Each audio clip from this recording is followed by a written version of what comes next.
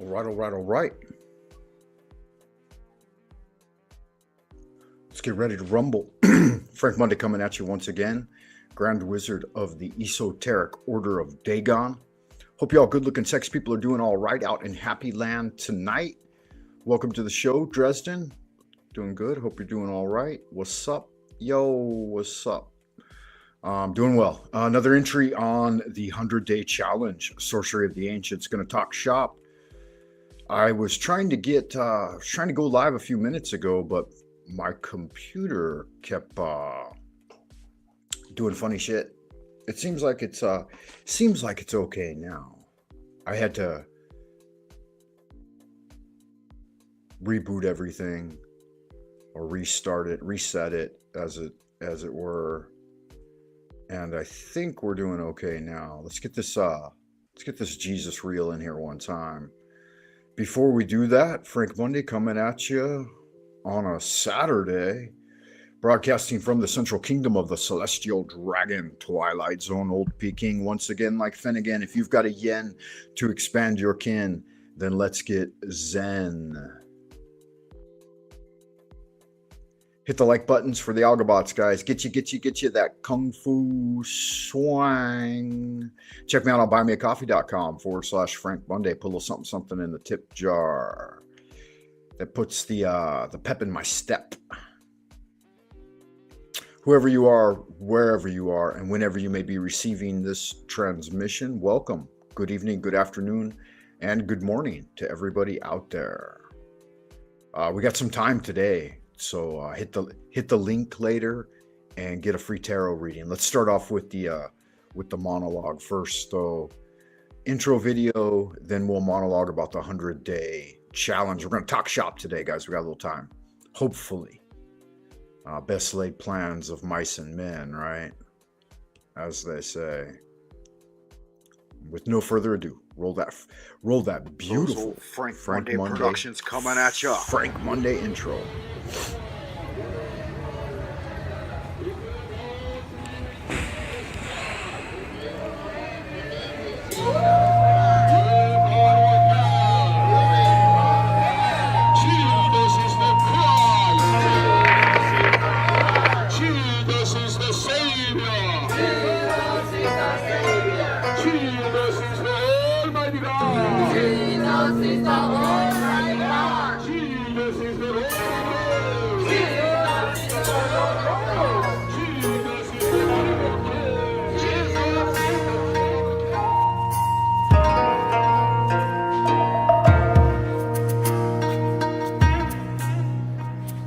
Okay, guys, our next comedian is a bit of a treat, to be honest. It is a bit of a treat. He's been away for 3 years. He is now back from the dead. Well, America. Give a big round of applause for Frank Monday.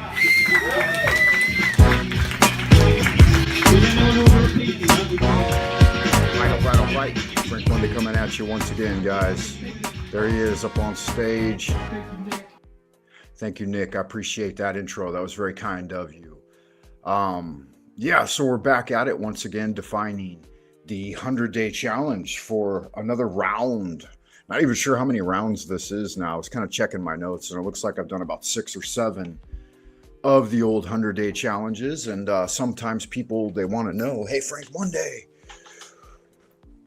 what's up with the 100-day challenge? What's it mean exactly? And so I was updating the Buy Me a Coffee page so that folks can better understand it. So you can check it out over here at buymeacoffee.com, right? You know where it's at. I will jump over there, though, and share with you what I updated and what the 100-day challenge means, or at least this go round, right? Let me make sure all my screens are in order. How you guys doing out in Happy Land? Anyways, yeah, looks like we got a couple of folks joining. So we'll go ahead and drop the link. And if anybody wants to join me to talk about magic, right? We're talking shop, Sorcery of the Ancients, the 100-day challenge. So there's the link. Keep in mind, I want to stay topic focused. So it's just about magic. It's about either expressing what you know about magic or asking questions and inquiring of me and what magic means to me. But we're going to stay topic centered. It's not about diatribes of other things, and mostly based in experiential practice and evidence rather than just what you heard from this, that, or the other folks. I always do welcome information from the Golden Dawn, the Hermetic Brotherhood of Luxor, the Ordo Templi Astarte, and other parts of the Hermetic tradition. I don't want to get into the rabbit hole of Gnosticism or religion, so just sticking mostly to magical traditions. I'll entertain the ideas of Solomonic magic, but only within the tradition of Elijah, Ezekiel, Moses, Jesus, Solomon, David, just within the limited to the confines of magical practices rather than religiosity, as it were, right? So good magic. So that's an invitation if you're interested, or if you want a tarot reading, as I said earlier. Okay, so I was checking to make sure all my screens are in order, and I think we're looking good.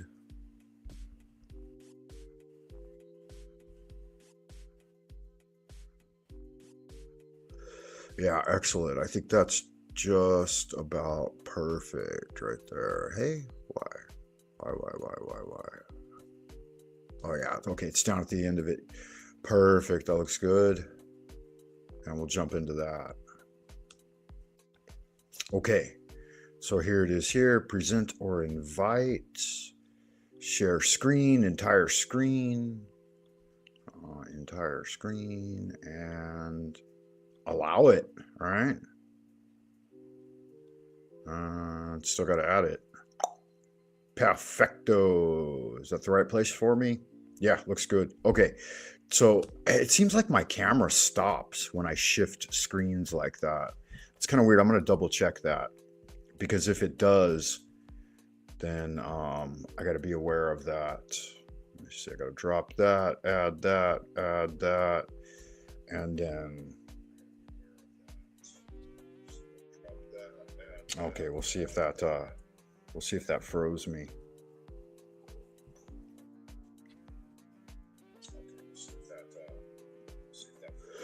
Yeah, it did, and I got kind of a funny look on my face. So let me try that again. Let me get that screenshot a little better. Oh, weird. What happened there? Performing security verification. Oh, good God. Really? Seriously? Whatever. Just let it roll. Okay, let me try this again.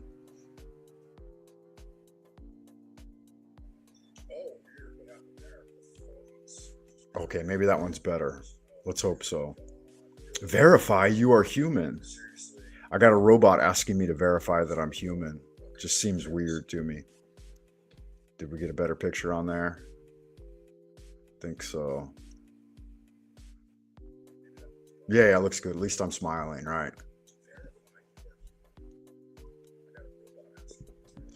All right, guys. So the 100-day challenge, what is it all about? And I am keeping an eye on the chat room, y'all. So if you do drop a comment, I will see you as far as I can tell. Whoops. Doesn't look like I'm able to pin the link. Okay, there it is. Yeah, pin the link up at the top of the chat. Everything's looking good. Please hit the like button. Like and subscribe, all that happy horse shit. I just hit the like button. I was the first one, so thank you for that. If you do decide to hit the like button, I'd appreciate it. So 100-day challenge, sorcery of the ancients. Lots of different 100-day challenges. Hypnoapotheosis, pathways of magic, scholar warrior, etc., etc. Astral projection was another one where we focused on astral projection for 100 days. The 100-day challenge is back. If you're new, so you can find this on my Buy Me a Coffee page, just under posts, I believe. Let's see. Yeah, it's just in the posts section. So Frank Monday posts 100-day challenge. Check it out. If you're new to the challenge, I invite you to step right up, receive full initiation to the secret order of spiritual cultivation based entirely on your own striving and oversight. Scout's honor type system, right, guys? If you're a previous aspirant to the challenge, welcome to a new course of study. The 100-day challenge began during lockdown 2020 with the very first iteration the 100-day magical challenge. So 2 a year, approximately. I think I missed one challenge because my friend died, and he was doing the challenges with me. But other than that, so 2 times 6, 12. Has there been that many? I think I guess there has. I haven't documented all of them as effectively as I would have liked to have, but the response to it has been subpar. So YouTube, if you are listening, please circulate my videos a little more. I don't feel like they're the end of the world, like I'm doing something wrong. And I think more than 100 people can be exposed to old Frank Monday. This old ship of mine might actually pick up some steam if they allow my videos to circulate a little bit. Like I did one the other day. It did pretty good. It got almost 100 views for a live stream. That's kind of a big deal. The one time the Thorpe showed up, we ended up getting like 150 views on a video, right? So those are live stream videos, not packaged videos. Some of my other packaged videos have done better in the past. We're talking 3, 4, 5,000 views. Some of my shorts have done well, over 10,000 views. But just in general, they don't allow for much circulation of my live streams, it seems. You know, like what do got one person watching now? Well, you know, it's kind of a little bit of a disappointing thing, but that's all right. You know, it is what it is. I'm not trying to reach a huge audience, but I would like to reach some other magical practitioners that can come and share their ideas. So good magic on that, guys. And it is what it is. 100-day challenge. I said that already.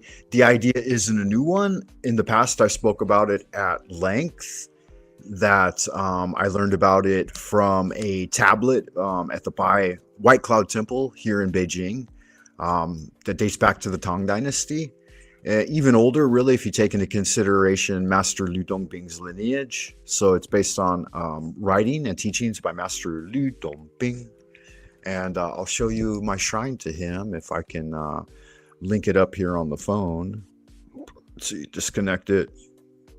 And I'll do that in the background while we continue. This current challenge, as I said, is... Oh, I could have done it a different way. Let me see.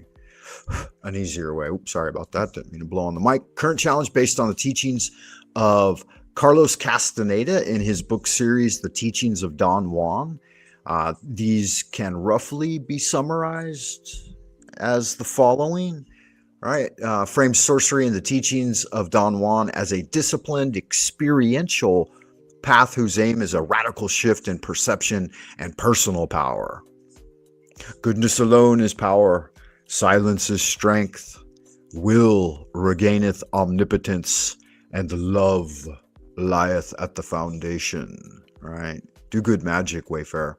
Don Juan Matus, the Yaqui, not Yaqui?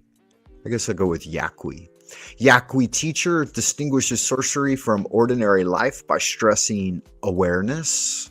So in the linguistic and all skill set acquisition model, you've got awareness, attention, knowledge and understanding, or attention and recognition, knowledge and understanding, and then mastery or fluency. So at level 1, you're just becoming aware. You become aware of things, right? So, and the awareness.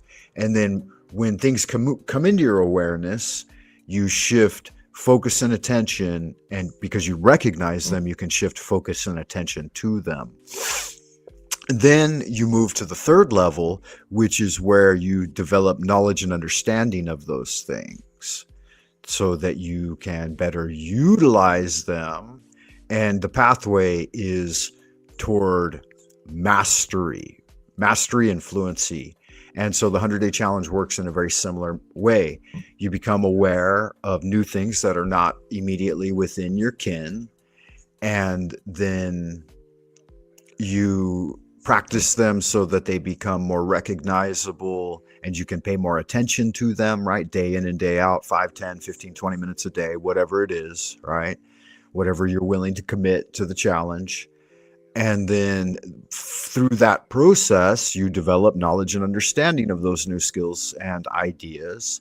And then the ultimate upshot is that after 100 days, you're going to be moving toward mastery of a new thing. So it's basically one college semester, right? Because Ooh, that was weird. I was typing something in and then it reset my typing for no reason. Uh, I really appreciate technology and the opportunity it brings us to fellowship together today, Wayfarer. I will continue with this just briefly. So, awareness, intent, and a willingness to break culturally conditioned assumptions. Sorcery in this account is not mere trickery or superstition, but a systematic practice. So that's what we're striving for here, is a systematic practice for altering one's stance toward reality. Central to that practice is the cultivation and movement of attention. How one directs awareness determines what one perceives and what becomes possible. For Don Juan, attention is a movable, trainable faculty. I mean, obviously, not just for him, but for all of us, right? It's a movable, trainable faculty that the sorcerer learns to shift the point of attention away from the consensus, everyday, ordinary orientation to experience toward other loci, such as the body's subtle boundaries, non-ordinary realities, and a broader field of perception. I do have to get the address off this real quick, so give me a second, guys. Yeah, and we're back. The address is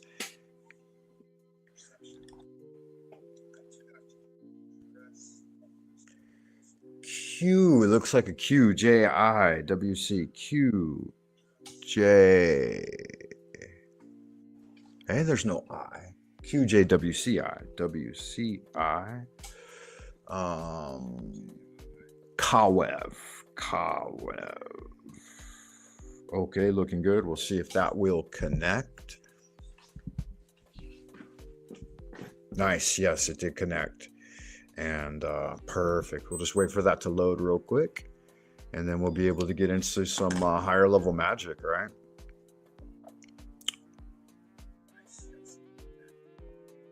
Yeah, looking good. Okay, let's get back into this. Bring this window back up. Try to kind of cover that glowing spot. Screenshot for the camera.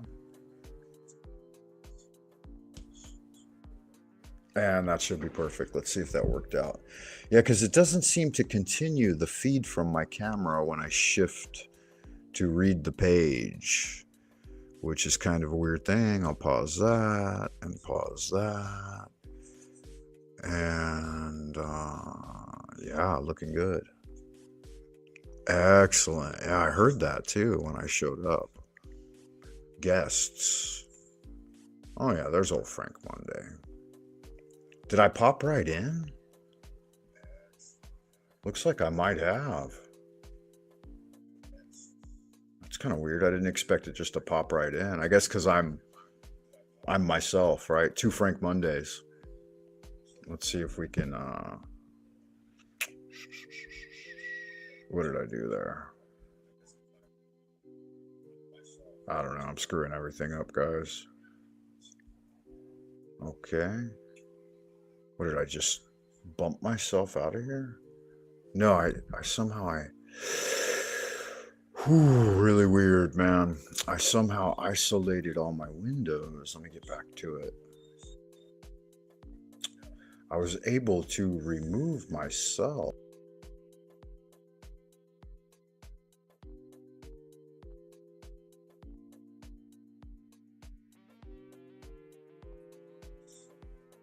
I just bumped everyone at once except for my phone. All right. This is a little bit frustrating.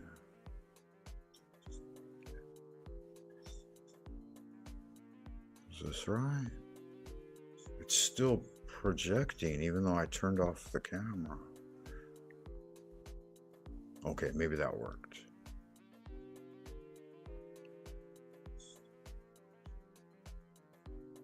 Now it seemed to bump it again. Whew. I'm having all kinds of fun with this today, guys. Okay. Technical difficulties. Okay, I'm going to refresh this and see if that helps. Maybe it will. Maybe it won't. Who knows? Yeah, not a big deal though.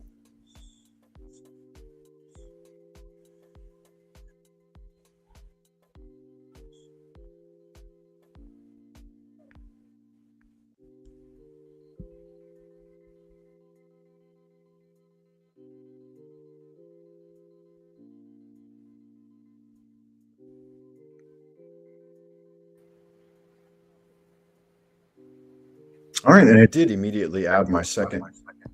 Ooh, with the microphone on. Yeah, it did immediately add my second thing to the stage. So yeah, whatever. It is what it is.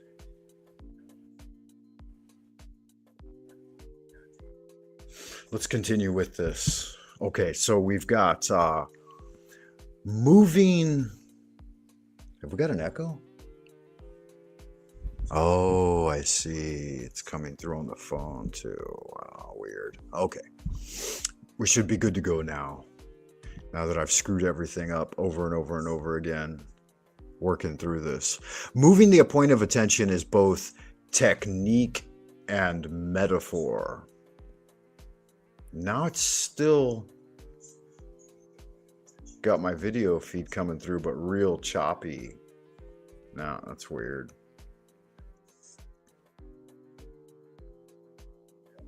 StreamYard doing all kinds of fuckery today. All right, no big deal. Just keep rolling with the punches. Now, why didn't that respond? Okay, that's responding. All right, but is this responding? Okay. All right. Moving the point of attention is both technique and metaphor. Practically, it involves exercises that pull awareness from habitual focal points, inner chatter, tasks, and socially prescribed viewpoints, and anchors it in alternative register, i.e., the hands, all right, skin, space surrounding the body, space within the mind. This orientation reveals phenomena normally unnoticed, right? So we're talking about me, myself, and I, right? I'm talking about subtle layers of perception that open access to deeper levels of non-ordinary experiences. Don Juan emphasizes precision, consistency. The point of attention must be deliberately relocated and sustained, not scattered by hope or fear or curiosity. The result is a change in how events unfold. By altering perception, the sorcerer changes the terms of engagement with the world and with other beings.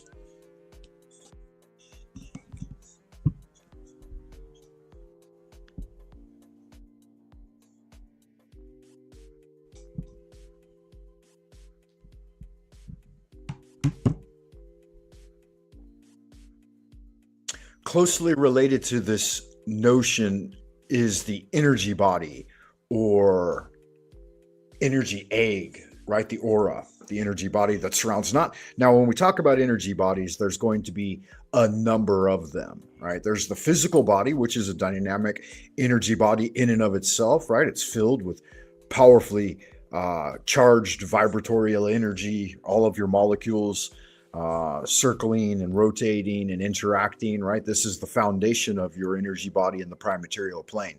Then there's the etheric body, which is a more gaseous, pseudo-formed, not fully formed like the physical body. It's gaseous, liquid type of plasma charge energy, right? But it's not that either. That's the astral body. The astral body is the flameless fire, right? Smokeless fire. Oh, that's what it's called, smokeless fire. That when you train in chi systems, in not a Melu, but what do they call those? I forget some of the terminology because I don't talk to other people really very often. Anyway, it'll come to me later. So Castaneda describes the energy egg as an aura-like field that surrounds the physical body and can be shaped through the sorcerer's attention and intent. The wizard's will, the magical intent, and the sorcering attention. So now we have these three things that are defined. How did I state them just now? Because I'm working on making better articulation of this thing. The magician's will,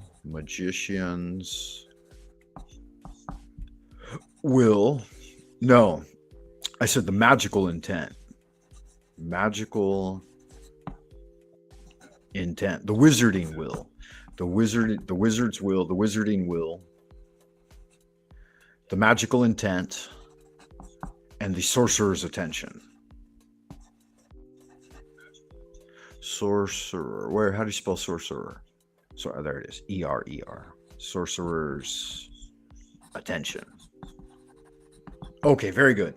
So these things are similar in the idea of them, the concept, but they're different in fact, right? So we've got the attentive factor, which becomes aware of things and then focuses on them. The intention itself is an actual energy that is reaching out and touching those things, right? This is a bridge between what you're attentive to and the energy you're putting into the thing. And then the will, the wizarding will, is the ability to maintain that so that the change occurs. Change is going to occur both on the subject and the object, right? The object will change. That's inevitable. The subject will change the paradigm and the perception of that thing.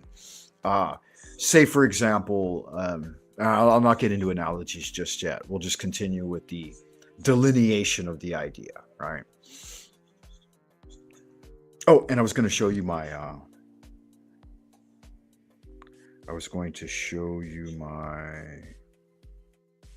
altar real quick to Master Liu Dongbing. I can't do that yet. Hold on. Let me see. I got to move some things around. I got to stop that camera and start this camera. Okay. Then we got to stop this, remove that. There we go.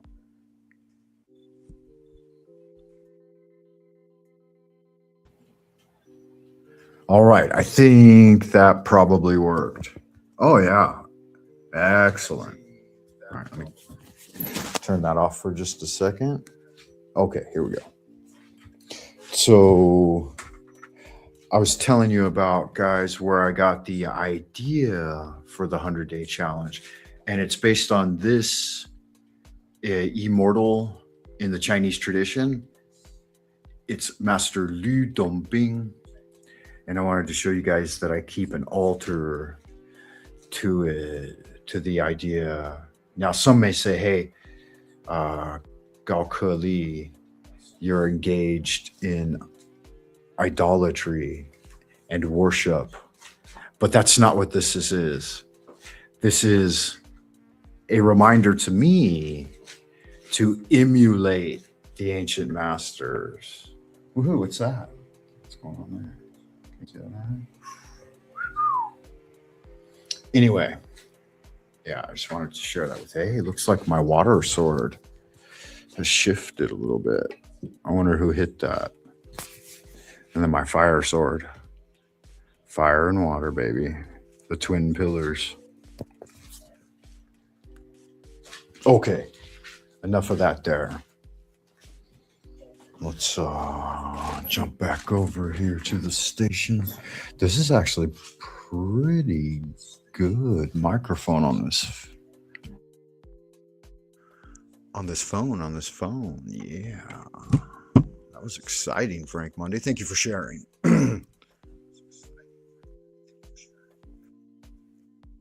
Got an itchy eye. Itchy ball sack, right? Now, My,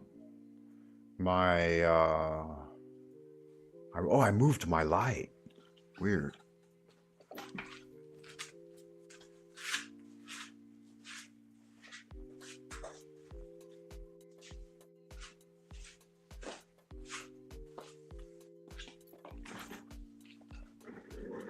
That's almost better though, somehow. Yeah, you gotta make the presentation look fairly presentable, right?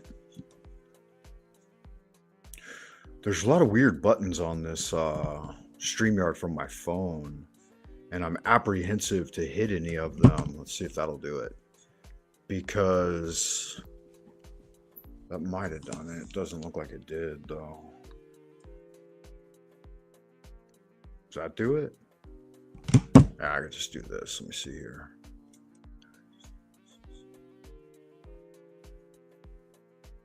Perfect. All right, we're back in it.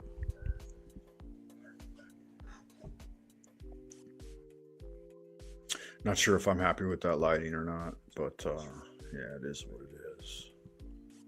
Okay, back to the stage, guys. Let's continue with this. Wow, 30 minutes in already, and all we've pretty much done is play around with all the different settings and haven't gotten very far. It's okay. All right, so this basically gives you the idea of what the 100-day challenge is.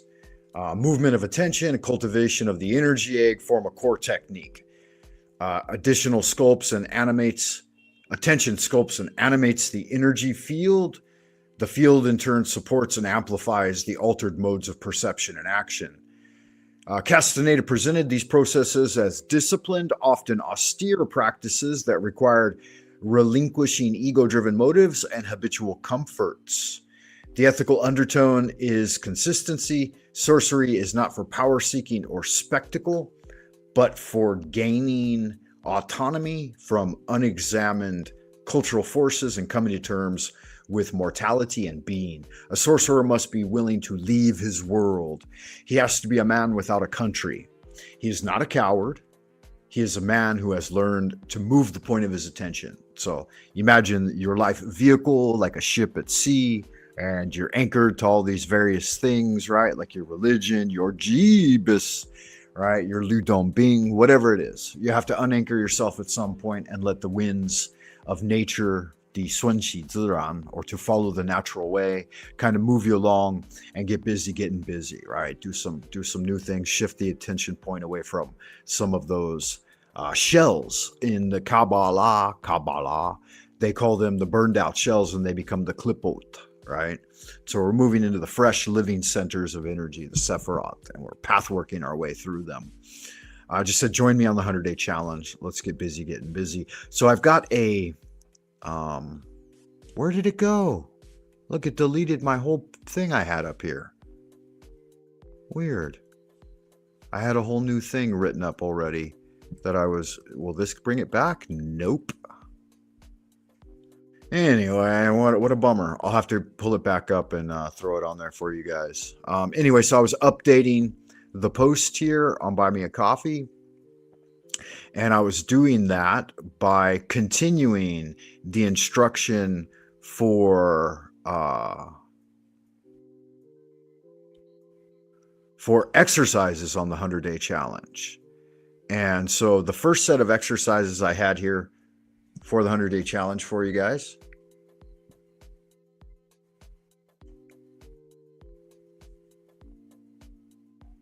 Why is there no volume?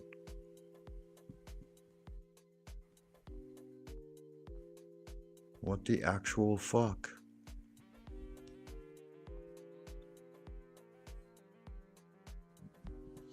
All right, something happened. Something went wrong. Let me double check this.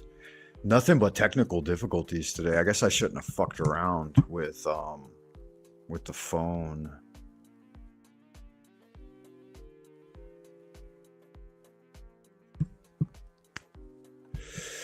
Shouldn't have done that. That brought in a whole bag of worms.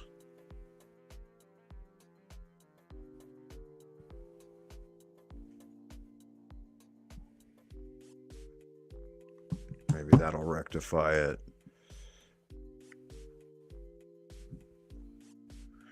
Will it? Did it?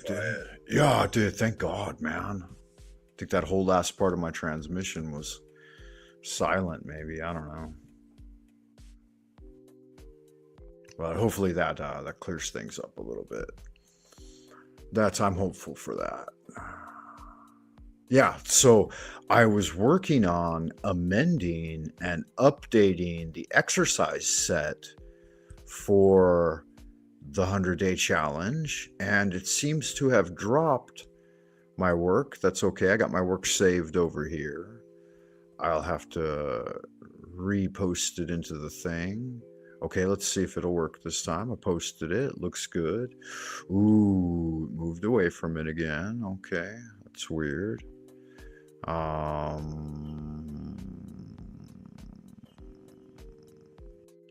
Yeah, okay. Looking good. All right. So hopefully, let's see if it does it again.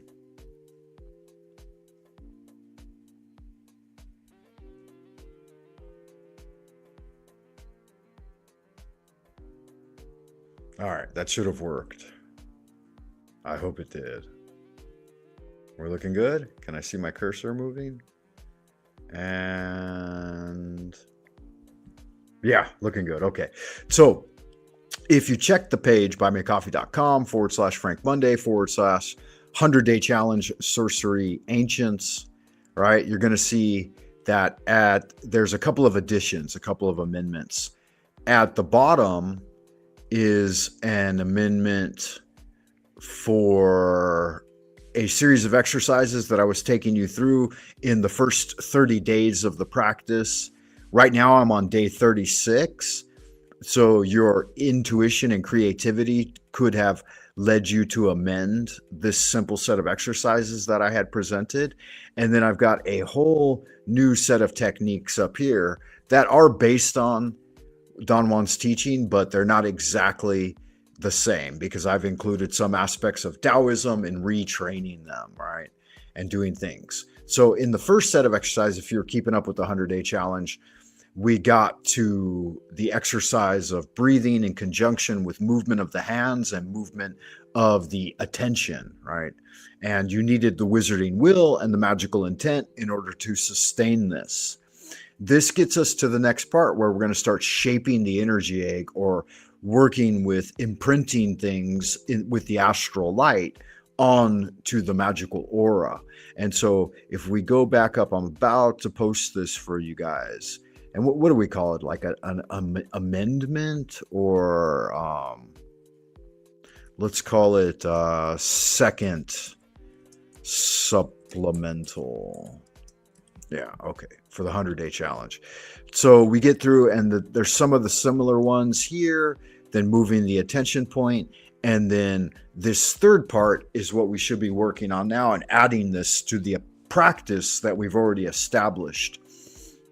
So for this one, you're going to visualize a narrow straight line connecting your heart center to a point about a meter in front of you.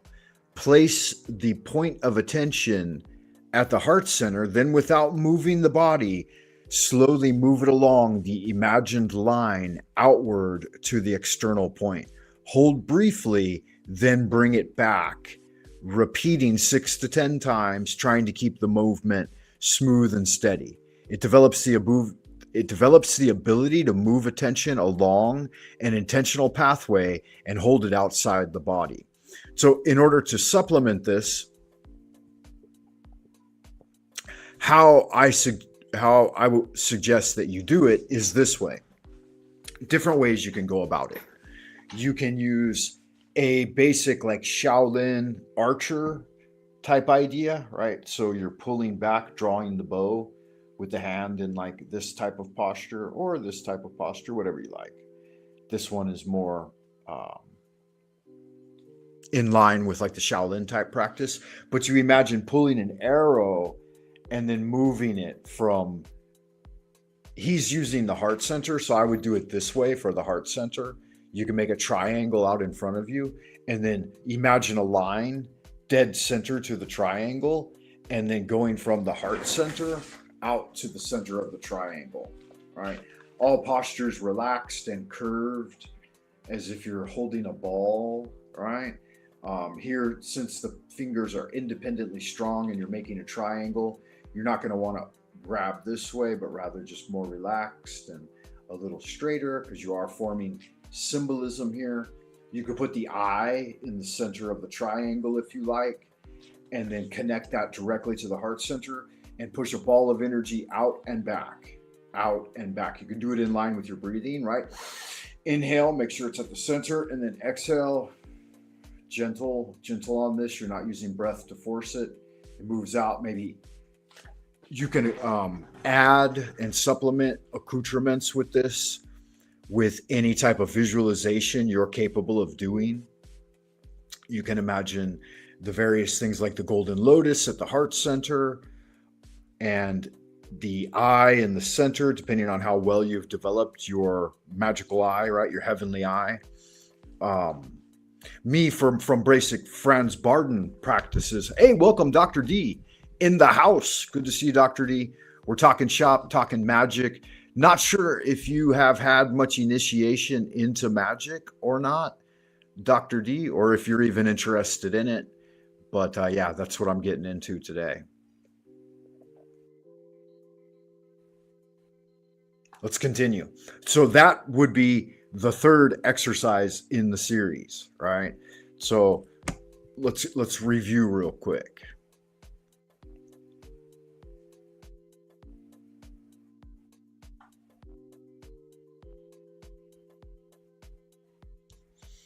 Exercise number 1 is grounding body awareness. Number 1, the grounding of the body awareness. So setting up the temple, sitting comfortably, straight spine, whatever. 6 to 8 slow, even breaths, inhaling through the nose, exhaling through the mouth. If you watched me do it, I did it this way. Inhale, exhale, inhale, exhale. Localizing the attention, directing it to a small definite area. I use the hands for mine in the embracing posture, right? So that's number 1, grounding. Number 2, you see below, is moving the point of awareness. We did this by moving the energy in and out of the hands, in and out of the fingertips, and along the hands, maybe into the wrists, the elbows, and basically just dealing with that energy in and around the hands, right? And holding that attention for 30 to 60 seconds. So this calls it, we'll call this point of attention, moving the point of attention, the sorcerer's attention, right? And then number 3 that we're adding to the 100-day challenge now, remember, 5, 10, 15 minutes a day, line of intent. Line of intent. Since I'm already approaching my 4th 10-day, right? I'm in the day 36 for me. Start to be time to start thinking about the next one. Energy egg basic sensing. Energy egg basics. So for this, we're going to sit comfortably, breathe slowly and evenly for 1 to 2 minutes. In fact, as a pyramid of practices, right? A pyramid of foundational practices, the idea is that you start with one in the first 10-day. I don't know why none of this is updating. I can't even see your comments on YouTube, Dr. D. Weird. So I'll describe this next exercise. Hopefully I'm able to do that with the video continuing to run.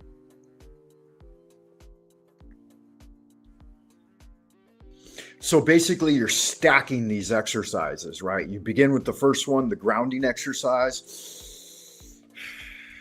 Look, it froze again. Wow, we've got really poor transmission strength today. And I'm not sure if that's really what's happening or not, or if that's just the way my devices are playing out. Is that really what's happening? Is all of my video constantly freezing? Yeah, that looks like really bad FPS, feet per second or frames per second or whatever. Yeah, that's horrible, man. Just play with the cards you're dealt, right? So that first exercise, in, out, in, out, in through the nose, out through the mouth, right? 6 to 10. Hold the hands for about a minute, 30 seconds to a minute in front of you. Now shifting the energies back and forth, in and out of the hands, in and out from hand to hand, right? The point of attention, shifting the point of attention. Now hands come over, eye in the triangle. From the heart center, move the bead of energy along the line, in and out 6 times, right? And then rest. E, R. So I'm working to compile all of these into a more concise single video that I can just throw on YouTube, like with formatting and stuff like I used to do in the past, which I haven't done a lot of recently, admittedly, because they never get more than 20 or 30 views anyway. But yeah, that is what it is. So gonna do it anyway. Maybe I'll do that today. Maybe I'll work on doing that today, like actually making a full-formed Frank Monday video with all the color correction and sound editing and all that happy horse shit that makes a video wonderful. All right, we'll pull it back up.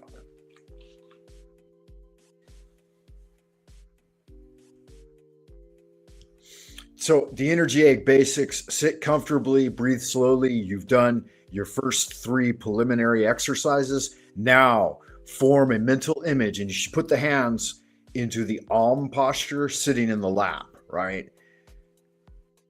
A mental image of an egg-shaped envelope surrounding your body from head to toe, about 20 to 40 centimeters beyond your skin. Do not force an elaborate visualization. Treat it as a felt sense. Scan the egg with your attention. Touch the egg from different positions: in front, the sides, above, below.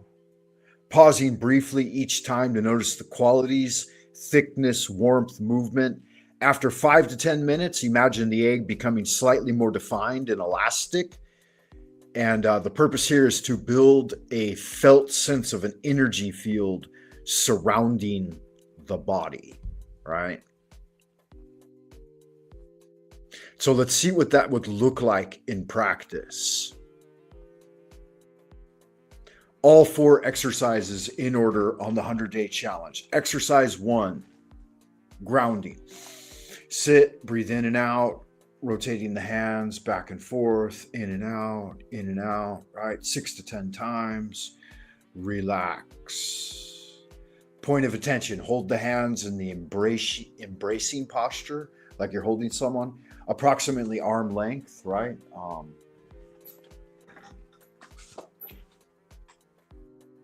Elbows relaxed, everything rounded, as if you're embracing a big ball, right? A minute or so, a couple of minutes, whatever you're interested in.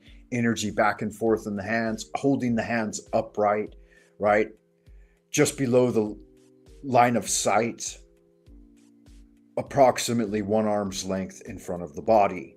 Now, line of intent: flip the hands over, eye in the triangle, right? But you're doing it from the heart center. So you got the hands out, and the bead of energy moves along the line of intent. In, pull the bead into the heart center, out, push it into the eye. Eye illuminates. 6 to 10 times of this. Now relax, hands into the Om posture, and sit it at that same Om, right, is the energy egg in small. You're expanding that out, surrounding the body with the glowing, scintillating white light, golden flexed, right, oscillating from gold to brilliant white, right, Tifereth up to Keter. You can envision the middle pillar energies also coursing out. As you inhale, you pull energy in. As you exhale, You imagine filling the energy egg like a balloon from the inside. You reach out, you touch it in front of you. What does that feel like, right? You can do this with your eyes closed or slightly open and imagining what that feels like, right? Reach out to the sides, touch the energy egg at the sides of you, right? So you can perceive that this energy egg is approximately 1 arm lengths away from the central pillar, the column, the torso, right? Reach up, inhale, exhale, touch the energy egg above you, feel it, imagine it there, right? Like it said, it's an attention sensing. Okay. All of this is within your direct sphere of control. Within this energy egg, I can reach out and grab something, right? A package of something, a pencil, my glasses, right? That's your field, your energy field. Reach out to the sides. You might want to reach around behind you and feel it. Reach down and feel it at Malkuth. Some of you may be thinking at this point, this is just a tricky way for Frank Monday to get us moving our bodies more. Yeah, in part, but that's not what the exercises are designed for. They're designed for sensing subtle energies.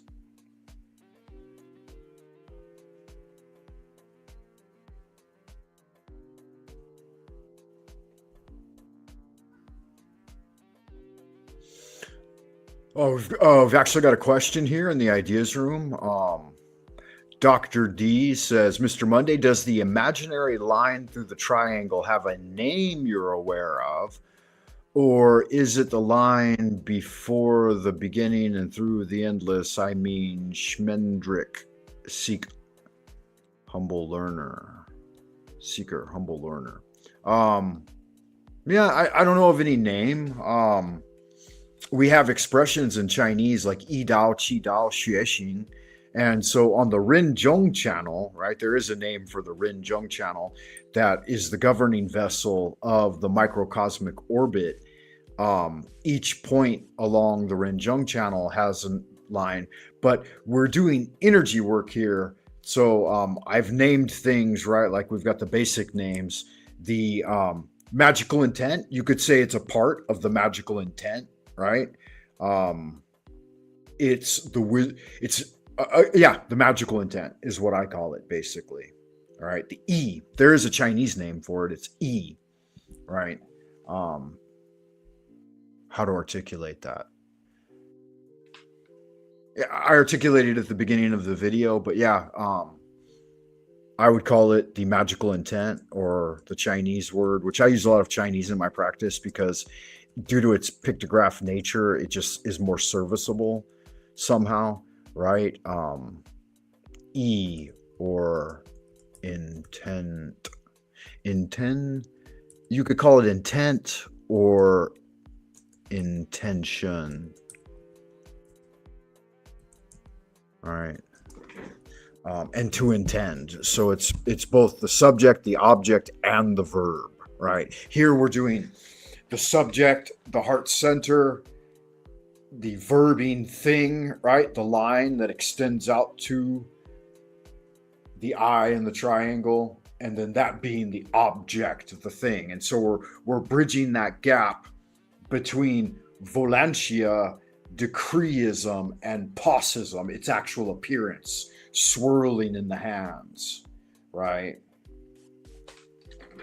And then pulling all that energy back to center at the lower Dantian as you expand your auric field and then finding it, right? This 100-day challenge is about sensing and finding these things that are already there. So it's not about necessarily, well, it is about intentionally creating them as well, but it's about remembering what you have and remembering who you are and where you are, right? In this 3-dimensional space that's becoming 4 and 5-dimensional, right? So they're actual practices. These are not things that need to be overthought. They need to be done so that you can discover what's happening rather than just trying to imagine what's happening. All right. You need to actually do the thing. You know what I'm saying? So we got a few more, and we'll cover. Don't bite off more than you could chew, right? If you've started doing the activities, continue doing them, and then interact, right? Report back to me. Let me know what where you're at and how you're liking it. So that was energy egg basic sensing. The next thing is going to be expanding and contracting the energy egg. So this is going to be the 5th exercise that will occur in the 50-day mark, right? So you'll be going into your 5th 10-day in the 100-day challenge.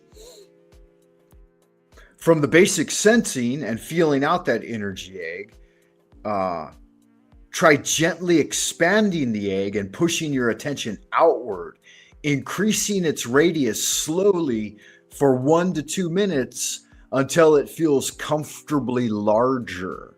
So you're going to expand that energy egg a little beyond, more in line with the dimensions of your magical circle. So if you imagine circling the square, right? Circumambulating the altar, that's about the size you're going for. You're really developing a powerful auric field that a magician works towards reinforcing with things like the middle pillar and the LBRP, right? But we're doing it in the form of sorcery. So rather than doing it with the full formed intention ahead of time, we're doing it by sensing it and realizing that it's already there. So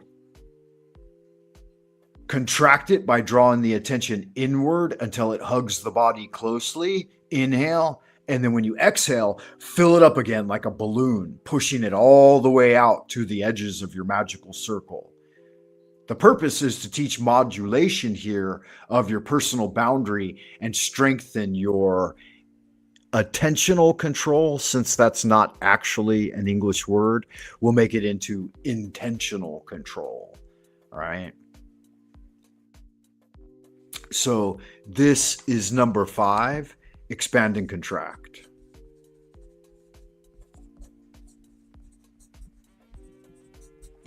The energy egg. Okay, so at this point, we're not going to get into strengthening yet. That's not going to come until the 6th 10-day, right? So I'll label that 6, and then I'll go back up. This was 5. Here's number 4, and line of intent was number 3, and this was number 2, and this was the first one. Okay, so there you have it. In the second supplemental, we've delineated and looked through and talked about 6 different exercises. There's a 7th one here, which I'm not going to get into right now. We've got an 8th one. And that's it, man. That'll get us through the 100-day challenge. There's going to be a couple of 10 days about other things that I'll be introducing from the practice of sorcery, some herbology and things of that nature, some magic medicines that we can use, and we'll talk about those. And then we'll also finish off the 100-day challenge with a bit of community-based activities and celebration and some real work in the temple. And then hopefully there'll be some testimonials, right? If I can't get testimonials from anybody who's practicing along with me, then I'll just give some of my own testimonials. And there's going to be a shift. At some point, you're going to experience a real profound shift if you commit the time and dedication that's required, which isn't much, right? 5 to 10 minutes a day for 100 days, consecutive, unbroken, building the idea. Yeah, and that's pretty much what I wanted to delineate. I've got a little handbook I've been working on it for some time, but I'm trying to codify all this into a really simple pamphlet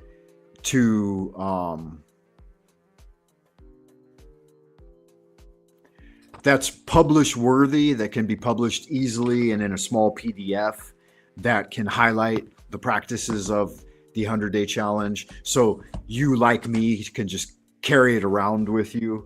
I carry it around daily and I make notes and stuff. And I work with like many different tools that we've established here on the Frank Monday channel. Aladdin's Lamp, Magical Wish List, based on the document It Works by RHJ.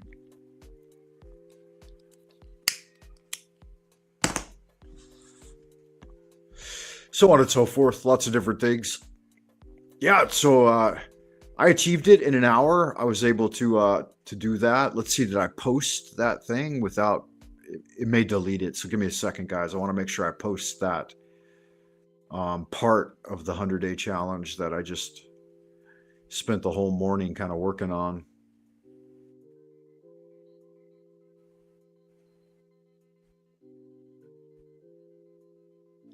If it wasn't for bad internet, man, I'd have no internet at all.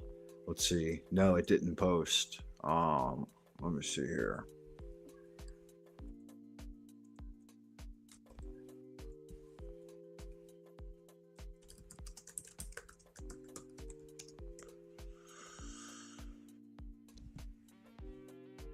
Post. I hit the button, it did its thing. Hopefully it worked. Now it wants another security check. Weird.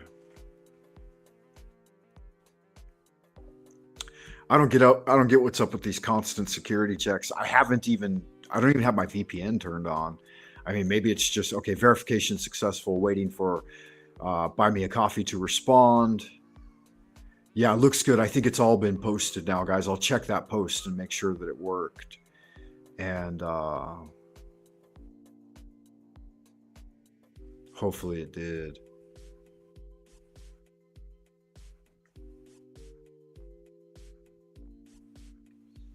Let's see. Okay, so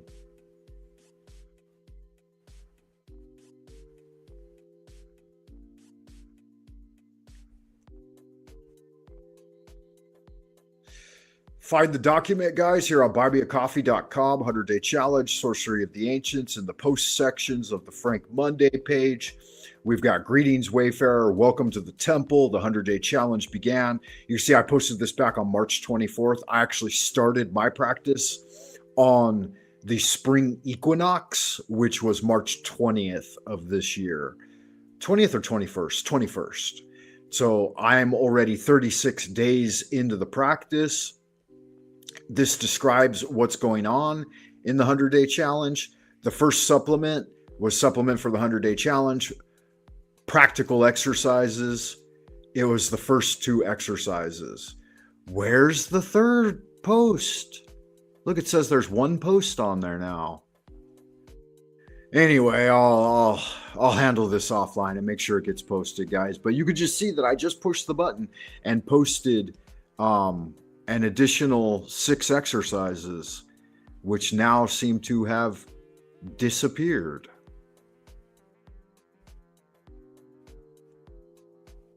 Unless they're here. No, that's the same thing.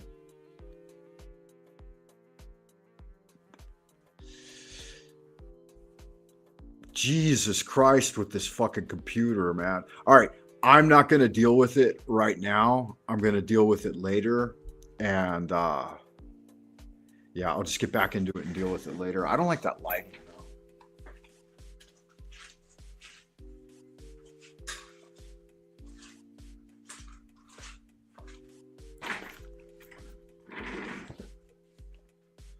Yeah, I think that's better. I'm gonna bring my other light over, even though it's a little bit too bright and I kind of look washed out. It is what it is. You can hear me, can't you, Dr. D? And thanks for stopping by, Dr. D, man. How the hell have you been? What's been going on?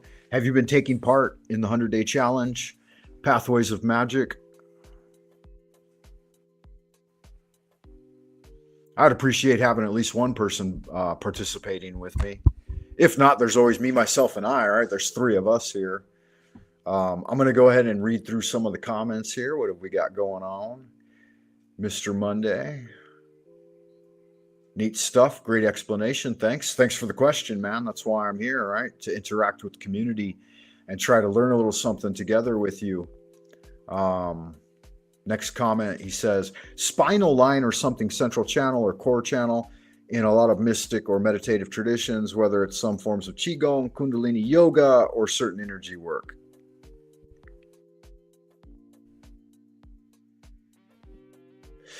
This central line is a symbolic axis that helps you connect your grounding in the earth and your openness to the cosmos. From before the beginning and through the endless. Yeah, that's right. From before the beginning and through all the way past the end until you reset and once again, like Finnegan, right? Yeah, the fool's journey. Finally, we've got, hello there, Pisces. Psychic Dashton, the Vampire Slayer. Hey, welcome, Dashton. Good to see you, man. Yeah, I've seen Dashton. You do a lot of energy work with like your movement arts. You're big on movement arts. And so that's good magic, man. I can appreciate it. So you know something about all these energies moving naturally as well. You do it a spontaneous, natural expression of your inner energy coming outward. The practice I do here is a little more directed, right? Like the movements are firmly intentional and they're meant to move energies in a certain way, right? So martial arts, of course, but it's a martial arts that breaks through just, it's not about fighting necessarily. That's one of the, what's that called? Side effects. Being able to defend oneself physically is a side effect, but the real intent of spiritual martial arts is that we're battling in other realms. And so when you go into deep trance states of meditation and do inward journeys, there will be challenges. And like you can imagine some people, they get into dreams and they have a nightmare and they feel powerless. The magician is never powerless against karma or the zodiac or the emotions or any of these things because of their training. So we're training things in a very systematic, diligent, and precise manner so that we can use those energies in situations where we need them. Yeah, me, myself, and I, the three of us, right? Dr. D says, likely deliberate squelch and subversion of your efforts, infuriating corporate fuckery. Good thing you have meditation skills. Yeah, it's kind of, it's a bit of a thing, right? Like it's deliberately suppressed, I think, in some ways, but somehow I kind of earned their ire because during the 2020 lockdown, I talked a ton of shit and I did IRL content where I went out into Chinese society and directly challenged those systems and then talked about how dark I thought all of it was and how dire it was. And I was constantly pointing and poking at the big wigs, the political guys and stuff like that. And so I kept getting strike after strike and I didn't let it slow me down. I would wait for a strike to clear, whether it was 2 weeks or a month or 6 weeks or whatever they put the strike on me. I would always think, as long as I've only got 2, I'm okay, right? I don't get that third one. I'll wait out until one of them clears and then I'll go right back in there swinging again. And so it really drove the algorithm to be disenchanted with me.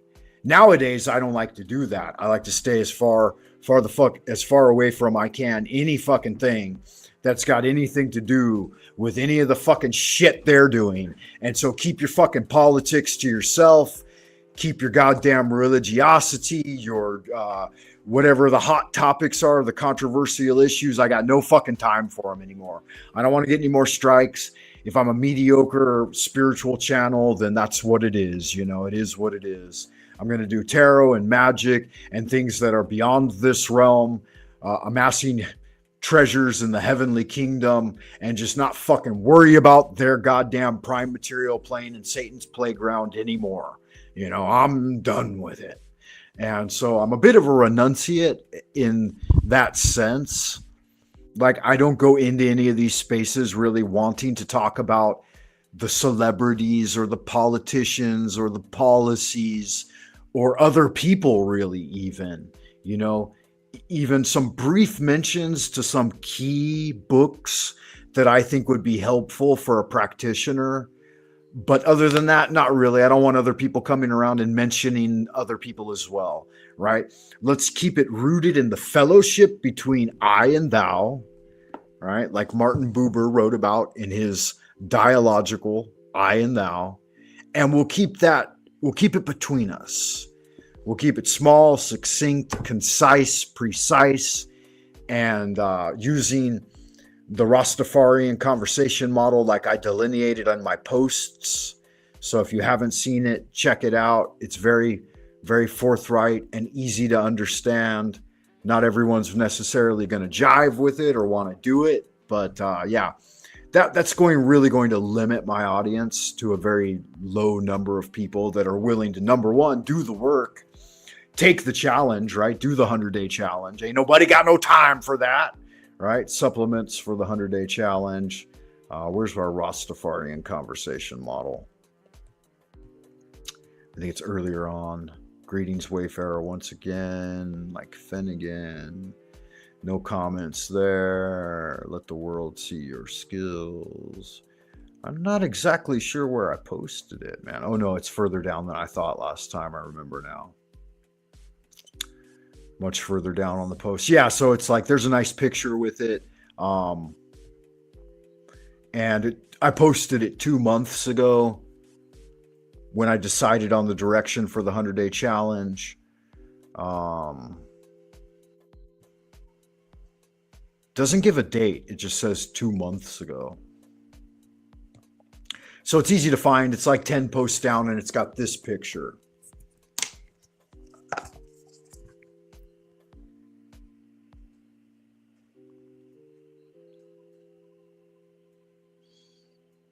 So if you can find that picture, you can find it.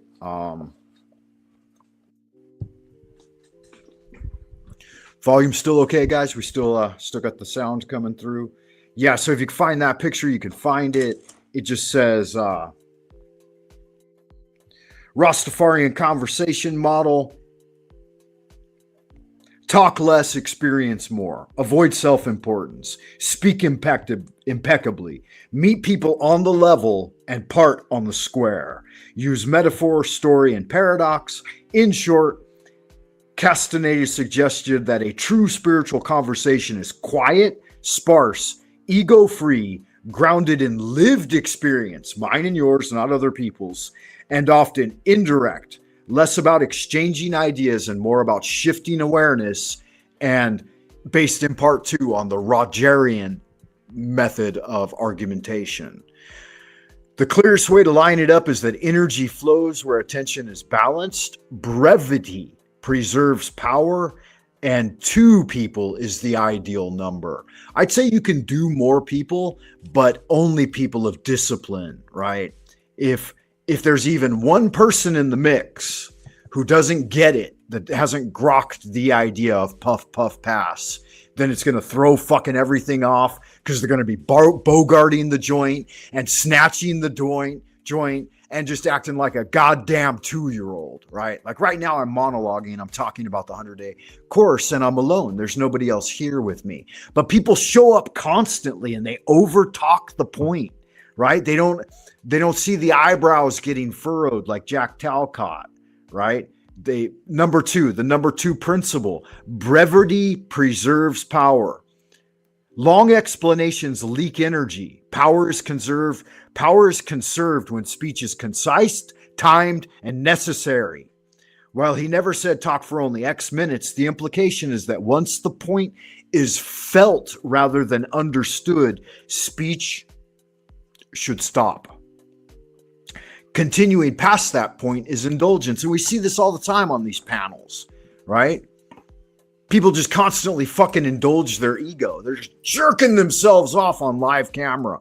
And it's infuriating. Like just the other day, I had a friend up. I wanted to have some conversations with them, but they can't even allow you to be there, right? They're just going to fucking say their piece. and just machine gun it into the goddamn microphone, irregardless of who's in the room or who even gives a fuck. Kind of like I'm doing right now, right? Soapboxing.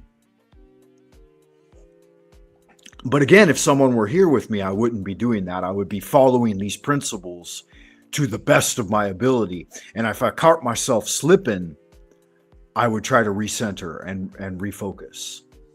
Energy flows best in short, precise exchanges between two people, with silence doing as much work as words. Once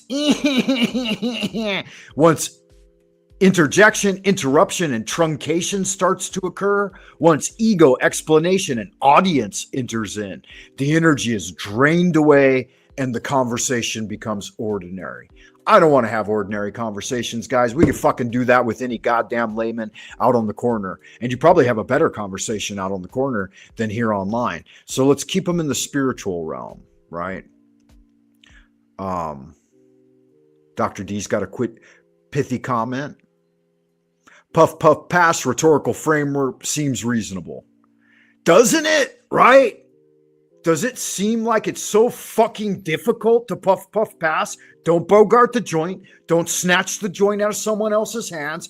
Everybody's got to take a puff, right? I thought it was the genius model when I thought about it, man. I'm like, all these things that I've been thinking about how fucking conversation breaks down from being an actual experimentation in spiritual science, right? Into just this ordinary, everyday, prosaic fucking torture of the commonplace. And they do it a lot of times intentionally. You've seen people in these spaces. They're very intentional about fucking sucking the air out of the room and trying to make it just about themselves, right? We had another comment by Dr. D, and I must click on it to read it. It says, I was only poking the bear over here in the States. You were poking the dragon. Yeah, I'm right in the fucking belly of the thing, man. Right in its goddamn guts. And it really upset me, man, a few times. Like, I literally got into somewhat physical confrontations with so-called authorities. But at the same time, I thought, yeah, is it worth it? You know, there was a little push shove and some yelling and stuff quite a few times. I lost a job because of it. But I didn't want to lose my entire family over an ideology, right? And so I thought at some point, you know, don't do the thing they're telling you to do, obviously. You know, don't take the fucking constant tests. Don't stand in the lines. Don't take the jibber jab. That was all easy. But then getting out into society and trying to like break my way into grocery stores and shit in order to demand my right to purchase food for my family and get fresh drinking water for my family and stuff like this. I thought, this is where you motherfuckers are going to get people killed. You're going to get me hurting people if you don't stop this madness. And they finally backed off. It took about 2 years, and I'm pretty sure they 86'd quite a few motherfuckers. But yeah, I took it mostly into the psychic realm and into the realm of magic. And I just kind of, for the most part, 90% of the time, I just stayed out of their playground. And I gave up so much. You know, I gave up fucking Monday night swings. I gave up Comedy Club China. I gave up the Mercurial meetups. I gave it all up because they placed far too many demands on us. And I shouldn't have done that. I shouldn't have given it all up. I should have just made it more of a speakeasy, right? A little hush hush. But at the same time, I didn't want to get other people arrested because that's what they were doing. They were coming into these places where you were gathering illegally without your shots, right? Putting the whole fucking public at risk. And they were arresting people. And I was like, I'm not going to be a part of that either. Just to have a swing dance class and a kung fu class and, you know, a mercurial meetup, you know, like a esoteric tarot class. And these things I all did for free for the community, right? And that's what pissed them off the most, is I charged nothing. For swing dance, I started to charge a door fee very low in comparison to everyone else. But the guys who were charging, 200 and 300 RMB a class, they were able to continue operating because they were all jabbed up and had their documentation. Whereas like these free classes and shit, they were all fucking shut down. And that really angered a lot of people in different communities. Like the comedy thing, they wanted you making money off it. They wanted you charging people. I'm like, that's not the way you do it. You start an organization, a brotherhood, a fraternity, and there aren't any dues except showing up, right? What do you mean you should charge other people? It didn't make any sense to me. And even like me, when I started my swing dance thing, I started as kind of a 5-year student of swing. And I thought, well, I'm a mid-level student of swing, and I'm going to teach a class. And so why should I charge for that class? And I did it for like 2 to 3 years without ever charging a single fucking dime, and just benefited every bar that I did it in. Here I am bringing in 20, 30, 40, 50 people to study swing with me, and they're all spending money and buying drinks. Who could say no to that, right? Yeah, it's the masturbatory rhetorical model. Yeah, it's fucking just jerking themselves off online, all over everybody's face. And then expecting to be praised for it. Like they're doing something special. Fuck. It's absolutely ludicrous and laughable.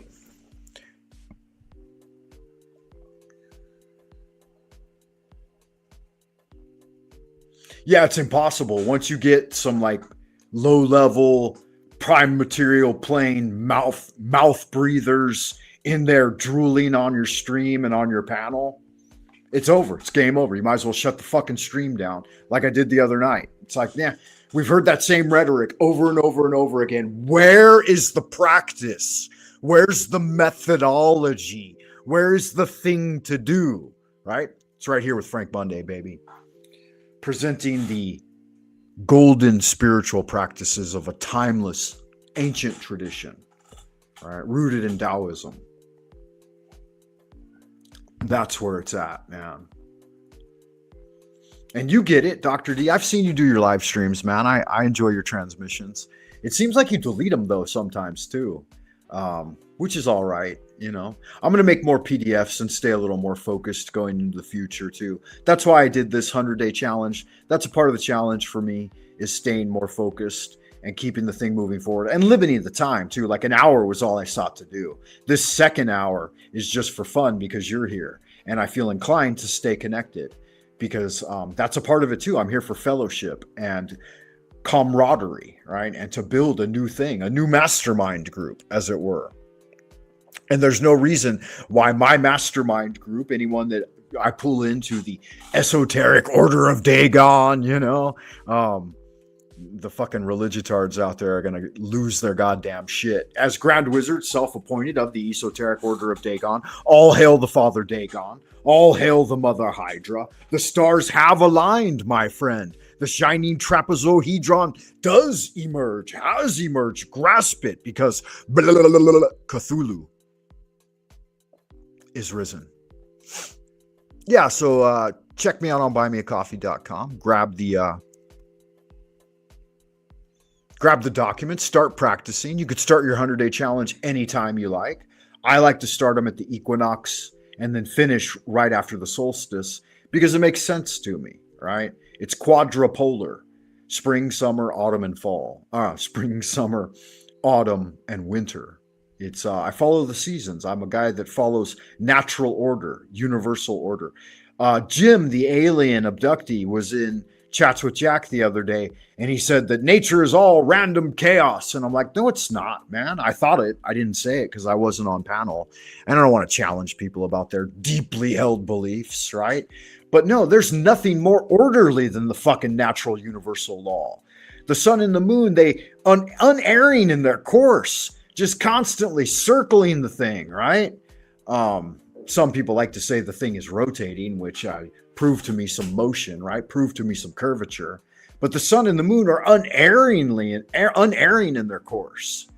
They don't fucking make any goddamn mistakes, right? There isn't no chaos in that. It's a perfectly well-ordered system created by God himself. And if you can't see that, then you're a fool, right? And no reason to knock dicks out of people's mouths when they're over there working, you know? So a fool will be lost in his folly, and let them wallow in it. Ain't my job to fucking pick fools up out of the fucking pigsty and bring them toward the light of truth, but at least offer a lamp. You know, there's nothing wrong with that.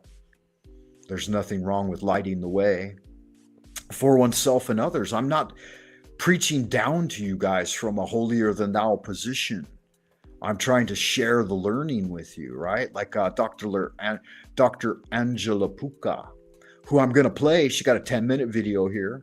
I think I have every right to play it and do a little commentary on it, but it'll give me the opportunity to make myself a fresh cup of coffee. So I'm going to do that, guys. And in the meantime, enjoy the beautiful, succulent, delicious, articulate, fabulous Dr. Angela. Tia and Gnosis. Are these the core practices in chaos magic? Stay tuned to discover the key practical tools of a chaos magician. Me and you got in a room together, Angela. There'd be some trouble. Some big magic going on. Giant magic. Hello everyone, I'm Angela and welcome to my symposium. I'm a university lecturer and a doctoral researcher, and this is your online resource for the academic study of magic and magic practicing religions and traditions. In this video, I will cover the key practical elements of chaos magic. As the academic research on the topic is still limited, my source for this video's content will mainly be Chapter 3 of the doctoral dissertation on chaos magic in Britain by Justin Woodman. However, it's worth mentioning that the material contained in this video will also be in accordance with my field experience, with the mentioned primary sources and the scholarship referenced in Woodman. As mentioned in a previous video on the philosophical underpinning to chaos magic, this magical tradition is one which focuses primarily on getting results and experiments with different means in order to achieve the intended goal through magic. It is hence not surprising that we find practices borrowed and re-elaborated from different traditions and religions. This is not exclusive to chaos magicians. In fact, the same trend can be found across different contemporary traditions and religions practicing magic, including paganism and shamanism. However, in chaos magic, this mixture of practices is held together and reshaped by a relativistic, antinomian, utilitarian, and individually tailored ethos. As a result, the magical techniques employed by chaos magicians are ingrained within a worldview where human consciousness is the only source of meaning, and yet it only exists as a phenomenological process, bearing no predetermined essence, nor an intrinsic ontological nature. For chaos magicians, there are three main sources of knowledge: books or textual material, teachings from other peers or teachers, and of course, personal experience. The textual material appears to be a significant source of inspiration, especially those authored by Aleister Crowley, Peter J. Carroll, Austin Osman Spare, Kenneth Grant, Phil Hine, and Ray Sherwin. The Liber Null and Psychonaut by Peter J. Carroll is possibly the most inspirational of them all. And this appears to be especially true for Chaos Magician in relation to its first chapter, called Liber MMM, which stands for Magic, Mind Control and Metamorphosis. This document is centered around the idea of overcoming mental conditioning, which come from one's personal experience and external inputs. In order to be successful at magic, Peter Carroll deems necessary to control the mind in order to bring the metamorphosis about. The key techniques listed in the Liber MMM aimed at achieving such a goal are motionless posture, breath control, and no mind, no thinking. These are techniques which are also found in yoga and were mentioned by Aleister Crowley too in his well-known book on magic. The idea here is to quell the mind, body and physical sensations, to get to a state where the magician exits the conventional reality to enter a meta-reality, the matrix whereby the fabric of the physical world is susceptible to be reshaped by the will of the magician. Once this state of full potential is reached, Carroll explains that a single pointed focus is needed to direct the will towards the desired end. After all, scattered light will never burn like the sun's rays concentrated in one small area through a burning lens, right?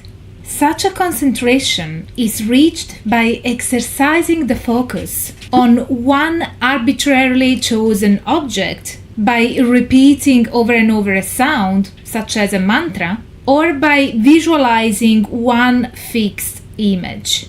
It is also believed that a daily practice is beneficial to develop the abilities that a magician needs. And keeping a journal or a magical diary can be helpful to keep track of one's progress and to have a reference to check which practices were more successful or unsuccessful and which elements of such practices may have caused either outcome. The most known practice in chaos magic, which has been influential to witches beyond the realm of chaos magic, is the use of sigils. Once the magician has mastered a calmed, deconditioned mind and a single-pointed focus, he or she is ready to cement or seal their will into a physical token to bring the intended change about. This is what the sigil is, and it was originally devised by Austin Osman Spare. As Goodman highlights, while many ceremonial magicians treat the magical wheel as the teleological endpoint of the spiritual progression, chaos magicians tend to identify the wheel with Kia or chaos. In this sense, chaos magicians articulate a postmodern ideology in which the wheel does not represent the realization of one's essential spiritual nature, but rather a tool to generate the metamorphosis. The magical wheel is actualized through the gnosis, a state where the boundaries between subject and object fade, and the single-pointed focus is believed to pierce through to affect changes to one's reality. The role of the sigil here is to be charged by the will of the magician in the aforementioned state of consciousness, to seal the will and bring it to physical existence while the fabric of reality is still permeable in the state of gnosis. As a result, the sigil is believed to act as an anchor between the realm of potentiality generated by a state of gnosis and the physical realm of the ordinary reality. As such, it will represent a trigger to the unconscious mind of the magician, to their will with the capital W, to turn the intended potential into actual manifestation. But now let's see an example of how a sigil is made according to chaos magic. These are a few examples of how to create a sigil according to chaos magic. There are actually a few more, but these are the ones reported in the reference literature. As you can see, even in this case, we can appreciate the chaos magical philosophy, which is to strip things to their bare essential. Basically, according to Chaos Magic, you can create a sigil by spelling out the sentence which reflects the magician's wish, and then remove all the repeating letters, and then the remaining letters will be assembled in a way that makes a graphical image, which then becomes the sigil.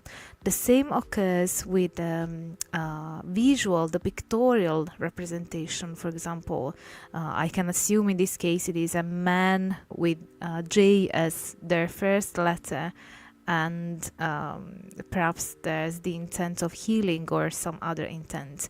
But even in this case, the repeating lines tend to be removed, and only the bare skeleton without all the repeating parts are stripped, so that only the essential visual element stays and then gets reassembled into a graphical sign which becomes the symbol.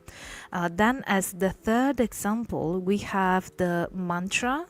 We have the formation of a mantra using a similar method to the first one, but in this case not to the purpose of creating a graphical sigil, but to the purpose of creating a mantra to be repeated. So this is it for today's episode. Before we wrap the video up, please allow me to introduce to the Inner Symposium my new patrons and new channel members. Thank you so much for joining my Inner Symposium. It really means so much to me. You are the reason why I'm still able to keep this project alive and divulge freely and on a public platform the academic study of magic, esotericism, the occult and related currents. So thank you with all my heart to those who just pledged and to those who stay pledged. Now, if you like this video, smash the like button, subscribe to the channel, activate the notification bell so that you will never miss when I upload a new video. And do let me know in the comments what you thought of this video. What is your experience with chaos magic, and whether there's anything that you feel I missed out or that you'd like me to cover in a future video. I guess I just love to interact with you guys, and as you know, I always reply to your comments. So yeah, me too. She's super awesome. She does actually reply to comments a lot better than many other people in this space. I thought that would be enough time for me to grab a cup of coffee, but I wasn't able to. Hey, Dr. D, good to see you, man. Blessings. Do you want to come up on the panel, or you just want to stay backstage? I can't hear you. You'll have to type it. I can't hear you unless, because I don't want to click you up unless that's your intended desire to do so.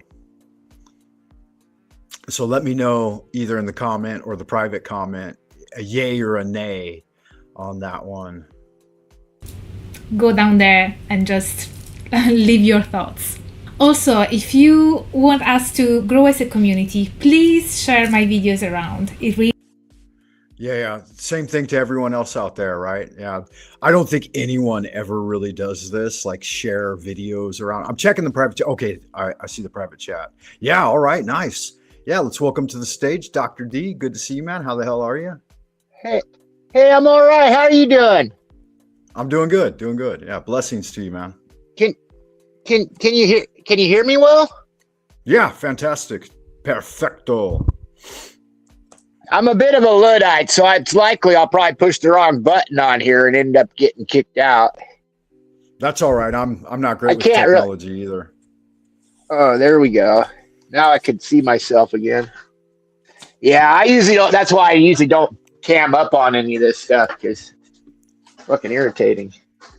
Yeah, and when you're working from the phone too, it's not the greatest experience. Yeah. Yeah. Yeah, I have a tablet. It's a little bit better, but right now I'm down to 1 line of internet. Okay.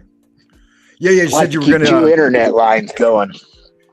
Yeah, you said you were gonna shoot me your email address. So yeah, I would say post it in the private chat if you don't want to get out there to the rest of the folks in Happy Land. Yeah. Yeah, I've got a bunch of emails. That's the one I try to keep closer to the chest. That's all. Okay, yeah, that's good. Of course, none of them, they all get junk mail anyway. Yeah, fair But enough. I'm just here making you're making some coffee. I thought I'd make some tea.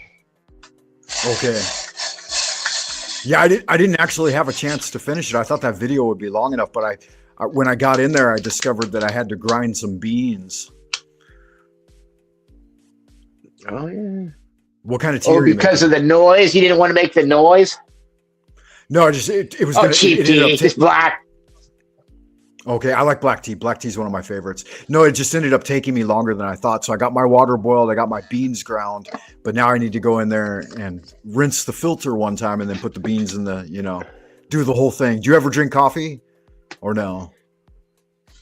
Oh yeah. I'm just a little low. I've got a little left in the bag for tomorrow morning. So I thought, well, what the hell? He's in China having coffee. I'll be in the States having tea. That's right.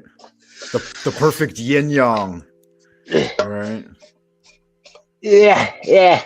Unity of opposites. I was just going over that, trying to learn about that. I'm a neophyte, man. I don't know a lot about anything. I know a little bit about a lot of things, but not a lot about any particular thing. Okay. Yeah, no, it's good. You know a lot of stuff. I have done some. Go ahead.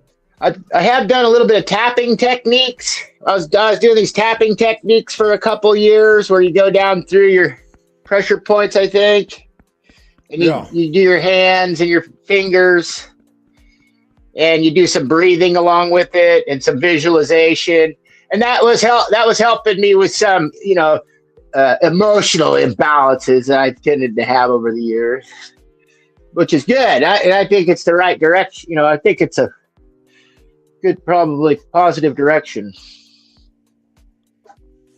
to go energy work and the such. Yeah, Chinese. And, hey, when I come up here, when I got on here today, and you had that. When I got on here today, when I first clicked on, you had that symbol of the triangle up like this, and you were just starting to talk about it. And boy, that sure did resonate with me. And Drew kind of re-sparked some of my passion for that sort of thing, and it probably might be just a thing a lot of people need, including myself.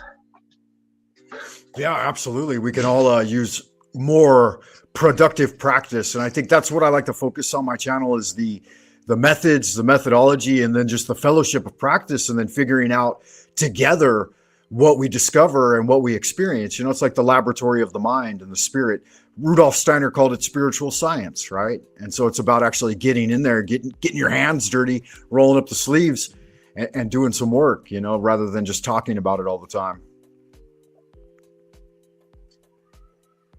Mm-hmm. Yeah, I've been spinning my wheels. I've been watching these various shows since the plague days of 2020. I've been spent a lot of time. I look at a lot of different philosophy, things like the machine lies. Trying to get a greater understanding and effectiveness through those things, but not a lot of actual practice. Like that tapping technique I was doing was actually at least an action. In regards to spiritual. If you want a really well developed practice, you could check out one of my videos called Health Maintenance with Frank Monday. I made it about 3 or 4 years ago. No more than that. It was probably 2017 when I made that video. I was staying with my sister in Southern California. And so I had her beautiful yard and environment. It's about a 15-minute practice, but it's got tapping and stretching. And it's like basically, it's called Daoyin, or have you ever heard of the 8 pieces of brocade in the Chinese Kung Fu system? No. It's similar to No. that, but it's very, very useful. Anyway, I learned it at a kung fu school when I was a kid, and I've been practicing it my entire life. And I feel that it's extremely useful, and I would recommend it to anyone. You can find the video here. I'll post you a link to it, or I'll put a link on this video later, so you can check it out if you want. But oh yeah, rad. Yeah. I am gonna go pour my coffee. I will. Real quick, I will. Are you gonna hang around for a minute? Do you got time? Yeah, good. Okay. Yeah, I'm doing the same thing. Yeah. Okay, cool. Yeah, I'm gonna roll this tape really quick though. It's the Narcotic Manuscripts, and then Yeah, feel free, Frank. No sweat. I'll hang out. Okay, cool. Yeah, I'll be back in like 5 minutes. It's cool. Among the many whispered legends of forbidden tomes and ancient grimoires, few possess the same aura of mystery as the Pnakotic manuscripts. Unlike the Necronomicon, whose apocryphal copies have been the subject of countless debates, or the Unaussprechlichen Kulten, which exists in fragments scattered across secretive archives, the Pnakotic manuscripts remain an enigma, wrapped in layers of obscurity. Some claim it never existed in any material form, that it is a collection of knowledge transcribed in fleeting visions granted to those who dream too deeply. Others believe it is a lost relic from a pre-human age, a remnant of a civilization that transcended both time and space.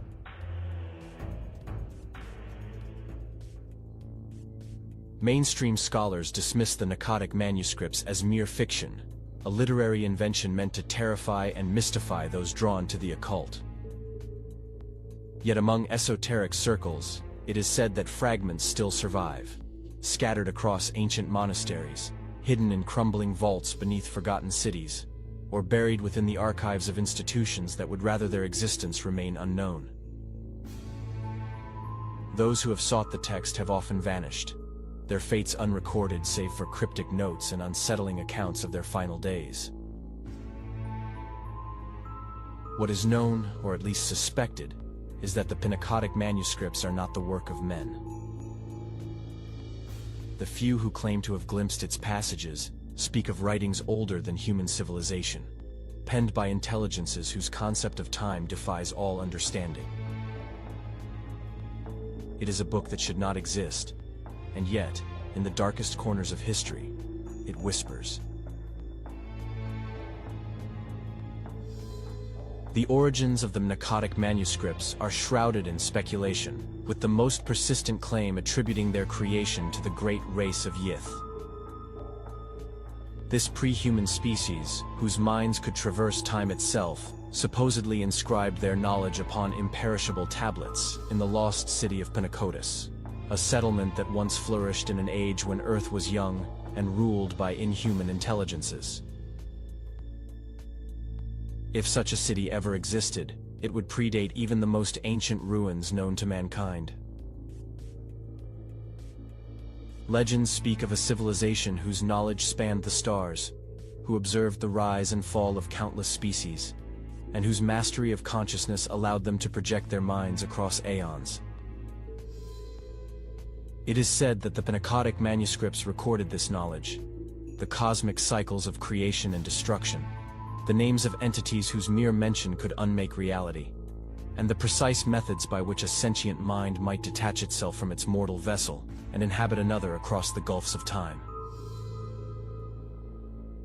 The text allegedly contains references to beings beyond human comprehension, the Elder Ones, the Lurkers beyond time, and Yog-Sothoth, the All-in-One who exists outside the boundaries of past, present, and future.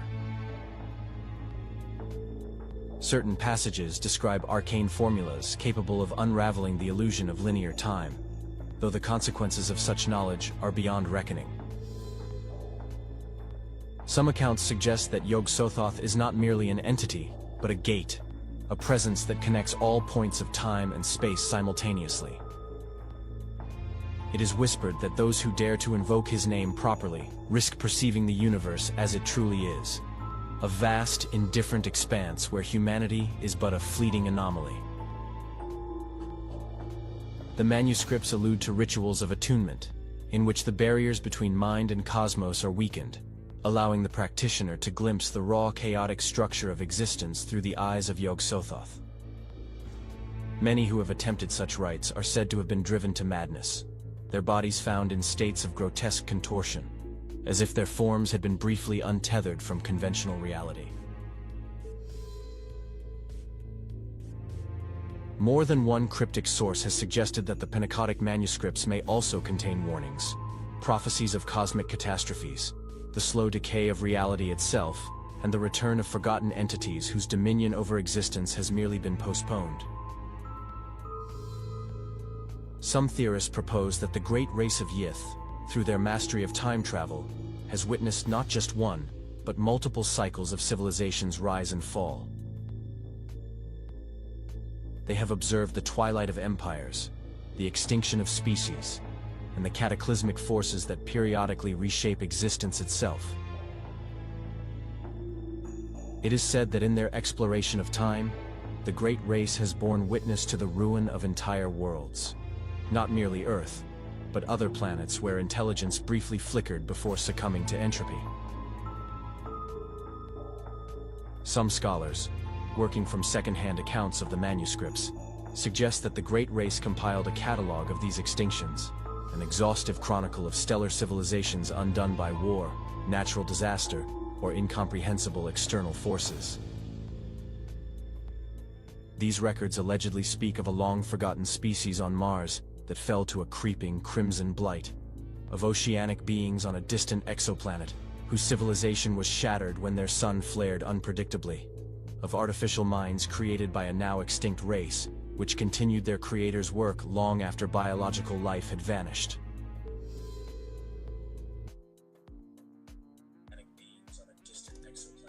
Yeah, it kind of sounds like something Elon Musk would be promoting, right? The great race on Mars. Fun stuff. Yeah, they're some kind of Promethean ethos. Actually, I don't even know if that's good or bad. Hell, I follow so many of these different philosophies and ideas that I try to stay objective and, not get too caught up in making decisions about one thing or the other. I don't understand any of it well enough. And I'm starting to look around at some of these people that I've been engaged with over the years. And I mean, does anybody have a truly cohesive worldview? We were just listening to that guy talk about exposing actual reality and how dangerous that could be. So if that's the case, then how can anyone have a truly cohesive worldview?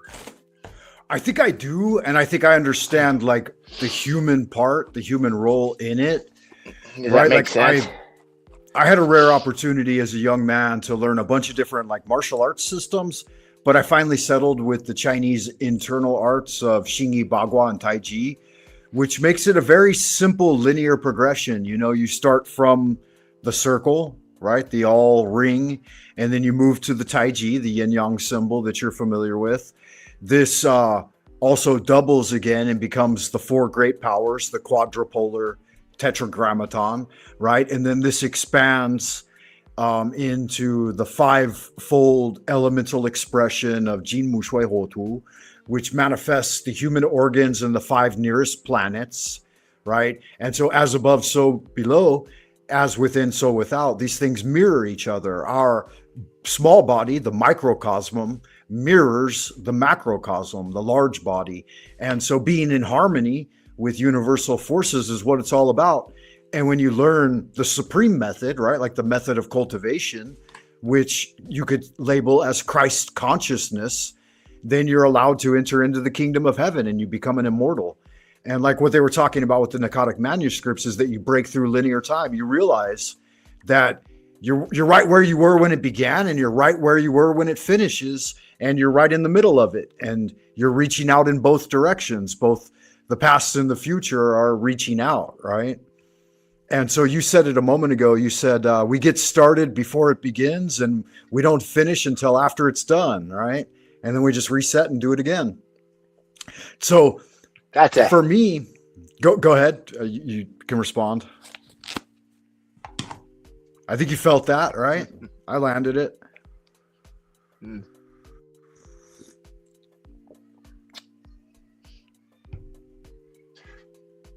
Oh no, yeah. Oh, I didn't think I had anything good to add there. Really, I just was Well, we could get into the nuance of acknowledging it. that I heard you. We can get into the nuance of it too, right? Like, what are you about? In Oh, your the path? unification of opposites. I was just going over that as a novel concept to me.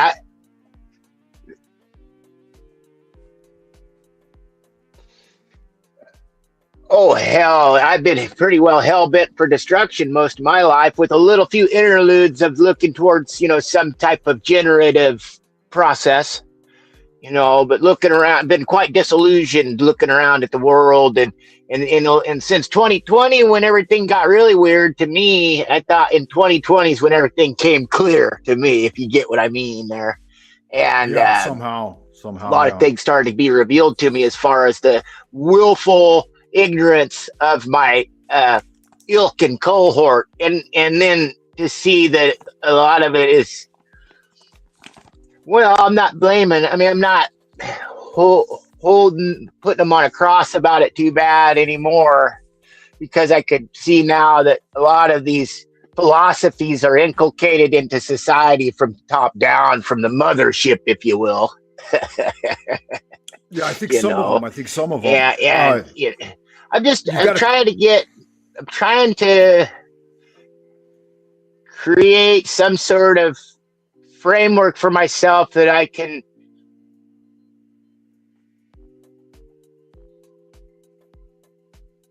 go ahead.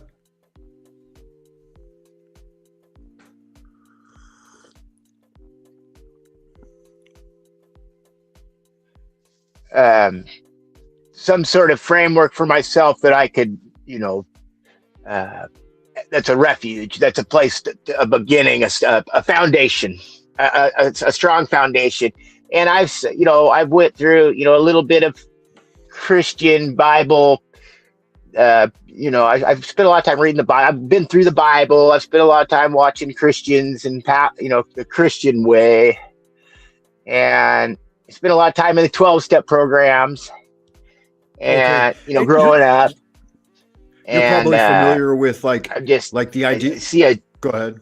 A lot of false dichotomies, a lot of disempowerment in And you're probably aware of the idea of we got a time thing going on here. Yeah, we do. You're not cutting me off. No, yeah, you're right. It's a delay. There's some sort of bad delay. Maybe if you bump out and jump back in, and maybe it'll clear it up. I'm not sure. Give it a shot. And before you go, definitely stick your email in the private chat if you want to stay in touch via email. The technology, it's a thing. Sometimes you got to reset it, come back at it from a different angle. Yeah, so he had asked about a definitive worldview or paradigm.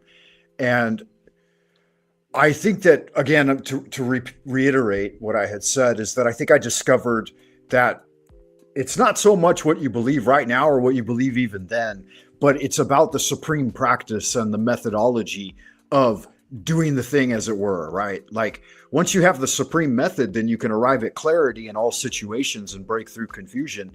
And I think that your life is going to be where it is, no matter where it is, right? You can't run away from yourself. And so a lot of people are under the illusion or the fantasy that at the time of death, all will be revealed. I don't think so. I think you need to do the work now and start to reveal it. And if you're not getting revelations, then you're doing something wrong. You need to recalibrate and find a way to get those revelations, because I've experienced so much. And I was reading from the workbook earlier yesterday. You're back. Let's see if the time delay is any better. Yeah. How's that? Am I getting through? Yeah, I think it's better. I think it is better. Good. That's good. Well, that's kind of surreal when it's fucking delayed like that. Yeah, it's weird. Like in some of these invocations and practices, their specific purpose is meant to reveal spiritual power to you. And it happens. Like I could tell you, numerous stories that reinforce my faith.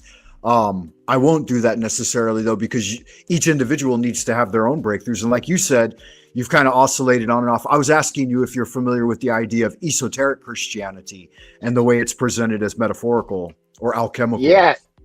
Yeah, that's the only way I'm able to get past the fucking Dagon Cthulhu fucking scare, man. Because, those are goddamn hot button words to Christians, holy fuck. But I am starting to understand that all of these are all archetypes, and they represent different various dynamics in the human experience. And I'm interested in those things, and I don't see why. I went to that AA program for a lot of years. My parents were both in it, and there's one quote in their whole AA big book that they tout around. And tell me, yeah. There's good stuff in there. Don't let me be completely dismissive of everything in there, because there is good spiritual principles. Yeah. There are. There is, yeah. But there's a few things they downplay knowledge, which I think might be a mistake. Well, actually, they don't, but it happens that way. Somehow, I'm suspicious of some of this information that gets out of the public. But anyway, there's a quote in there. It says that there's a principle that's a bar against all information and proof against all arguments, and can't fail to keep a man in everlasting ignorance. And that principle is contempt prior to investigation. That's by a man named Albert Ellis, and he's a well-known into social engineering guy. I've come to discover that's a fucking well-known name in the circles of, esoteric spiritualism, And anyway, but I believe that. Can you elucidate the quote a little more? I didn't catch it clearly. Yeah, there's a principle, and it's a bar against all information, and it's proof against all arguments, and it can't fail to keep a man in everlasting ignorance. And that principle is contempt prior to investigation. And it says that right in that AA big book. It says that right in their AA big book. And that's a thing that us as human beings tend to do, is that we are always trying to limit our scope. Some folks do. And some folks do. Well, yeah. And I think in a way that's even what you might be doing with your practice, is you're narrowing you're using your skills to see what you will, and to at the same time, I would argue work with it. I would argue that there's a limited amount of time and energy in life, and if you go out in too many discursive directions at once, you really won't master anything. And so, like with martial arts and magic and things that I tend to focus on, they're what I hold most valuable in life, because I can break through the veil and achieve a kind of spiritual immortality.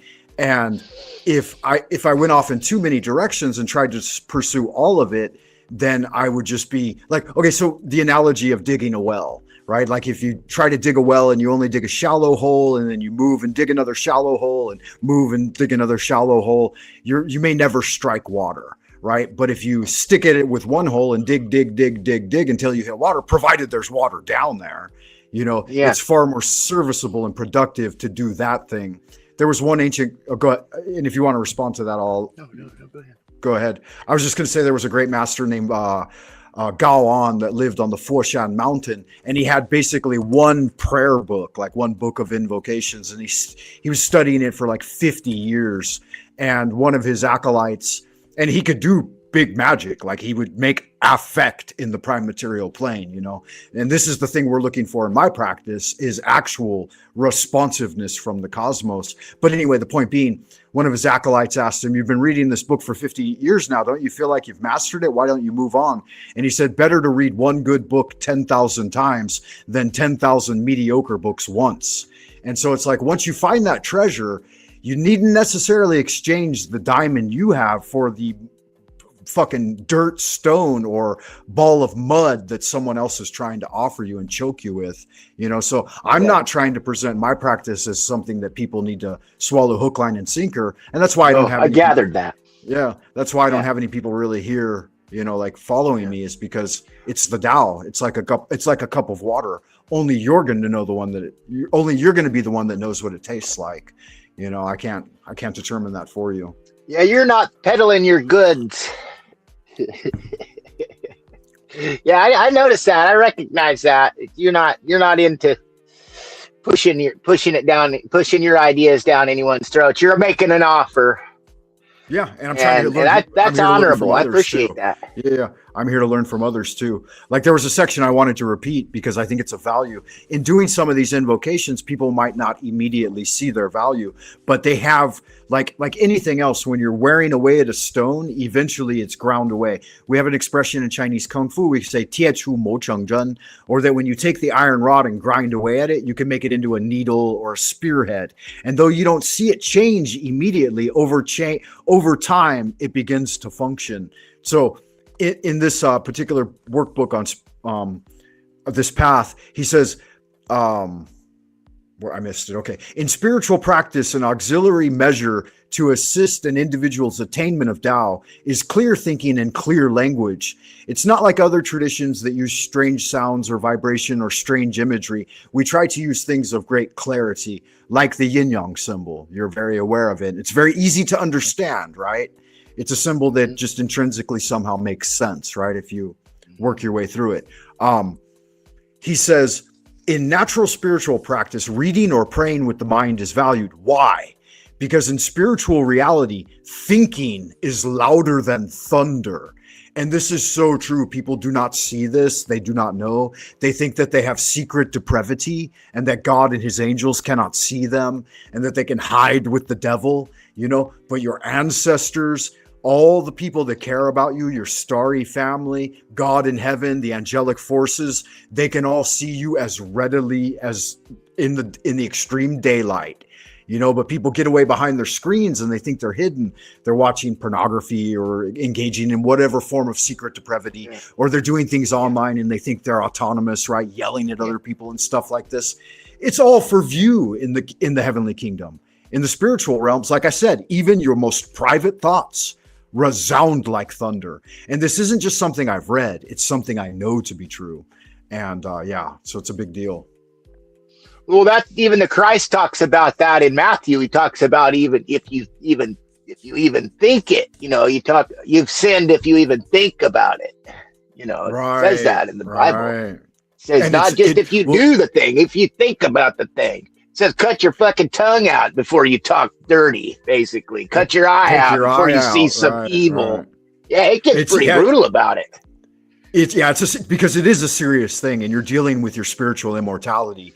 And some people think that just by saying the name of Jesus, they have a right to enter into the heavenly kingdom. I don't necessarily believe that to be true. Just me. I don't know where I stand with all of that. I think that true belief in Jesus is a very different thing than most profess it to be, right? Like with true belief and true, like a Talcottian merger, if it were, right? You start to do that thing and become that thing. I'm not saying you become Jesus, but you start to think like Jesus and act like Jesus and behave like Jesus would in situations, and you radiate Christ consciousness.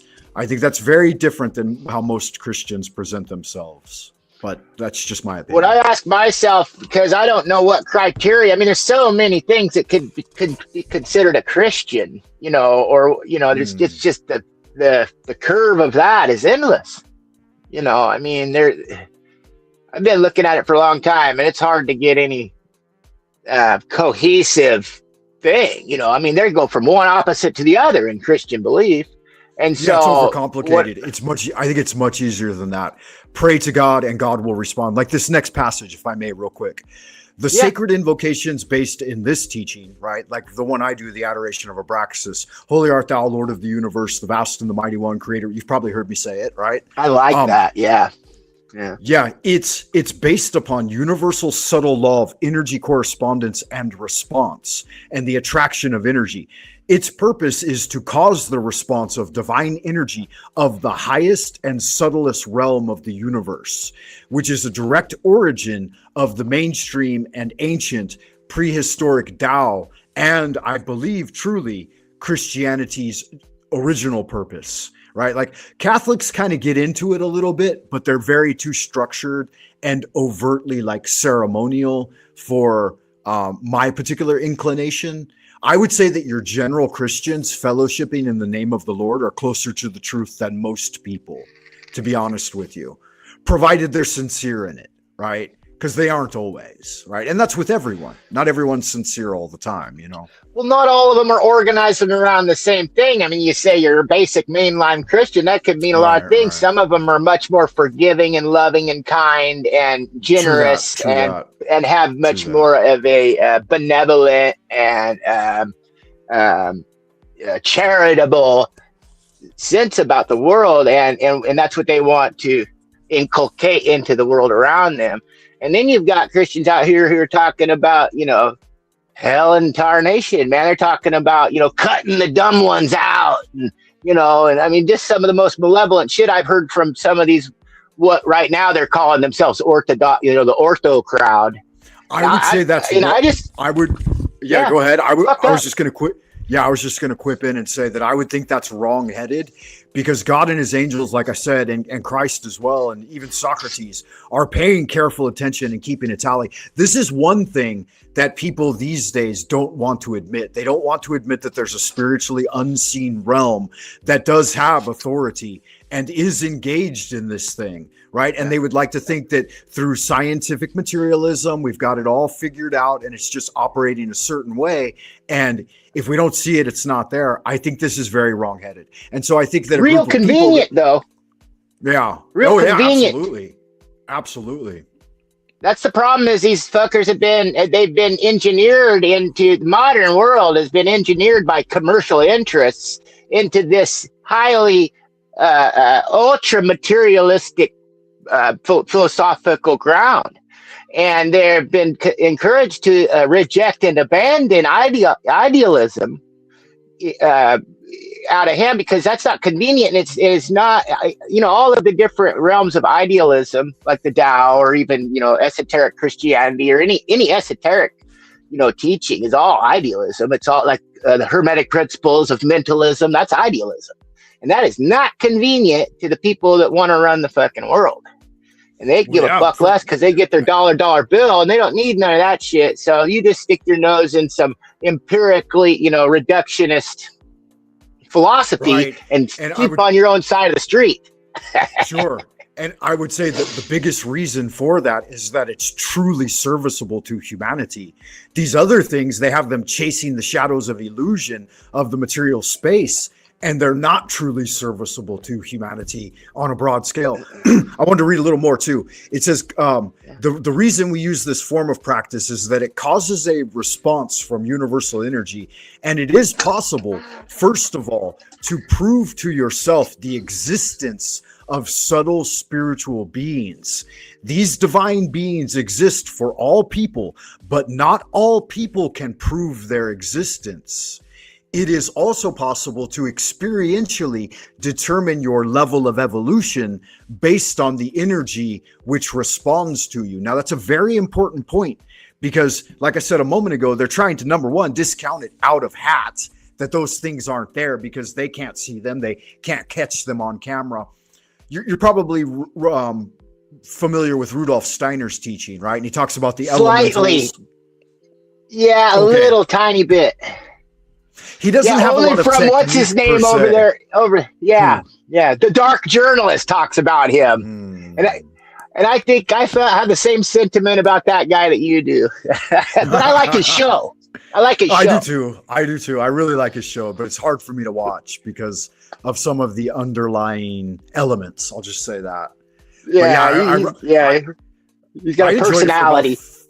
Yeah, personality's fine. It's that there are aspects that he's intentionally overlooking, I feel, and it's a bit of sleight of hand on his part, because that's convenient, or doing otherwise would threaten his dollar, his money. Exactly. Like you can see what it did to me. It shut down my channel that pretty much entirely, right? Like, and that was just, I only did it for like 1 year. After I accumulated like 15 strikes or something in 2 years' time, I gave up. I'm like, I'm done. I'm not going to fight you guys anymore. You know? I can't believe you were doing that over there in China, man. They freaking... Yeah, I didn't give a fuck, man. I saw the darkness for what it was, and I wanted to fight it directly. You know, I'm like, I'm not going to take this. Yeah, I'm not going to take this lying down. Fuck all that. But yeah, I found out really fast here on the boob tube that's not copacetic. So, but here's the thing. I can still talk about things within my purvey that won't get me in trouble with them, but it's never going to accumulate much of an audience because it's a different kind of thing, right? They've got all of this choreographed to such a point now. I mean, the Machine Lies has actually uncovered quite a bit of that, you know, where these guys are getting in these groups, these focus groups that are fucking have completely taken over YouTube, you know, and I think he's all that shit actually, after watching this shit for 3 or 4 years of this shit and seeing what goes on, actually makes more sense. Sounds conspiratorial, but you know, it's an absolute. It is, yeah, it's an absolute conspiracy, and he identified it directly, and that's one of the things that's probably going to get him in trouble, you know. And it obviously his channel shadow banned as well. I don't think he has more than a couple of thousand subs, and as much work as he does, he's never able to get more than 5 or 10, 15 viewers at a time, and it's only people within these limited, what do they call them? Limited hangout spaces, right? Yeah. It's that they allow. Yeah, that's not organic. None of that. It all after 2020, all the organic shit started going away, and I lost shit tons of channels. That was no good reason why. It wasn't stuff that was adversarial or inflammatory to any particular group or any of that shit. Yet they squelched it off. You know, lots of Michael Tessarian. I used to fucking watch. I've watched that guy fucking 1,000 hours of Michael Tessarian. I just enjoy this guy's voice, I think. But he's got cool information. But his stuff all went away. The stuff that talked about the old bloodlines and shit like that, all gone. Yeah, I remember that guy. I watched a lot of his stuff, and they did delete it. It seems like he restarted and has a much smaller scale now. Yeah, because they're fucking him. You know, that guy would be hella popular. Yeah. Yeah, they all the people that had any continue to do it. Yeah, because they could potentially get a foothold and actually get some action and some will out of these fucking what they call non-player characters, I guess. Yeah, you know. Yeah, he was working hard enough and making enough of a name for himself that he actually had potential to do something. And anyone like that is going to get shut down. Here's the other aspect of it, and I know you know this to be true.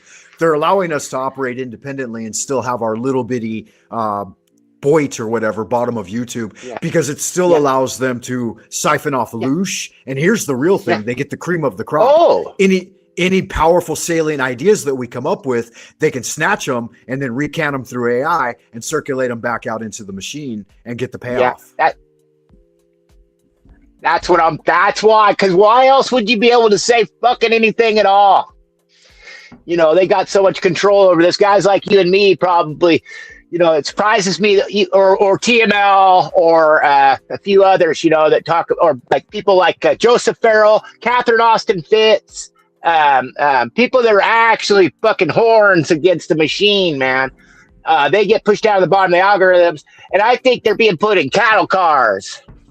You know, so they got little control groups, these hangouts, limited hangouts. But see, we probably all got dossiers on us, and we're probably all, you know, anyway. I mean, yeah, and you'll notice too that they'll open up their platform for you to come on and socialize and get a little bit of interaction. But then when the reverse is true, they almost never share any of the spotlight or the audience. They don't come over, they don't hang out. Like, I've never seen you panel up on any shows, really. I know you've been doing a few live streams on your own, but as far as I know, this is your first public appearance visually, like camera wise, in the panelverse.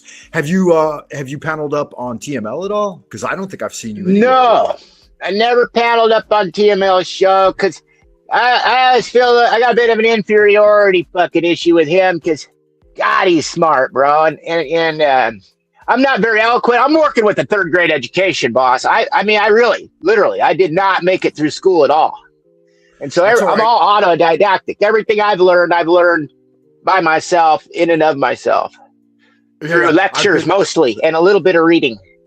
I've been all the way through a master's degree program and a postgraduate. I was working on a doctorate in linguistics and stuff and Chinese culture. But even with all of that, I've seen some of the people who embody the Tao, like the real thing, that grok universal energy and get it, are people with no education. Right? Education doesn't do anything but indoctrinate you. That's why I say I keep the range of my studies very limited, because there's so much fucking going on out there. And once you truly find that light, let's reframe it, the Christ consciousness, being like a true believer, then you don't need anything else, really, to be honest with you. All the other shit is just a distraction from where you're headed, which is basically back home, So you could play with it. That's comforting. Because Yeah. I feel like I'm fucking out in the middle of this, in the middle of space out here. I'm 50 years old and I haven't accomplished shit in my life, man. So I look That's up to all you right. guys that actually have some accomplishment, though. It is admirable to have achievement, which wasn't something I was always willing to concede. Well, and you do have a lot of achievement. You've taught yourself to be able to articulate at a very high level, like a collegiate level. The way you type and chat and shit, it's and you continue to learn and you show humility. Here's the big thing: you fucking survived this long. Jesus Christ, it's been a nightmare out there. That's an achievement in and of itself. You know what I'm saying? You got a dwelling, you got your shit going on. I can't argue. Yeah. Don't diminish I'm yourself, fortunate. right? Yeah, I'm fortunate. I'm in God's good graces, man, and I'm grateful for it. And you're halfway to 100, same as me. I'm 72. How about you? I mean, you're 72. Yeah. So I'm 50. Yeah. I'll be 54 this year. Oh, right on. Yeah, no, 76, the bicentennial. Okay. You're a dragon. Nice. That's right. You're the dragon. Yeah. And Capricorn too, it's also Double an dragon. interesting. Yeah, the fish-tailed goat. That's Dagon. You know that, right? No, I didn't fucking know that. I didn't put that together. But okay, wow, trippy. Boy, that's a trip. You know that. No, like, I don't think my whole Dagon thing is like Lovecraftian related, and that it's kind of a quip at the Catholic Church because they wear the mitre hat, the hat of Dagon. Yeah. And so they have a pope. That's why I self-appointed. That's why I self-appointed myself as Grand Wizard of the Esoteric Order of Dagon, because I had did you ever hear about like Discordianism or Robert Anton Wilson and like the Pope cards? Do you know anything about that? I brushed across that Discordianism. I went and looked that up at one point, but I had pathetic memory of what it is. Yeah, when I was like 15, I sent in a self-addressed stomp envelope and received popehood from the Church of Discordia, just because I was into all kinds of esoteric shit when I was a teenager. And so I'm a pope. I'm a pope of Discordia, which is it's just as valid as the Grand Pope of, it's the whole idea that you can appoint yourself as the voice of God. Come on, man. I mean, what arrogance, right? Right on. Right. But it's just kind of throwing shade on them, and that's why I do that. I kind of sense that with something like that. Yeah. Yeah. If people can't get it, then there's But really, so they haven't though, done, but they so haven't done much as deep thinking. Go ahead. I couldn't figure out. I wasn't sure, actually. I wasn't sure that maybe. And I looked up Dagon. Like when you were talking that shit, it surprised me that you were invoking Dagon and Cthulhu at first. And I conflated that with Satanism, and that's why I said that shit on the chat thread that time. It's fucking Frank's a Satanist. I didn't mean any offense by that. I thought I was conflating those things. And I went and looked up Dagon and Cthulhu, and they're not. They're archetypically interesting. Right. Yeah. So when I do it, like I'll break it down for you. It's pretty straightforward. So all hail the Father Dagon. This is a shout out to Hokmah in the Kabbalah, like the tree of life. And then all hail the Mother Hydra is Binah, like the dark reflection. So it's basically saying that there is yin and there is yang, right? There's a father and a mother. And then when the stars align, when the stars align, it's at the secret 11th center of Da'ath, right? Like the the heavenly vision, right? This just means that things have lined up so you can see clearly now. And then the shiny trapezohedron emerges. This is your inner Christ consciousness. It's the Christos, right? The crystallized, condensed material energy of trying to love Jesus and accept that he's, Jesus is the King of Kings. He's the Lord of Lords. And it's kind of letting go too. Like, in AA, you let go of your center of a locus, your locus of control at some point to know that higher powers are at play. I'm not saying that you should fucking, I remember the one thing that threw me off about AA is that they told me your higher power can be a doorknob. And I'm like, fuck all that. That's not what I'm going to do. But that's one of my contentions with it. Yeah. Because they don't, you're praying to something. You should probably have a little bit of an idea what you're organizing around. That's right. That's my concern with following any path, is I want to understand what I'm organizing around before I start organizing around it. Yeah, so when I say that the shiny trapezohedron emerges, we've covered that. That's your internal treasure, your divine spark. And then when I say Cthulhu has risen, what it means is that Christ has risen from the grave, that we've been reborn in the Christ consciousness. And it's esoteric Christianity. I would not say that I'm a devout mainstream Christian, but I was raised Lutheran. I was actually in a Lutheran private school until senior high. And then for my 11th and 12th grade year, I went to like a Lutheran military school. So like I was raised pretty like hardcore militant Christian, but I always discounted like what they were talking about as being superficial. And I'm like, somehow they're missing the fucking depth of this thing. And that's why I sought like alternative sources like the occult and the esoteric, because it's basically, it's a similar message, but there's methodology to making breakthroughs. Rather than just believe the thing, they say, okay, well now belief is another tool, find the method and do the thing. Right? Do the thing. So I and the Methodists have a similar ideology, but we don't need to become obfuscated in that either. I'm just saying, I don't feel like I should have to necessarily defend my understanding to mainstream religion. You know what I mean? There's an absurdity to it. Yeah. Oh. Yeah, so that Cthulhu Dagon juxtaposition, that's kind of your way of illustrating the unification of opposites, unity of opposites. Right. Also, it's a real thing. Like Solomonic magic, the foundation of it is Canaanite, somehow paganism, and his battle with that, like going through that and finding, understanding the 72 names of God with its juxtaposition, right? Like you said, reconciling opposites, the 72 infernal names, and then trapping the infernal names in the brass vessel, and then using those to build the first temple of Solomon, right? Which was basically like, a kingdom built unto his father David, right? But then he winds up fucking up and getting punished by God and going far from wisdom, but then also making a return.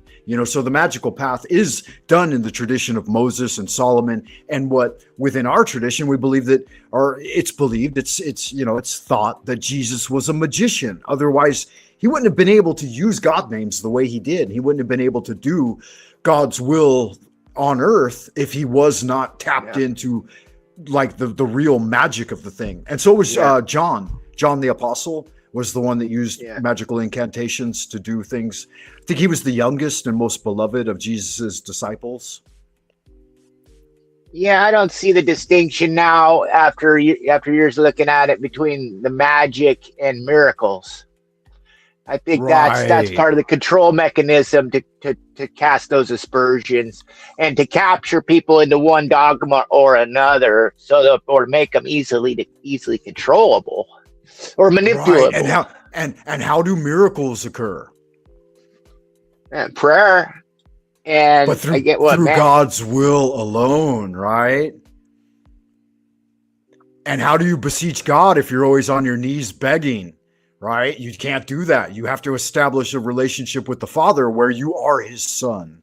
Now, some may say that's blasphemy, but I've always truly believed that one of the greatest deceptions in the church is that we're not all sons and daughters of God.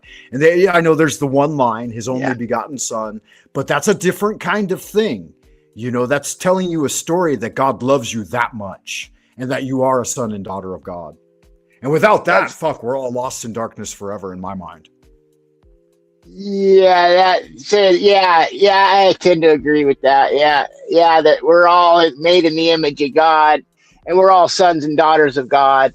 And maybe, you know, I don't really, I'm not sure. I think I'm more of a deist because I don't subscribe too much to the God getting involved. To the manifestation. Yeah, not particularly, not like. I agree with you. I agree with you. And I wanted to qualify that a little bit. I don't necessarily think we all are sons and daughters of God. I'm not saying that there's a chosen race, as the Jews say, right? And I am Jewish. I have to admit that openly, right? I am a J-dog, or at least more than a third, right? And I did have Orthodox Jews in my family, so there is some of that too. But my father chose you're not a Zionist. You're not a Zionist. You're not. No. Of course not. That's totally different to me. That's what I talk. If I ever talk shit about Jews, I'm talking about the club. Right. You know? That's why I think it's important that people specify, because I always do grate a little bit when people are just like disparaging Jews, and it's like, fuck, man, we're not all bad. It's not good. It's ignorance. Yeah, it's like disparaging, you know, people that are of the darker persuasion. You know, it's just it's not accurate. It's a mistake because, for one thing, you're taking shade off of the real problem, which is fucking global commercial activities. And those people come from all kinds of walks of life. And it's just one group, you know, it's just, you know, yeah, so they all work together. Discursive it is, right? There's just really no place for it. Every once in a while I catch myself, I talk a little shit and, you know, foolishness, you know, but that's all right. I think there's concede. Foolishness. And I think there's a distinction too between like the text chatting and like actual panel discussions. Like people are oftentimes more prone to say something in the text chat than they would face to face with another creator, right? And I think that's acceptable, because sometimes you need to work it out in yourself, and you may just be echoing to yourself. Like Jack says, Jack's great on a lot of levels. Like sometimes he says, hey, who are you having a conversation with, right? And sometimes you're just having this conversation with your own psyche, and just other people happen to be observing it, right? So that's I think that's okay. And you can't blame people for every mistake they make. The more mistakes you make, the fucking faster you get closer to the truth. You know what I mean? Yeah.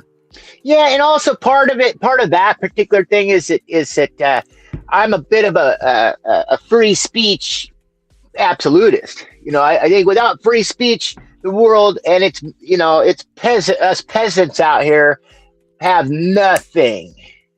You know, if we let that go. And so when they started squelching all these chat things, I was throwing all kinds of anything I could fucking slip through, I'd get it in there just out of spite to the platform, you know. Oh yeah, I hear you. I think a certain amount of it should be let through. I think some of it is just unhelpful and injurious. Like it can be unnecessarily hurtful or bellicose. But I think for the most part, I get upset too, because I'm a mod on Chats with Jack. And when I see people's comments getting deleted for like next to no reason, I'm like, what the fuck is that? You know, come on. I mean, we need to be, we need to be grown up enough that we can allow for enough pushback to give us the strength. You remember Arnold Schwarzenegger, right? Yeah. I actually met the guy several times growing up in Southern California down at the beach, but we'd go down to, I forget what the name of it, what is it called? Bodybuilder Beach or something, or Muscle Beach? Yeah, I've heard of that. Yeah, that's right. Yeah. My mom would take me and my brother there all the time. We're like 10, 11, 12 years old growing up around these guys and Arnold would give speeches a lot. Like he would do public speaking. That was one of his big things. Like he'd just stand up and start talking to everyone, like yelling in a loud voice and telling them what's up. Wow. And one time, like there was a bunch of us kids gathered like nearby, and he said, "Look at me, little boys." And like me and my brother were right at the middle of it, looking up at him. And he said, you want to be a real man one day. This is a real man, you know? And we're like, good God, fuck yeah, you are. You know, we're just like worshiping at the feet of Arnold. And he said, if every night you go to sleep and you imagine yourself growing bigger and stronger, then you will grow into a big man like me. He said, it's very easy. It's all, the universe is the mind or whatever. But of course he's yelling it in a thick Austrian accent. And he points right at my little brother. or my older brother rather. And he says, "You believe, don't you?" And he said, "You know how I get these muscles? By pushing against huge weights every day." And he said, like Atlas, he compared it to Atlas. He said, the whole world is against you and you have to keep pushing back to become a real man. And I was like, my brother talked about that for years after that. I went home and I was like, that's bullshit. That's never going to work. But my brother ended up growing more than a foot taller than me. And by the time he was 17 years old, he was bench pressing 375 pounds in our garage. And I could show you a picture of my brother at 17. He was the fucking spitting image of Arnold. And he took that message to heart. It was one seed, one fucking idea. And it landed in a young mind. And he was crazy. Like he was doing 425 by the time he was in college, and he was deadlifting even more. I don't know, but he went into bodybuilding, but he didn't, at the same time, he didn't become a bodybuilder. He wanted to be a pro baseball guy. And he did spring training with the Padres in San Diego. That's a hell of a demonstration that your brother was, you think he was affected by that. I mean, to such a degree. Right. And here's the other thing. It made him extremely gentle and kind to everyone because he learned the method, right? He learned the truth. I'm not saying Arnold's all that, but Arnold had the message and knew what the fuck he was talking about, right? And, my brother dropped out his second year in college. He didn't achieve his dreams and stuff, but, no big deal. He embodied the truth and he did that thing. That's what my path's all about, man. It's all about doing the thing. It's not about worrying about all that other shit. You find the supreme method and you just do the thing. You do you. I'll do me. You do you. That's why the Tao is great. I think it allows everyone to come and approach it and learn the method. And at the same time, it forgives us of our mistakes and doesn't criticize us for them, I've read that. I found that book on the bluffs of Mendocino, California. I found a wet, rolled up fucking copy of the Tao. Did you? Okay, cool. I was having a hell of a bad morning, and I was even a little bit, Are you a Californian? OG Californian? Or did you just live there for a while or what? I lived in Northern California for 8 years through my teenage years. Oh, that's right. You're NorCal. I remember now. We talked about this before. Mendocino. Yeah, Fort Bragg. Yeah. Nice. Yeah, my mom lives in that area now. So I go back and visit every year. And let's see, that was probably guy, so I never got up north much. A little bit. But yeah, that's a long that's the Emerald trip. Triangle. That's where when they let all the loonies out of the mental hospitals in the Reagan era. That's where they all went. Reagan. That's right. The asylums. They all went to Northern California and got stoned. So are you a military brat like myself? No, that's not a military town, or at least what it was that town. Fort Bragg is the first logging port on the West Coast. Fort Bragg. Okay. So that's where they. That's where they. Was he a lumberjack? No. Dad, he's a plumber. Oh, a plumber. Yeah, and you're a plumber as well, right? I believe you've talked about that. Yeah, that's right. Yeah. I followed in Dad's footsteps. Grandpa, my mom's dad, or her grandfather was it's in the family. There's a boiler maker, a bunch of fucking plumbers in the family. So I ended up that way too. The older brother I was talking about, he's a construction guy. Big construction company in Southern California, mostly San Diego County, but he does industrial roofing. Most of his business is industrial roofing, but he does everything else too. Like his business has gotten up to like over 200 people in his employ. Okay. And my dad was a businessman. That's a big construction business. Yeah, 200 people in a construction business. That's pretty big. A lot of crews. He operates a lot of yards, supply yards, and crews. So he didn't. That wasn't his dream. He didn't want to be a construction guy, but at least he made out well. Well, no, that's actually what he wanted to do. My dad's dream was for him to become a Padre. He's like, if you could fucking hit a baseball, you can retire after 5 to 10 years, with millions and millions in the bank. He's like, if you do the construction thing, you're going to spend the rest of your fucking life toiling and dealing with assholes and idiots and never really enjoy life. For me, he just told me to do whatever the fuck I wanted. He's like, you want to be an art student? Go be an art student. Do whatever the fuck you want. Because it was all taken care of. But then he suddenly died. You're the younger brother. Yeah, you're the younger brother. Yeah. So then my pops fucking suddenly died when I was 19, and then I had to figure it out all on my own. Because my brother took everything. My dad was he was ex-Navy. He was a Navy officer, but he had 3 dealerships and like 4 or 5 other business things. He had an arcade. He had a VHS store. He had a fucking a route where he had guys doing gumball machines and vending machines. I mean, he was a founding member of Paramount Pictures. So like he was fucking in. Yeah, he was in like ambitious. In LA. Yeah, he had a big fucking thing going on. LA County. And then at the time of his like death and retirement, he pretty much was relocating everything to Southern California, to San Diego County. And then he just suddenly died, and my brother transferred everything into his own name and kicked us all out. So yeah. From hero to zero. Oh wow! Yeah, I was the youngest. I was the youngest of all children. And so are you guys estranged? Yeah. I've talked to him a couple times since then, but he won't admit it. He said, "I saved your life, man. By taking everything over." And it's like, because you were a wild one. Yeah. That's I was only 18, justification. 19. Right, 18, 19. Right. Oh yeah, I get it. Yeah. And he's like 12 years older than me, so I don't take you as quite the given to self-destruction type. I mean, you might have had some early years, but fuck, you had some discipline from, But yeah, my sister did the same shit. My sister took all my dad's shit. I mean, I got a little bit off, but she fucked me. Here's the thing with my sisters too. Older sisters or younger? Older.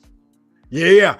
Both my older sisters did the same thing when my mother died. See, here's what happened. When my dad got sick and died, everyone abandoned my mom. They all went off and did their own things. I'm the only one that stuck by her. I went back to her homeland, which was Tennessee. Her mother was from Tennessee, and I helped her. I got a full-time job. I enrolled myself in college. I was working up to 3 jobs at a time and attending school full-time, right? And I was always there for my mom. And I bought my own little house in the countryside, and I let her, I let her stay there. But anyway, the play out was this. When I got married to my Chinese wife, she's like, I don't trust your wife. Can you deed the house over to me so that I feel safe and secure in my old age? And I was sending her money every month and shit. And so I did that.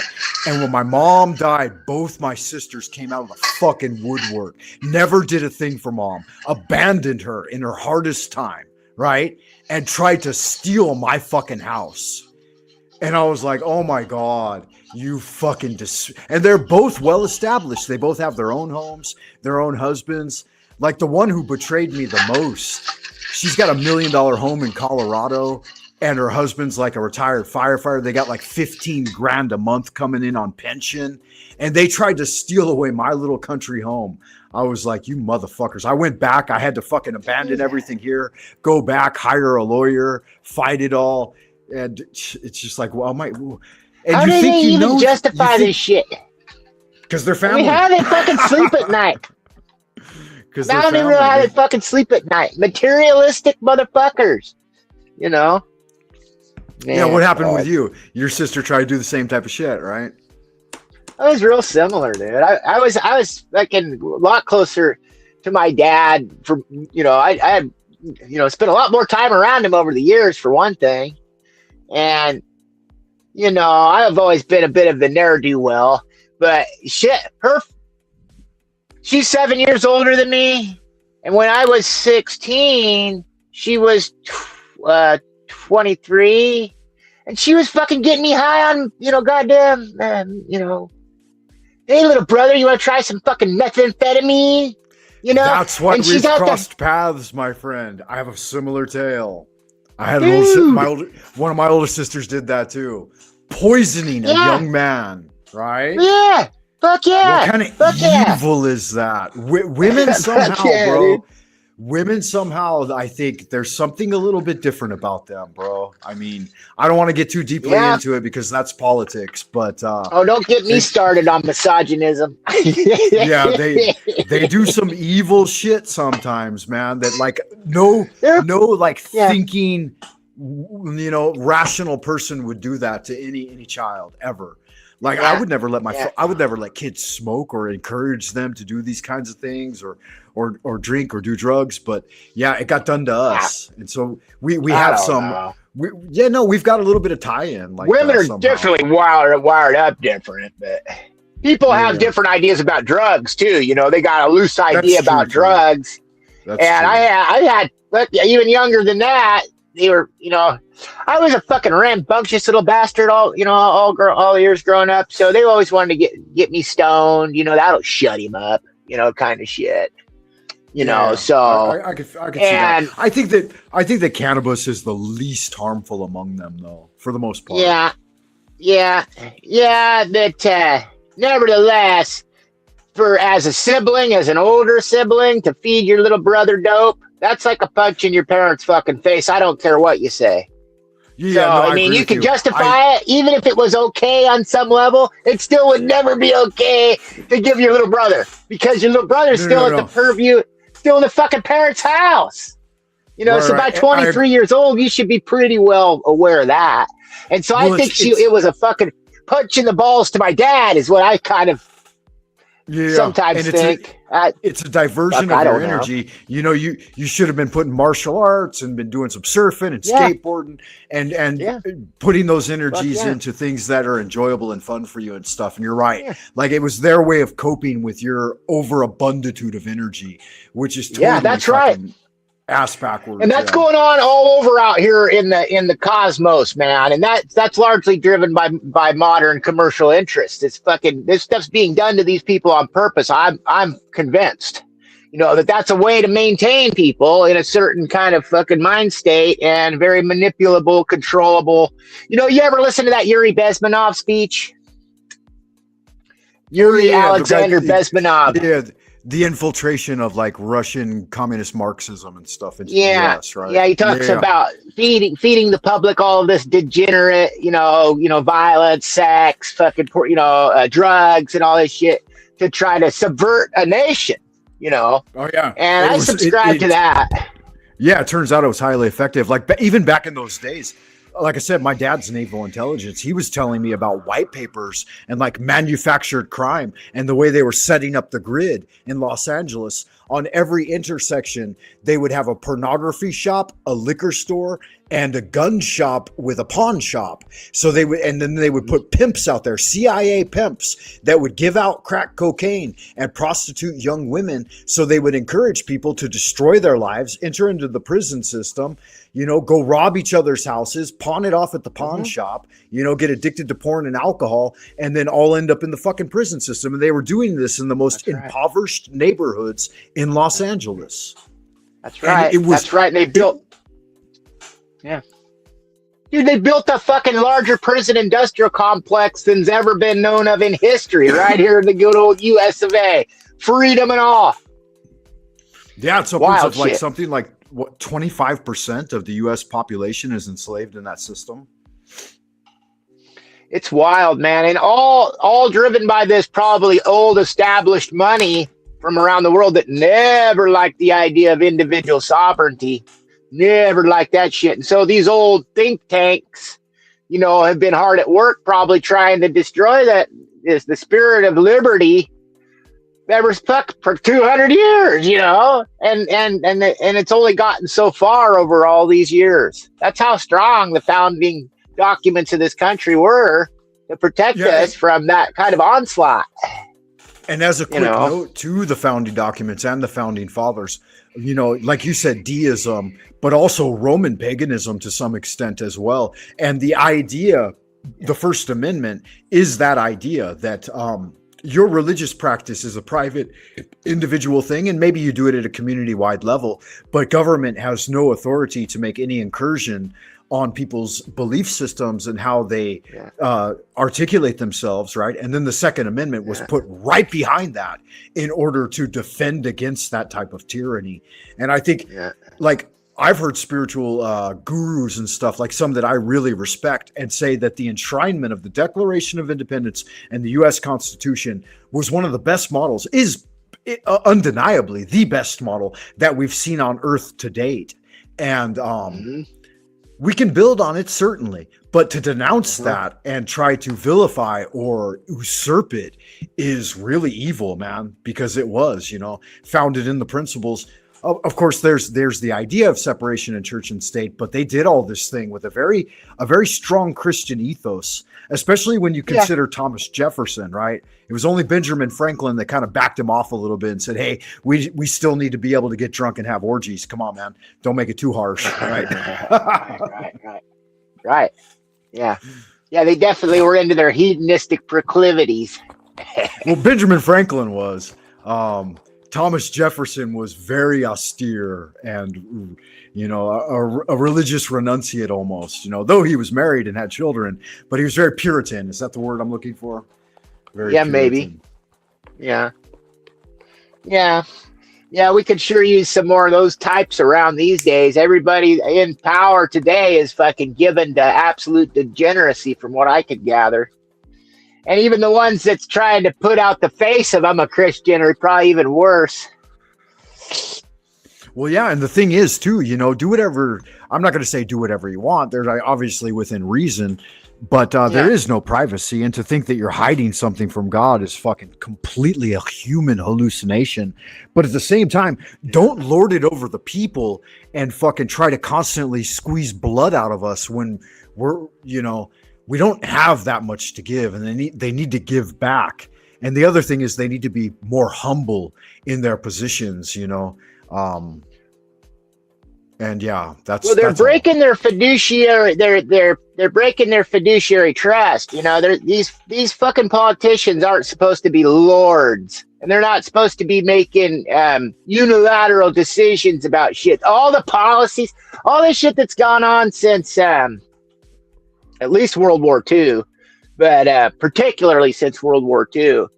But they, like, you ever have trouble drawing a distinction between liberals or progressives or whatever you call it, and conservatives in modern political arena? No, go ahead. Delineate a little more. Explain what you mean. It occurred to me that it's pretty difficult to distinguish or delineate even between the liberals and the conservatives, and then if you look back, what you're saying. They're basically they're the same thing, right? They're the same fucking creature, bro. They just got a few different. They got a few different. They got this. We all got the same value systems. They got a few of their values are a little bit different, but ultimately they're all federalists. They're all federalists, and previous to the that's right. Yeah, dude. And previous to the right-left dichotomy that we know of today, you had the federalists and the anti-federalists. And today you don't have any goddamn anti-federalists. And that's the real fucking deal going, dude. That's where the distinction is important. Is between the goddamn that's where we need to be. To an extent, the know nothing party, right? But yeah, you're right, the anti-federalists. Let's see. You need to push back against that goddamn federal government before it completely takes over the fucking private jurisdiction. And most Americans don't even understand the difference between the private and the public jurisdiction. They don't understand that they have a private and a public persona legally. Right. They don't understand that shit. And then when you start talking about any of this stuff, they call you, they right out of the mothership, right out of the fucking CIA, they come at you with, ooh, sovereign citizen. And that's all just, whenever you hear somebody say sovereign citizen, they're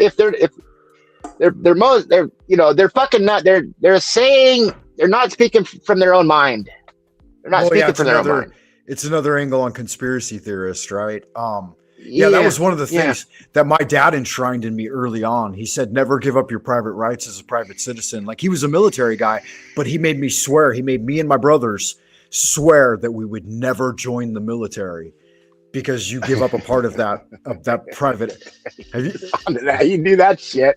Probably because he had a few disagreements. He was a fucking. He had a lot of internal motives. So the military probably really pissed him off.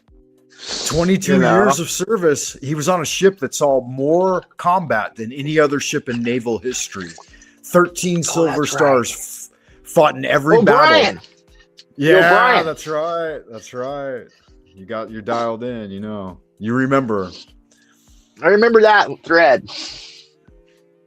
Yeah, so it was a big deal to him, you know. And he's a smart guy. He knew what was going on. He saw a lot of things firsthand. He was on Task Force 1.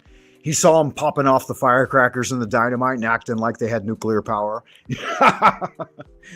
Oh, really? Mm. So that is what from his view. Then a lot of what the nuclear proliferation or nuclear power is fucking smokescreen. Yeah, it's all nuclear weapons. Yeah, it's boogeyman tactics. Yeah, I caught you talking a little bit about that. So then. That's one of the things that I know that fucking Dark Journalist knows. I know he knows it. All right. I'm very suspicious that he plays that card just because it's so effective, right? And many people do. You'll see them revert to it, and it just destroys all spirituality in a conversation because now you're promoting it. Go ahead. Like Hiroshima and Nagasaki. Those were fucking atomic bombs. And then what about nuclear power plants? Probably etheric, like Tesla devices of some sort, but yeah, based on probably chemical reaction as well. But yeah, I don't totally understand it. The guy who did the whole fucking dissertation on uranium and the way it works, but it doesn't have the fusion fission type of capacity that they attribute to it. It just doesn't work that way. It never played out. Yeah, and my dad was a science. He was a science guy too. He did some of the nuclear physics, and he was JASCO. So he worked on like encryption. JASCO was a Joint Allied Special Communications outfit during World War II. So decoding, he wasn't a dumb man. And when I came home telling him about, you know, they had us hiding under the table from nuclear blasts and showing us atomic videos and stuff. I was like in the 4th or 5th grade, and they were doing this to us at school. And that's when he took me aside and gave me the whole story. And he's like, yeah, don't buy into that shenanigans. Really? No shit. Fear tactics, just more shock and awe fucking tactics that they're abusing the minds of my people with, you know. Absolutely, because when your mind's in a point of fear, like we all know, it generates that Garmonbozia or Lush energy, right? When you're in a centered energy and you have confidence and bravery in your faith, then you generate an aura like the energy egg, which I'm talking about here in the new 100-day challenge, is that you're generating a sustaining energy where you know you're within God's care. And just like the birds of the field, there's enough abundance of life force that all things are arising out of this unseen thing, right? This out of God. And that to be scared of anything is just preventing you from the return to that idea. So that's why I kind of jive with chats with Jack a little in that area, that, you should absolutely live without fear and embrace love and seek peace. And I think like overtly at the lip service level, it's important to have those high ideals as a kind of banner, like something you're shooting at, right, in life. And as a community. Yeah, aspirations. Yeah. Yeah. You're not, there's no perfect system. And we're not going to ever arrive fucking anywhere. So yeah, all these things are aspirational, and that's where these people talk about changing the system, but they talk about it like it's a black and white, like today one thing, tomorrow another, and fucking nothing works that way, So it's wild to even listen to them talk like it's gonna change. Like we're going to do anything right now to influence anything that's going to make it change significantly. It's got to be a collaboration, I guess is what I'm trying to say. Anything that's going to be done. At the same time, he's hopeful of that Arnold Schwarzenegger moment, right? That he can be the Arnold Schwarzenegger for Trump's 12-year-old boy that becomes a living masterpiece within 5 years, you know, and hears that message and is able to bench 375 at 17 because when he was 12, he was on, Bodybuilder Beach or whatever and heard Arnold speak. So he wants to be the Arnold, but is he the Arnold? That's the question we need to ask, you know, and no, he doesn't necessarily just, right. Have you done the work? Arnold, and he needs to fucking figure that out. But now I'm not dismissing Jack. That's why I'm still there. Because back, I've been watching him since 2020, since 2020.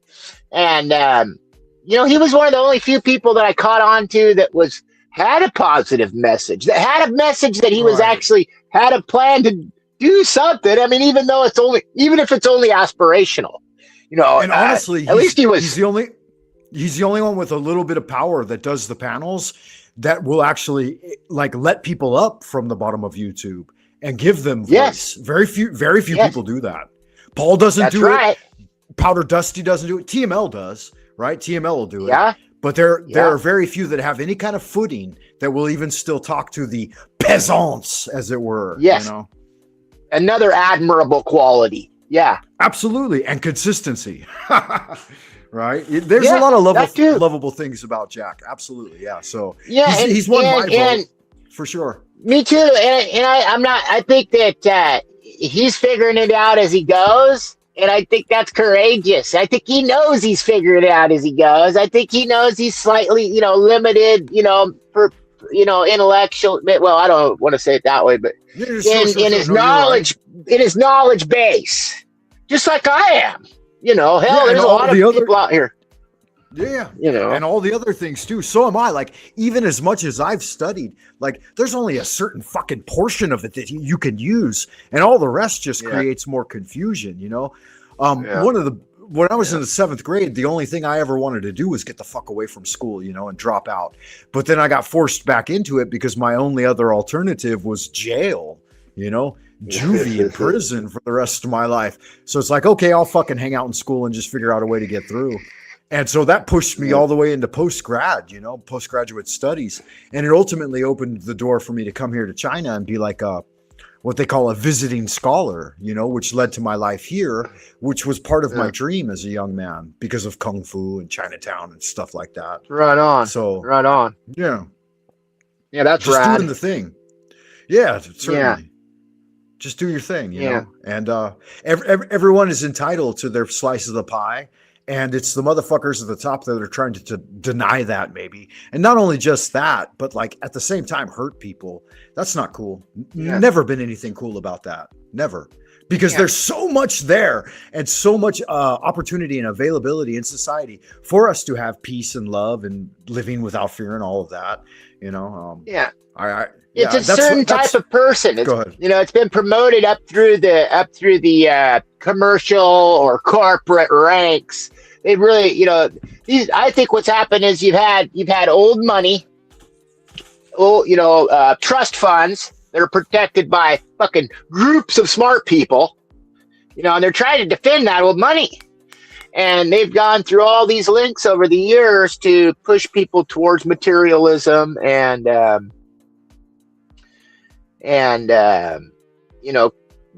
destroy any kind of solidarity, any kind of grassroots solidarity. Anytime people out here start fucking getting together in any kind of group, that's a threat.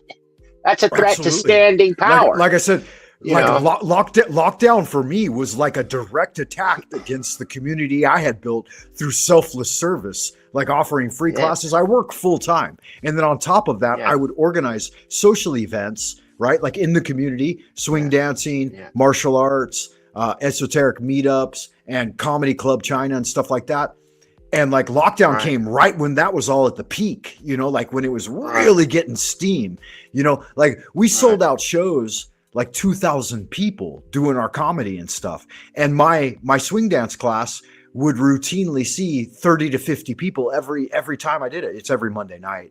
And then my esoteric meetups were like 10, 15 people, so we had all these fucking social events that were absolutely free. I mean, obviously you have to buy something at the venue if you come, but it could be something as simple as a $1 bottle of water. Like nothing was ever demanded, just your participation. That was the fucking entry fee. You know what I mean?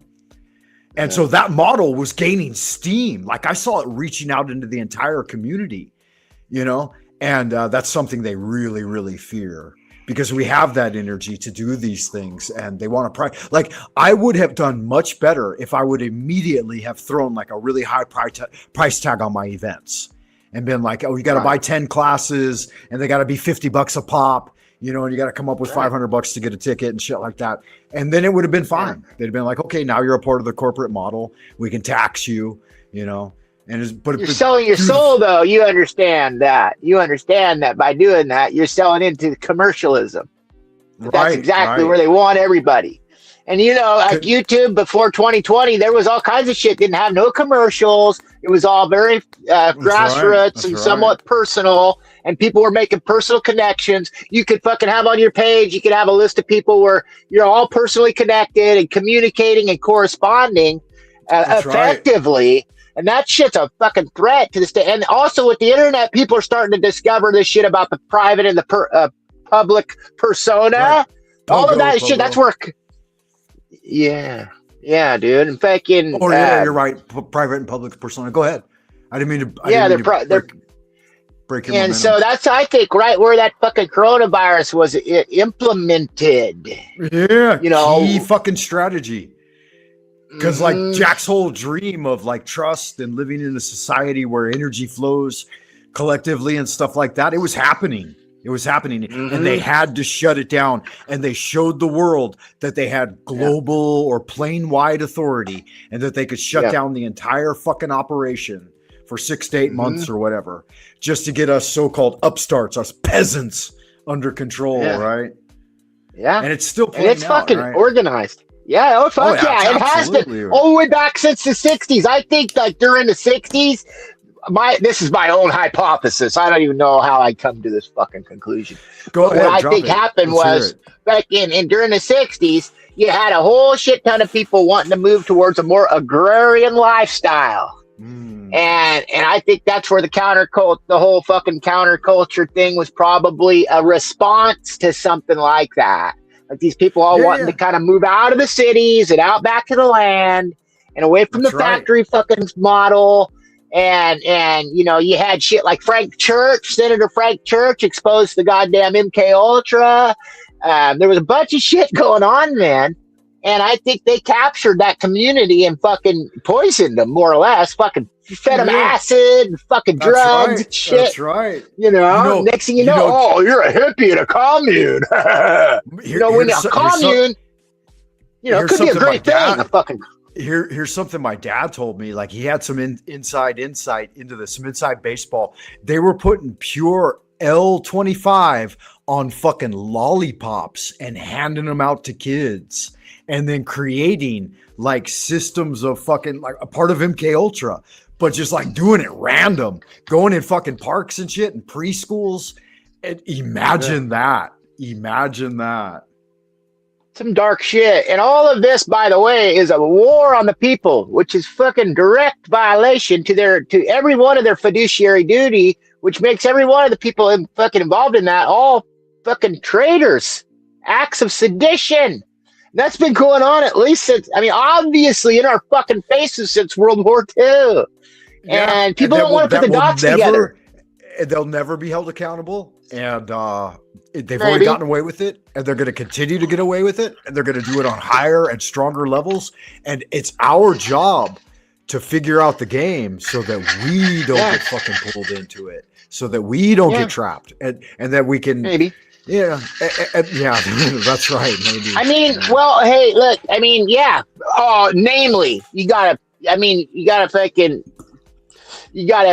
stay out of the fire so you can fucking, be able to still suck air. That's right. But And here's the thing Hopefully, too. we're collaborating, though. Is the way I feel like about it is that the whole freedom movement, all the way back into the Enlightenment era, is probably a bit of a collaboration. And when people become distracted from the fundamentals of it, which was accomplished in America through the dumbing down that, people like Charlotte Isserbit talk about, the deliberate dumbing down of America. I don't know why every American don't know who she is. Who the fuck is Charlotte Isserbit? Nobody. Yeah. Well, Charlotte Thomas Isserbit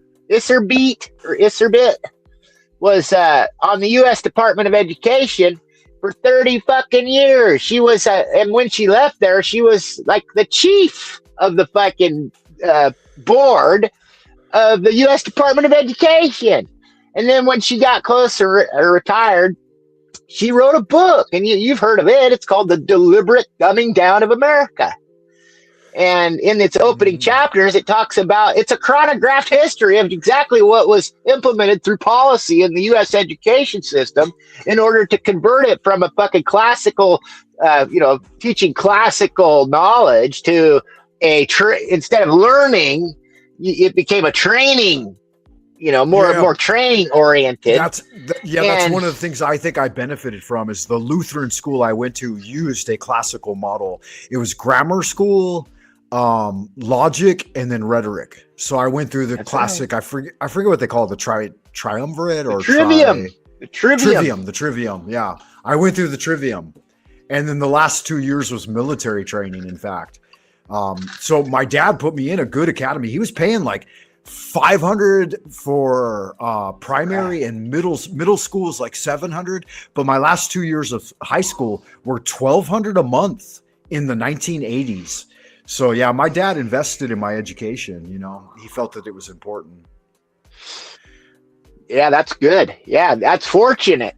And they took that shit out of schools, and civics. There's another thing they took out. High schools all used to teach. They used to teach argument, rhetorical skills, and ethics, and logic. Yeah. And we even had a home ec, like we did the whole fun home ec where like they had an entire kitchen set up, like with everything, like an entire house. And you would spend a semester in there learning how to run a sewing machine and how to bake bread and how to keep the fucking house clean. Like, I'm one of the most fastidious fucking housekeepers that you've ever met. Like, when it came to our home, I was a factotum. I polished wood. I polished silver. I fucking knew how to set a table. I know how to fucking, clean everything. Flick down a hose, mow a yard, all of it. What'd you say? Fucking flick down a hose? Flake down a hose. The fuck is that? Roll it into a circle. Like you take the hose and you set it up. Oh, that's a naval term. That's a fucking naval term. Flake down. I've never heard that. Yeah, flake down a hose. That's straight from my pops right there. No shit. I'm surprised I never heard that one. How to make a bed so that the quarter fucking bounces off of it, Yeah, hospital corners and shit. I got that because only reason I got that is because my granddad was a military, like not West Point, but a high fucking falutin military school. I forget which one. But you've probably seen the speech by the Navy guy that says making your bed each day changes the world. You've heard that, right? Or you've seen that speech? It's here on YouTube. Yeah, I don't think I've seen that, but I kind of subscribe to that sort of sentiment. Yeah, you need to look into it because it's an Arnold Schwarzenegger speech. Yeah, it's an Arnold Schwarzenegger speech. Yeah, it's one of those speeches that makes you think and think, fuck yeah, right? Let's get it done. Because you're gonna do something. I did that. I've done that before. Yeah. I'm fucking not now, but I did spend a few years where that's something I did every day because it was something that brought order to my life. Yeah, brought order to my fucking otherwise chaotic life. Well, right. Well, you look where I'm at now, dude. I'm living in a fucking old bread truck. That's all right. That's all right. I could, maybe what I could do is I could fold my shit up. I probably won't make the bed, but I might fold my shit up, and I have been actually. Now that we're talking about it, I've been getting a lot more squared away in the last month or two around here, which feels really good. Yeah, Fuck, that might man. be the 100-day challenge seeping into you, right? Because I think hadn't that's a started it. foundation. Yeah, I no, didn't it doesn't start it. matter. It doesn't matter if you're listening. If you've heard a few of the transmissions, then the Arnold Schwarzenegger speech is already gone there. You've already got the seed. It's growing in you right Man, now. All right, you're I about to think fucking so. do it and get it done. I think maybe, boss, 'Cause maybe. I like the sound of that. It's the way it's the way it works, man. There's no, because you can't, like, an idea that had its time can't be held down. You know, it's going to happen, and we're going to get back there, like, because they cast a dark spell in the 2020 lockdown, right? They did, but we need to break free from it, and we need to counter it, right? We need to work against it and pull it apart, because it's still there, it's still looming large, and they're ready to double down on a second casting, you know, and sacrifice as many fucking virgins to Moloch as they need, and we have to be poised. You know what I mean? People are. I'm being figurative, obviously, but go ahead. People, you know how generally speaking, people tend to incline towards sort of an automaton fucking mentality. You know, I mean, even probably you and I, probably to some degree. I don't know about you, but I know myself. Yeah. I mean, sometimes I just get in robot mode, you know, and some of that's probably okay, you know, if you got a task to get done, you know, but doing it 24 fucking 7 is probably not the best, you know, and that's what I really noticed during that 2020 was that people when they get scared and they get freaked out like they were, they fucking they go right into that fucking myopic fucking robot mode. Yeah, they get corralled like cattle. Dude, I didn't like it, bro. I didn't like it at all because, you know, I could see, you know how like, just doing my job. Here's what I used to say to the Chinese when I would come in and they'd say, you don't have your ID, your green stamp that says you've been vaxxed, you can't come in here and buy food. Here's what I used to say to them. Get in the fucking oven, Jew. Right? Just doing my job, right? Get in the fucking oven, Jew. Just doing my job. Just doing my job. Get in the fucking oven, you know? That's a great one. Yeah, I said it in Chinese too. I said it in Chinese and I was like, motherfucker. So how did that work? How was that received? Well, it got me in a little bit of trouble, you know, but they had to back off, you know? It's like what they did was they issued my wife a temporary permission to buy food or whatever. Like, yeah, it was fucking dire. Like, I got my entire family exempt. I said we all had cardiovascular trouble and we didn't want to run the risk of heart attacks, you know, so I got like doctor's notes and so yeah, I had to really work my way around it. It was tough. Yeah, because everyone in my family stop being so compliant. Yeah, everyone in my family who jibber jabbered and leveled up died. 5 people I lost. So I mean, it's just experiential evidence, you know, it's just anecdotal, but it is what it is, right? Yeah, I lost my dad there, 2021. And it was right after he got the jabs, you know, it wasn't not obvious that there's any connection, was, right? No connections. It wasn't obvious, but I'll tell you, if nothing else, it definitely stressed him out more. Definitely stressed. Sure. I mean, you can't, that's unarguable. Stress, yeah. Stress is one of the biggest killers. Absolutely.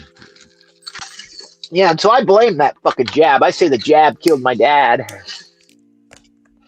And like you said, even if it's a bit of false causation, there's still something there because it did, like you said, it caused an undue amount of existential angst and anxiety and stress against the general populace, and that's never cool. I mean. Fucking absolute confusion, bro. I'm sitting in a men's group over in Portland with a fucking guy who's supposed to be, you know, he fancies himself a shaman, which he is. He's got some pretty cool techniques and skills and stuff. But you know, only one of the fucking 6 men in that group, objected to the goddamn tactics that were going on from the state in regards to that fucking virus shit. They were all talking about how we should capitulate. And I was looking like, fuck, dude, these are people like fucking college professor, a fucking, you know, the shaman, the fucking, you know, the surgeon, a bunch of fucking high profile businessmen. you know, and I was just lucky peasant, you know, to be there. I don't know how it was there, but over here they came in and they told you in no uncertain terms that if you don't toe the line, you're shut down. And I was like, okay, it's all shut down then. I don't give a fuck. I'm not going to toe the line, so I'm going to back off. I'm just not going to do it. You know, I'm not going to participate. So yeah, you were given the option. Couldn't believe it, bro. The ultimatum. Oh yeah, it was very. I got a surgeon, dude. There's a surgeon in that group with me, dude. A surgeon, and I'm talking to him about stuff that I'm getting off the internet. You know, like Brett Weinstein was one of the fucking earliest ones that was, and Dr. Robert Malone, fucking chief scientist that helped fucking come up with the coronavirus. Fucking jab. I thought I was just going to lose my social activities that I was doing for free anyway and didn't generate me any cash. But I ended up losing my job as well, which I was making $100,000 a year. I had an office on the 33rd floor. I was like prime placed for big things, and I gave it all. Really I'm like, no. You. Yeah. Holy shit, man. Yeah, you're a rare breed. Here's the thing with me. I know that I can always rebuild from zero. My life taught me that. My father taught me that when I lost everything as a, you know, like 18, 19 years old and rebuilt from zero. And I've done it multiple times. And if I have to, I'll do it again. So I don't have that kind of fear that other people have. You know what I mean? Yeah. Yeah. Yeah, I don't know if I got that much confidence. I don't know what the fuck I'm doing. But I do. I never had anything. I never had much I didn't lose very much. I did lose a job because I fucking wouldn't shut up about it. And I liked the job. I had the keys. I had the keys to the shop. You know, it was a cool job. It was just me and two other plumbers. I like it. It's a good racket. I love it. And it's good work. And you're doing kind of God's work. You know, you're putting in the pipes that keep the foundation of us all. Oh yeah, keep the foundation of us all alive.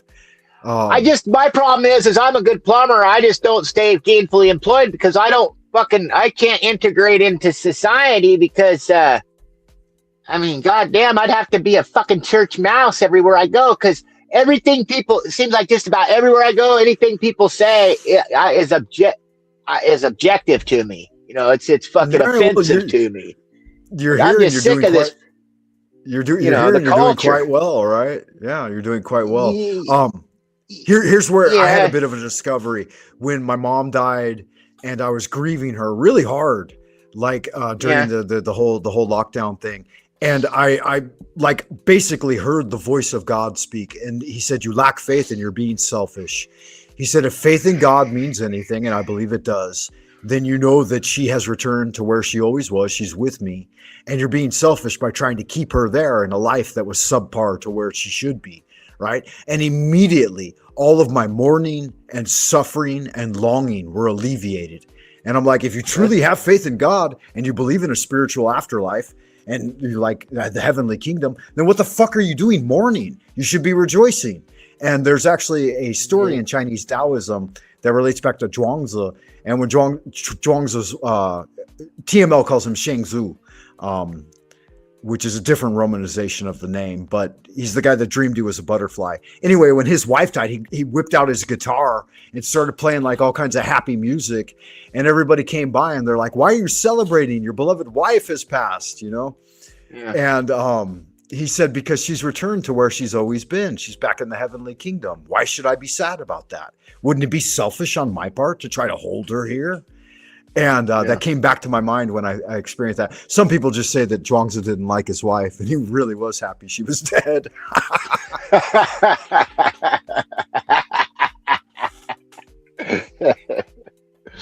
Yeah, fuck. I went to a funeral one year when I was younger. My cousin's girlfriend died of spinal meningitis. She was young, beautiful, just really intelligent too. You know, fucking gonna go to university. They were just, you know, college age. And she died, man. Fucking spinal meningitis killed her. Fucking right, damn, dude, overnight. My cousin found her, you know. But anyway, their funeral for her, everybody at that funeral wore a fucking tie-dye. It was cool. It was a celebration, man. There was no crying. There was no pouting. There was none of that shit. It was a definite celebration of life kind of thing, and that was impressive. Yeah, to I've me. always heard that the Irish do the wake with that intention, right? Like they get out a bunch of whiskey and they dance and party and have music. And the idea is they got the coffin in the room. They keep it there for like 5-10 days or something. And the idea is that if you enjoy life enough around the corpse, that they'll wake back up. And that's what I always heard that the idea of a wake was. Now this comes from Appalachian Irish. I don't know, like I told you a moment ago, my mother's family was all from Tennessee, and like they were Appalachian Irish. My grandmother, my mother's mother, still spoke Gaelic, so like it's kind of a thing.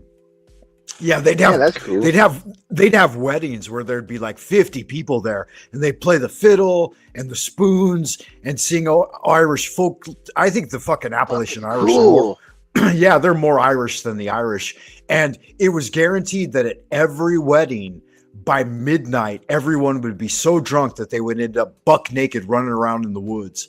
And I went to a couple of those, and that's the way it panned out. And they're something else for sure. Well, so they're not Appalachian Irish aren't actually Irish? No, they are. They're all Irish descendants. You mean they're not? They're more Irish than the homeland Irish. Right. They've preserved the Irish traditions more than they have in Ireland. All right. Just like the Taiwanese are more Chinese than China, and don't let them hear me say that. China had a freedom movement going over there too during 2020. There was that guy that was a big business magnate that ended up come up missing or whatever. Yeah, I can't remember his name. The white paper cult or the white paper movement, because our freedom of speech is so censored and you're not allowed to say anything, people would just hold up a blank sheet of white paper in order to direct folks. So then when you would look it up online, like I'm not going to say any of the key words in that guy's named Jack Liu. That would get me flagged. Yeah, I'm not. I shouldn't talk. I can't say that. Oh. Yeah, we're sorry. No worries. But yeah, we can point to the idea. I almost didn't mention. I thought that might be the case. Yeah, they like you've noticed a part of this whole thing is very specific key trigger words will alert them, right? You've noticed even in the U.S., right? There are certain things in the U.S. You once you drop the trigger word, it's like then it's game over. So yeah, you got to be careful of that kind of thing. Right on. God damn it, it's difficult, bro. Yeah, I want to talk about things. Yeah, in linguistics, it's called circumlocution, right? Like you continue to talk about it, but you walk around it, tiptoe around it, so that you don't do the thing itself, right? You don't overtly state it, right? There was a bunch of that shit. Like even one of the things I used was, do you remember when we were kids and you would get the cooties?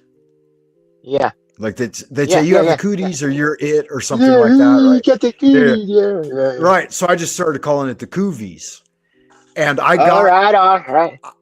I got strikes against TOS for that.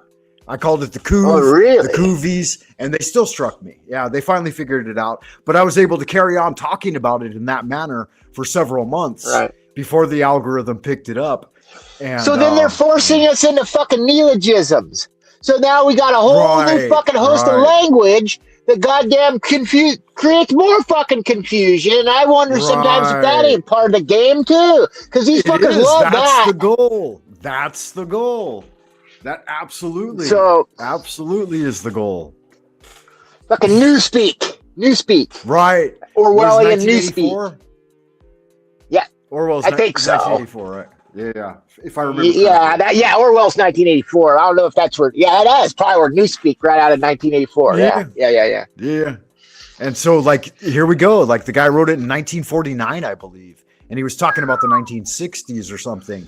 So yeah, these things aren't predictive. They're using those things as their playbook, right? This is how they instrument it. It's like the Bible in per se isn't of itself prophetic. It's more of it's the playbook. It's what the NFL coaches out there. Here's what we need to get done, guys. Let's bring in the apocalypse. Let's do this next. Let's do this next. You know, they use these things as playbooks, man. Yeah, something about something they get us to manifest that. Yeah, yeah, yeah, something to that effect. Yeah. Somehow, some way, right? Yeah, we've Well, covered some real ground here. Real yeah, quick, if I right may. on, right on. Yeah, yeah. I'll do it's 3 hours 30 minutes. I'm gonna do the channel updates real quick. You're Grand Wizard of the Esoteric Order of Dagon, Frank Monday, coming at you with another entry on the 100-day challenge, Sorcery of the Ancients. Like and subscribe, guys. Hit the button, do the thing, and check me out at buymeacoffee.com. Put a little something in the tip jar, so on and so forth. Yeah. So tell me a little bit, if you have time. Tell me a little more about your background, like where you're from, anything that you're willing to reveal, Dr. D Head, that doesn't feel like a doxing or a triangulation of your own personal. I think I lost you. Are you still there? Yeah. Hold on a second. Could you jump right out and come back in if you still have time? Because everything froze and you started to robot.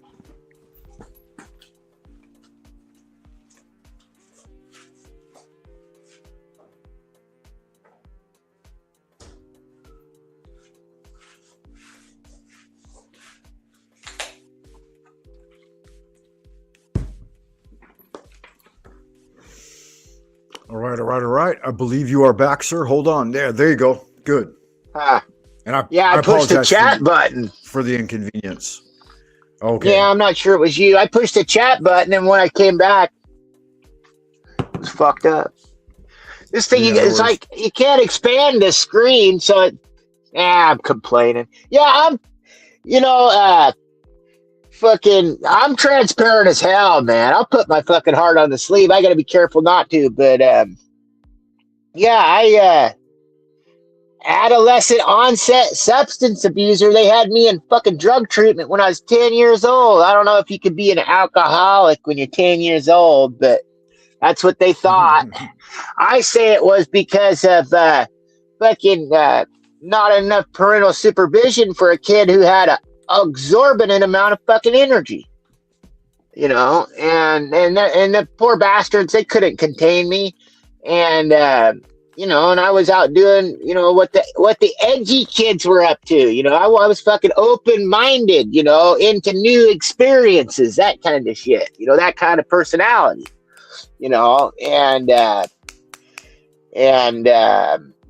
so they fucking, set me up at, 10 years old, dude. I'm already a drug addict, even though I really wasn't nowhere near as a lot of the kids I was running around with. I wasn't fucking anywhere near the shit they were. And here's the crazy thing. Most of them didn't make it to 50 like you did, right? Or wound up in prison. Oh, I bet you. Yeah, dude. A lot of them people that I ran into in them treatment centers when I was young, fuck no. They fucking make it. I watched dudes dropping off in their 20s, or in their 30s in a real bad state, So the guys like me and you that made it through all the way to, halfway to 100, it's a big deal. It really is, I'm lucky, bro. I mean, I feel that way.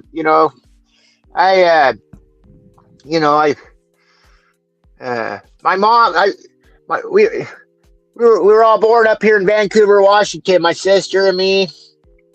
Is that where you are now, Vancouver? My mom, she was a goddamn, I am. Yeah, Vancouver, USA. Vancouver, USA. I was born in Vancouver, USA in 1976, which is the bicentennial of this country, which means at any time throughout my life that I've run across anyone who knew anything about the foundations of this country, found out, 1976, fuck, let me talk about goddamn, the Constitution, kind of shit, people, constitutionalists always fucking thought that was a cool thing, I probably got a little bit more of an earful of that kind of shit. I had a really cool hat, 1776 on it. I don't know where that hat is now, but anyway. Now, I apologize for my geography, but Vancouver's east or west coast? Oh, no, it's west coast. West coast. Vancouver's right next to Portland, Oregon. British Columbia, right? Right across the BC? Columbia River. No, there is. You're conflating that because there is a Vancouver, Canada, but that's Canada, and so Vancouver, USA, is right on the Columbia River. It's right on the right. It's just north of the Columbia River, north of Portland, Nice. I had an uncle and outside so of then Portland. it's south of Seattle. Isn't there an area there called the Puget Sound? Yeah, the Puget Sound. That's the coast. Yeah. Okay. Yeah. I was Yeah, up that's there close. as a kid Puget. several Puget times. Sound. My dad got an RV Yeah. and took us all up north. We had an uncle up there. He was the Jew, and we would go up there, and he had a boat, and we'd ride around in the Puget Sound, and he would cross the border into Canada. I don't know what he was up to with that boat, but yeah, it was good fun. Bunch of old school gangsters. Very who knows what the fuck kind of trouble you can David get into. Lynch, Twin Peaks type stuff, right? The Blue Wild, Lodge. yeah.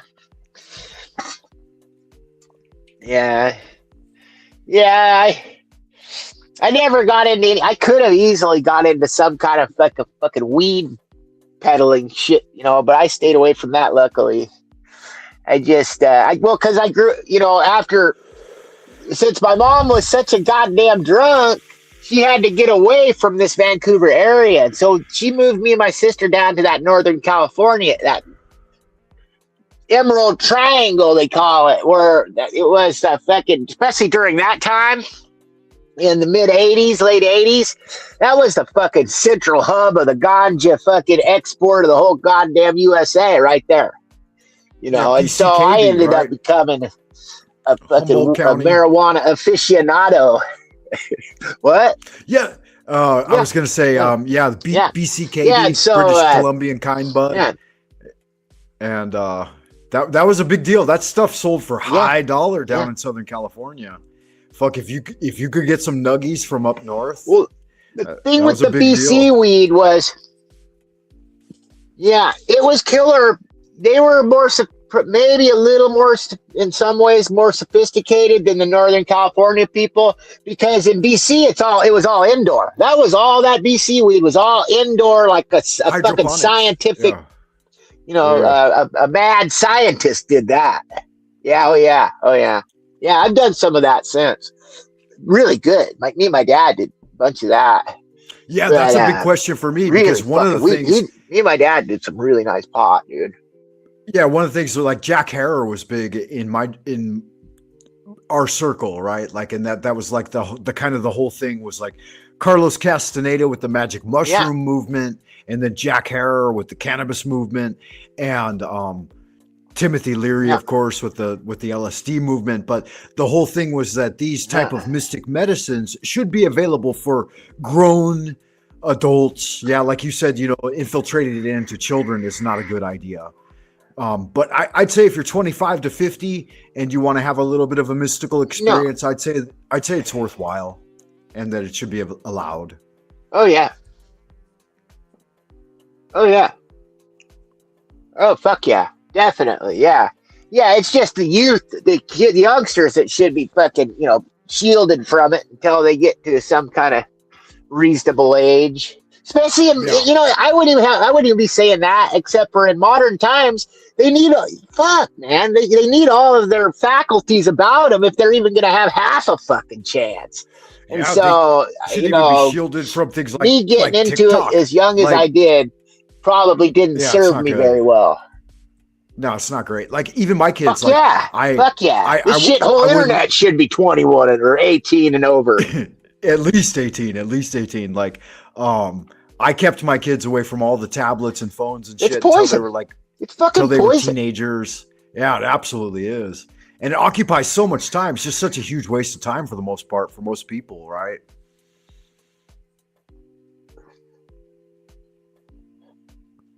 Yeah. Most of my time, even though I'm organically passionate and curious about learning stuff, I still end up, watching shit and junk, waste of time. Yeah, but It's and you're a grown tempting, adult. because you don't You're have a to grown actively adult, engage right? your mind. You could just kind of zone out. Right. Yeah, but you're a grown adult. Yeah. So Well, there yeah, needs I to be mean, some. at least, Yeah. at least it's not a youngster like.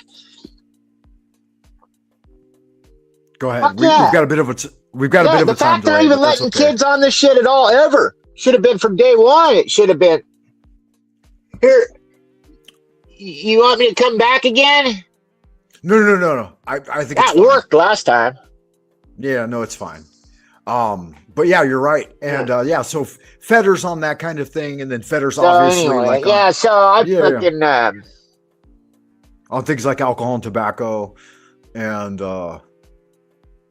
it's like putting a kid in a fucking. It's like, yeah, in a candy shop. yeah. You wouldn't hand the keys of a fucking, of a Ferrari to a goddamn, Right. It's just wild. Yeah. So fucking growing up down there in Northern California was wild, dude. It was a fucking cool place to grow up in the redwood forest and right there on the ocean, and with a bunch of people that were pretty, that whole area is either they're fucking just total drunken rednecks or hippie stoners, and a little bit in between, but not much. Yeah. And Somehow so you're from Jack I Talcott's ended hood up. as My well. sister, she's 8 years older than me, got hooked up with a guy who fucking. Yeah. I spent some time in Spokane. I was there for a few years. Yeah. That's another beautiful area. I like Spokane, but I got hooked up with. I was around fucking, biker types, dude. Fucking down and like that treatment center they sent me to when I was 10. I escaped that fucker. I left. It was Sunnyside, California, man, at fucking 8:00 at night in the middle of the hood, And I call up my sister's dad, boyfriend's dad, and he's this biker dude, who kind of befriended me, because I didn't have a dad. He was like my father figure, kind of, He was only fucking, male fucking, archetype or whatever that I was around. But it was a good one because he was university educated, and fucking pretty smart guy. Had like 6 Harleys, so I thought all that shit was cool, Yeah, sure. But he was a Mexican, and he had swastikas all over his shit. No, really, I've met dudes, But it like wasn't that. like not hateful shit. I'm saying it's Mexican with swastikas because he wasn't a fascist. He was into the esoteric understanding of that shit. He knew enough about it to know that it was, a good. Yeah, I've hung out with old school fucking MA's Mexican mafia that had 18 So I had swastikas 18 on all my shit, 18 tattooed on their forehead with like 3 teardrops on one side and 2 on the other. So I know, like I said, my brother owned a construction company, so everyone he basically employed were ex-cons. Yeah, 50% of them anyway.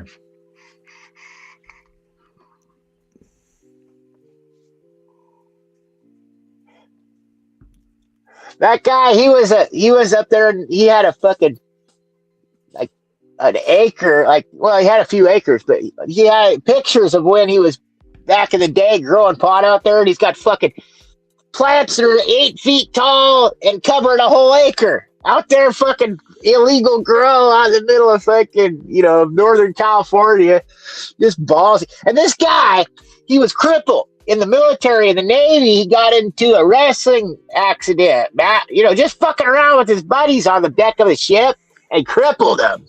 The fucking crippled were fucking around, horsing around. And, so he's crippled from the waist down, and he was supposed to told the doctor, his prognosis was you'll never walk again. You'll be in a chair the rest of your fucking life. And that guy, he fucking said, fuck you. And he started, so his legs never did work right, but he used them. He fucking physically would pick up his legs and fucking move them himself. And he could get anywhere. He could go anywhere like that. He did everything. He rode Harleys, fucking, drove. did everything. They called him Wobbly Bob because everywhere he went, he threw one leg in front of the other, bro. Every fucking time he moved, and like in his house, he had fucking fingerprints on everything from catching himself. He was cool old dude to grow up around, you know. Here's an interesting Navy story you might find some life. It was in. probably bad influence, though, you know. Yeah, no. Since you mentioned the Navy, I remember when I was a kid, I called my dad's ship a boat, and he got really angry at me, and he said it's not a boat, it's a ship, and get it right. And he said the only time he spent on a boat, they were in a huge storm. And he said the difference between a boat and a ship, he said when you're on a boat, that the hammerhead sharks would jump up onto it and tear men and drag them back into the sea and eat them. He said there were hammerheads jumping up onto it, and they would beat them with baseball bats, Louisville Sluggers, and it didn't work. And they got out fucking meat hooks and their rifles. He said that he shot a hammerhead shark that had a hold of one of his shipmates 7 times, and it did nothing. And the only way they could get them off was to beat them to death with sledgehammers. That was the only thing that worked.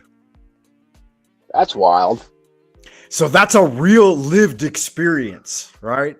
That's the difference between a boat and a ship. So that's like a lifeboat? What's that, like a lifeboat? No, just something smaller than a ship, with a deck low enough for the sharks to jump up on it. But imagine that 10 to 15 foot long fucking monsters jumping up on your I didn't even know boat. that happens. Yeah, isn't that weird, man? And that was a real thing. Imagine the courage of those men. It's unimaginable. Man. It's really, truly unimaginable. I mean, you're weathering the decks, trying to get down the rigging, and there's a fucking shark flopping around, a 15-foot monster flopping around on the deck. I can't imagine. I mean, hell, it's already scary enough being. Which is interesting to me because there are things in real life that are truly unfathomable. Like, it's scary enough just being out on a boat at all to begin with.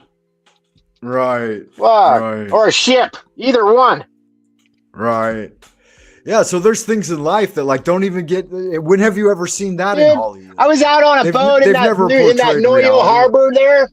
My friend Timmy McNeil, he bought his grandpa.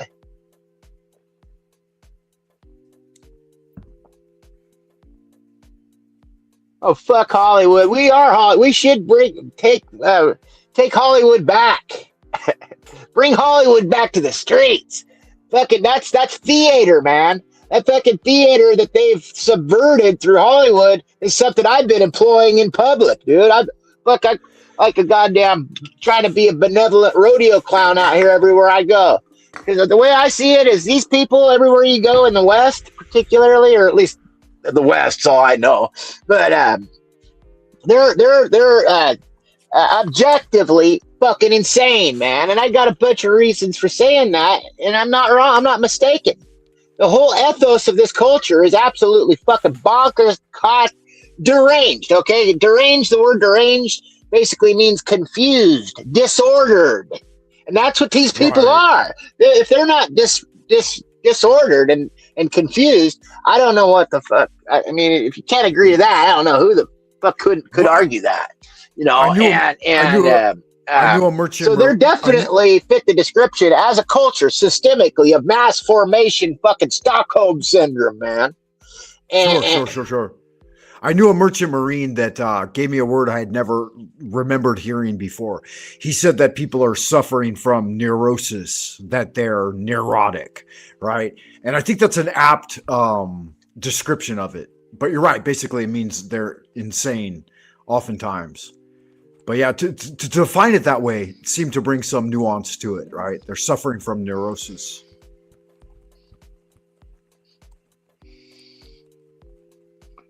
Yeah, but they're disordered though because of all the propaganda, all the fucking. Yeah. Well, that's a result of all the propaganda and the fucking. I'm not familiar with the word neurosis as well, Neither was I. but neurosis. That's a sickness of the brain, of the neurology. It's a fucking. It's a. But you know.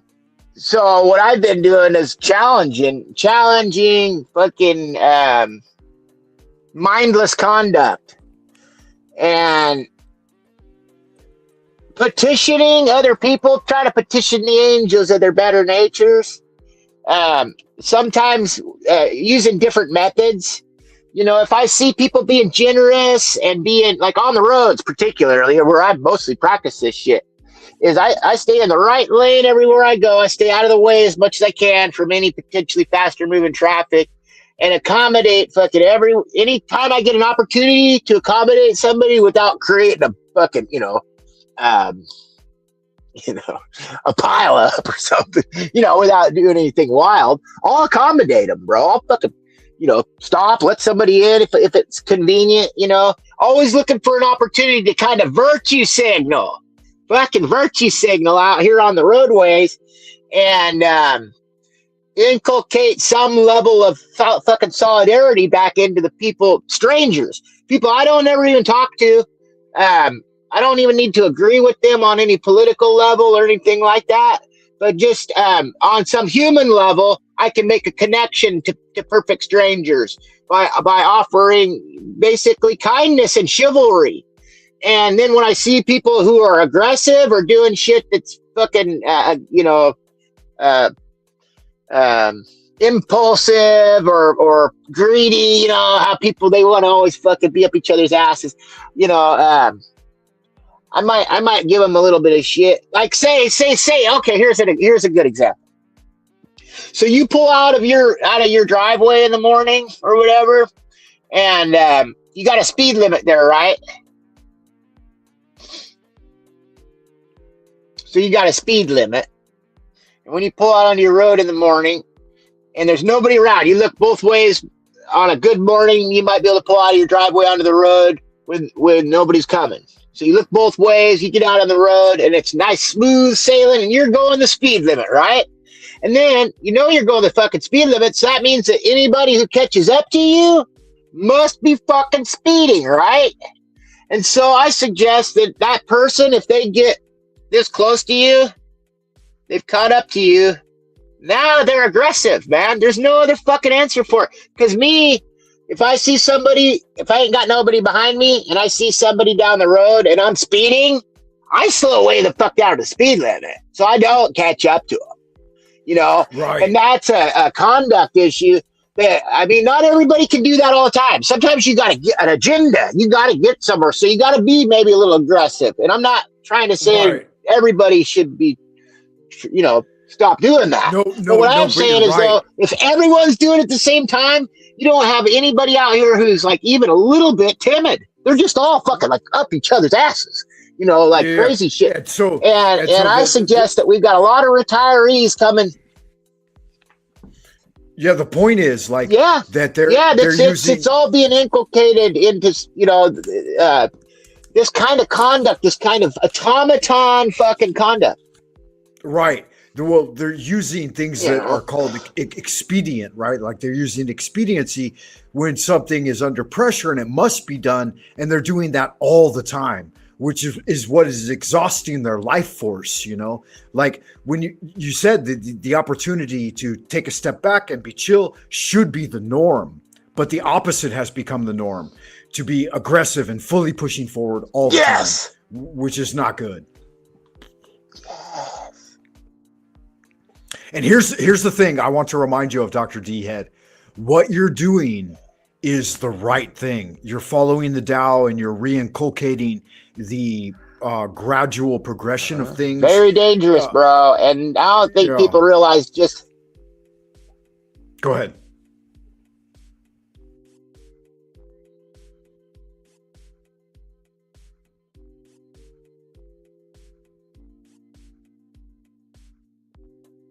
It works. fucking works, man.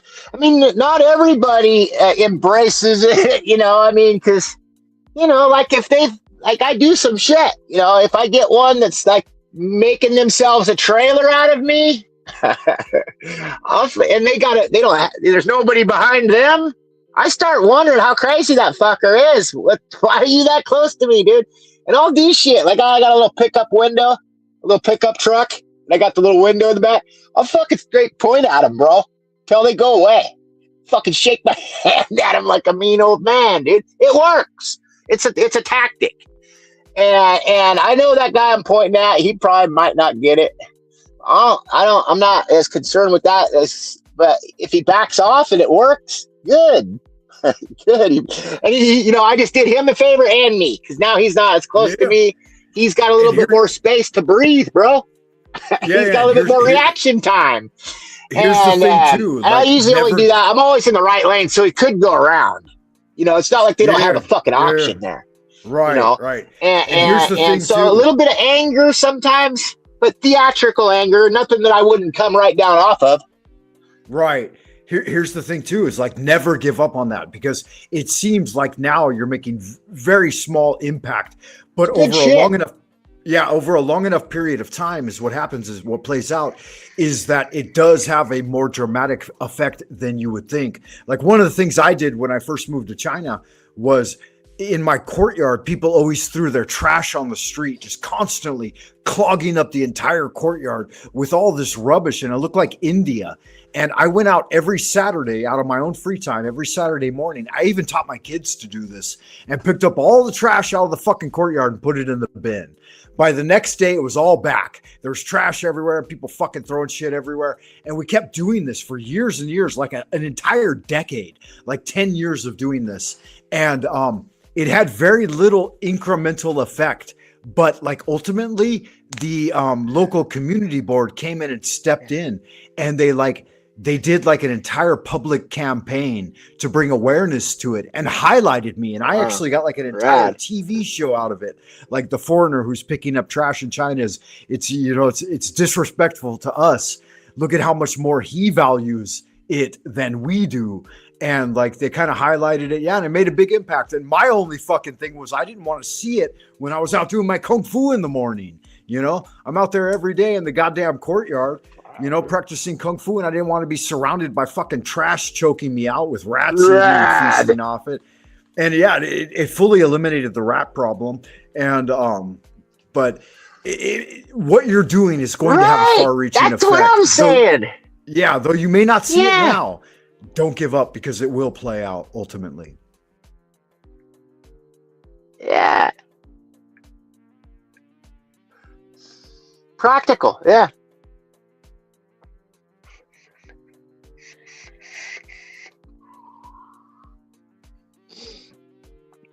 I've seen a little bit, man. I've seen results. I mean, every day I go out. I got a route. And every day I go out, and inevitably after 5 years of this, every day I run into somebody I know fucking recognizes my truck, dude, because they changed their conduct. They fucking all of a sudden they're acting different than I know they would otherwise. When they fucking come up behind me and then they stay back 5 cars, nobody does that. Nobody fucking does that, dude. And that happens all the time with me. And then if I see him back there, I fucking they could see me in my back window, and I wave, and I give them these, fucking right on, dude, fucking rad, and try to encourage the good action, try to encourage that good-hearted, cooperative fucking people. And then that is a demonstration to the other people, because I've also been the angry fucking speeding shithead out there too. I've been that guy, and so I know what, sometimes, he's on his way to work and he's all about business and got shit to do. And, I get that mode of operation, and so that's fine, but it's just that if we got some other people to offset that shit, it fucking goes a long way, man. And oh yeah, we've got a huge demographic of elderly people that are going to be retiring without any purpose. And we know goddamn well that's why Nietzsche warned us about God being dead, is that people fucking aren't going to have a purpose in life. And so they're sad and fucking disillusioned. And you give them something to do, goddamn it. You know, I used to ride over to Portland to that men's group I was talking about with the doctor, the surgeon driving. And he's just a fucking aggressive fucker, dude. He's retired. He ain't got no agenda. We're going over to a goddamn, basically a glamour project. It's a men's group, but we're leaving early. We got plenty of time, and what does he do? He gets right in the fast lane, fucking chewing his bubblegum. It's like, fuck, Jerry, you're retired, dude. Why don't you fucking let the kids go by? They got jobs and shit, dude. Why don't you get in the slow lane and try to be a good example instead of just being out here fucking, Chronos worshiping is what I was calling it. Fucking TikTok. I'm late for very important. You explained it pretty well. They're in that state of mind of gotta get shit done. Gotta get. And I'm not begrudging that entirely. You gotta eat, but if everybody's doing it at once, it's gridlock. And then you see these guys with their fancy glamour wagons and their fucking $200,000 sports cars, and they're stuck in traffic with it. They're stuck in traffic with their $200,000 wagon when we got car clubs and shit that do the same shit. Dude, it's like, why don't you guys try to get out here and virtue signal and fucking do something with your leisure rather than just be mad you're stuck in traffic? You fucking idiots, And I think I've got that message through to quite a few of them because they see that I might be the crazy guy or whatever, but they see that some of the shit that I'm really ultimately trying to fucking do something good. And it's actually pretty amazing how many people, man, just today I got out, there was a dog running out in the middle of the street, in the middle of a fucking really busy time of day. And I was in the front of the line at the light because I frequently end up at the front of the line at the light, because I choreographed myself that way. And so this guy's dog's running around out in the middle of the fucking intersection, dude. So I had already built solidarity with the guy behind me because I know I did, because he was fucking following 3 cars behind for 2 miles. And so I fucking waved at him, and I got out of my car and I ran out there and helped the guy get his dog. And then when nobody did anything mean, they didn't, were like, you dumb fucker, get back in your car, that kind of shit. Nobody did any of that. And then I looked at the guy in the van and I was like, fucking, and he was like, yeah, and so this reciprocal communication with people out here is really, it's been really pleasing to see people embrace the stranger. Quick question from I the remember chat. people doing that a lot more when I was a kid around here. There was a lot more just general solidarity amongst the population, left, right, and center, all the whole demographic, But with all this fear of shock and awe shit that the government, 9/11, fucking Y2 or Y2K, 9/11, fucking coronavirus, Sorry, guys. I don't think he could hear me or see the questions. So the chat is asking Dr. D, what is your zodiac sign? And then I think you're a dragon Capricorn, if I recall correctly. And there's someone chiming in, Little Wing, that says you're a Capricorn sun. But then we also need to know your moon allocation and ascendant. So if you could comment to that. What about you, Little Wing? Mind sharing? I don't understand what that means, but it is what it is. Let's see. I'm Pisces, cusp, Aquarius, Gemini, Cancer. Wow, that's a lot of info. I'll have to take that in slowly but surely. So give me a second, guys. Questions, concerns? What's up, honey? She hasn't responded. Yeah.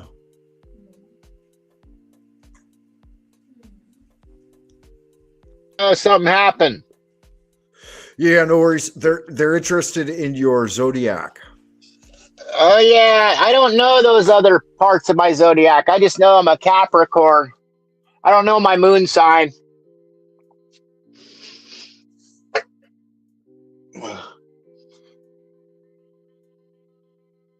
I don't know. Yeah, good magic. Just a He says simple. if Psychic Dashton, Dash, I believe I know Dash. I've seen him on. Is he the one that has been on Chats with Jack? I'm not sure if you're familiar with him at all or not. I don't know. I didn't recognize that name. Okay, I don't know Little Wing 07. Little Wing. Pretty- Little Wing hangs out over at TML. She's a regular over there. Okay, She's a that's good not one. Creek. It's not Creek Mary, is it? No. No, they're different. No, you Okay, got good. Little Wing and Lizard Tree hangs out over at TMLs all the time. They're both pretty friendly, nice people. Yeah, I know Lizard Tree. I've seen him or her. Is it him or her? It's a lady. Okay, yeah, I've seen her on TML and Jack as well. Kind of a big deal, like Dash to come over. I believe it's Dash, the Vampire Slaver, Psychic Dash Anston, big trance dancer, I believe, and probably the first time here on the old Frank Monday show, so kind of a thing. And to get you on panel as well is kind of a big deal.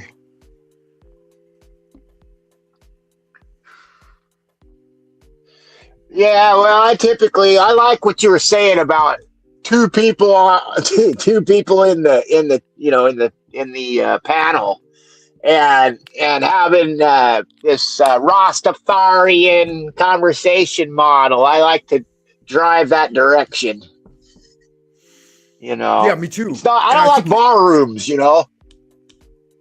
Yeah, you're kind of up to the same thing as well. Like, right, you're pushing back against the machine, building those Schwarzeneggian muscles against the thing, and at some point, there, even like Jack, right, like Chats with Jack, there can be some sense of disillusionment that things are not getting done.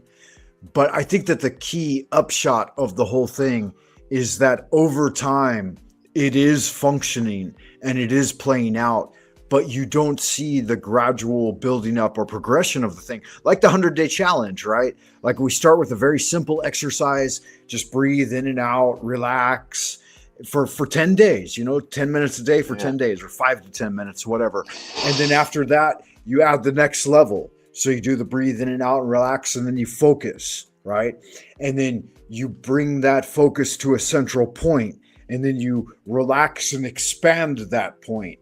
Then you feel out and make that point oscillate, right? And that's the first 4 exercises right there. So it's a very simple thing. And people sometimes overlook the simple because the complexity and nuance of a very articulated, flowery system with thorns and all kinds of shit happening, that's all that appeals to the 7-second TikTok mind, right? Like Lalo, you've seen Lalo on his show a bunch recently, right? No, I haven't watched him on his show. No, I mean on Jack. I've just been familiar with him from Chats with Jack. from over at Jack's. Yeah, he said he's got basically like a 3-second attention span, right? This is interesting to me. Little Wing watches often. Very good. Thank you for that, man. I appreciate that. That's a big deal. Blessings. yeah. Well, you have good material here. Those teachings are, I think, the right idea. At least for me right now, anyway. I think it's a solid I was idea. doing these tapping techniques. That's what I learned from the shaman. Tell me about it a little bit. You're just moving energy, I think. I think they're pressure points. You go above the eyes, a few sets. You pick a random arbitrary set of numbers, whatever you're comfortable with. And then I think you do the same set of numbers. I don't know. I don't know if I'm doing it right. I'm not counting. You don't have to count either, right. But you know, that's one of the, you can count the sets, or you could just go through. Right now, I'm just going through. Yeah, that was one of the things. You go above the eyes, below the eyes. Like with Talcott's thing, he talks a lot about self-massage and like practice and methodology a little bit. And yeah, to share a little bit with you, like from the Chinese tradition, we have an entire body washing technique. And so you start with, and you might like to add these as long as you're not like suffering from any debilitating diseases or that it will hurt you or injure you in any way. But so we have the 3 Dantians. You start with the low Dantian and you tap here, right? And then you can move up and tap the center Dantian, right? So you're basically like using fists. It's a little more combative, a little bit more martial. And then for tapping the head, you use the open palms. And so you start this way and tap around and then back, breathe in and out.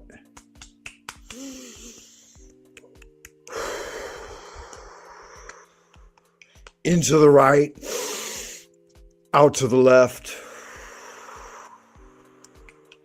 And then there are more advanced tappings, like you've probably seen that little toy where it has a drum with 2 strings and beads on the end, and you can swirl it and it will beat the drum. You familiar with it? Yeah. I've seen that. Yeah. Chinese instrument. I always thought it was a Chinese instrument.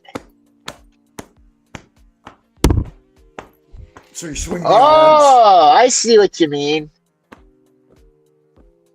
Yeah, and you do tappings. Yeah.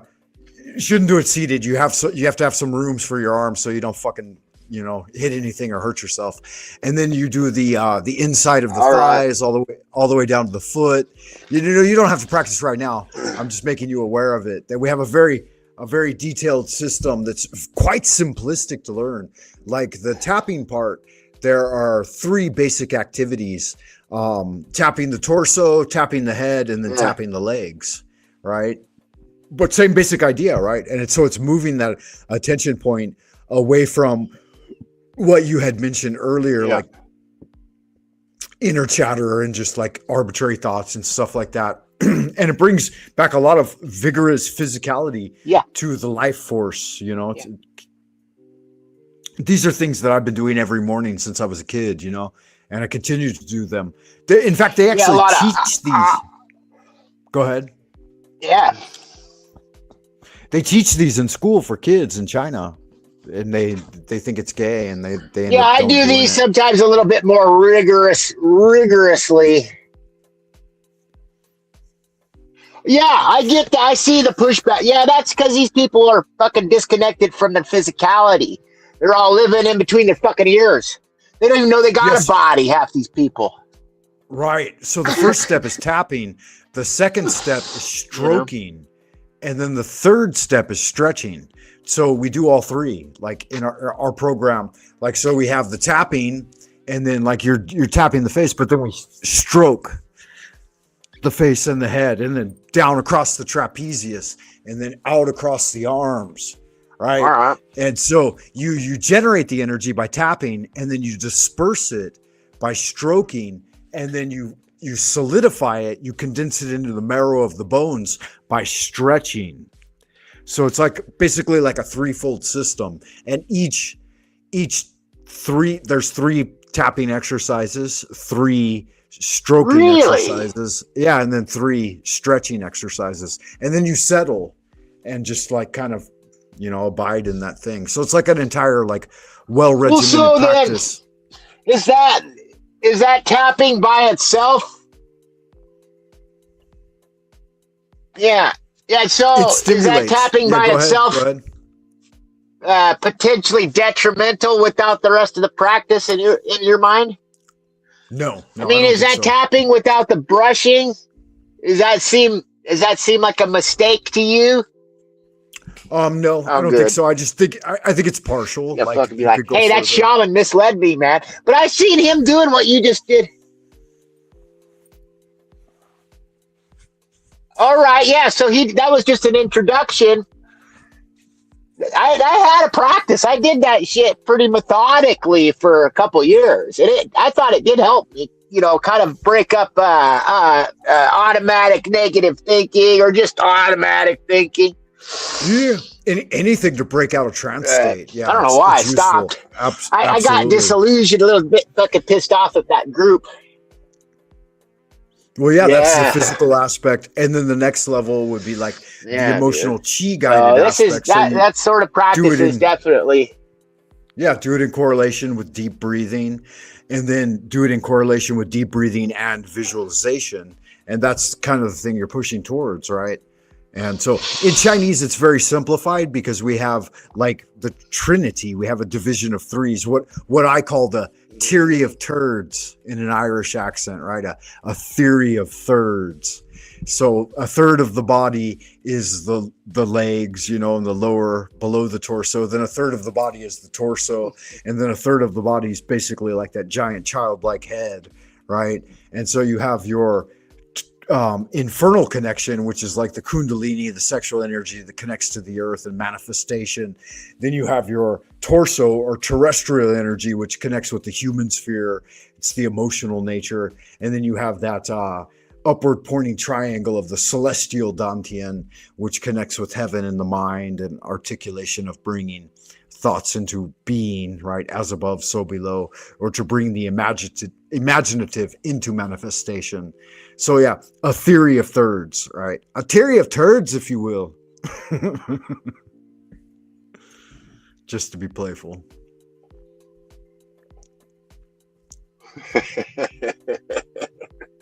It's a great way to remember it. I'd probably more likely to remember it that way. A theory of turds. And it applies to everything, right? Like a third of the people will be disinterested in what you have to say.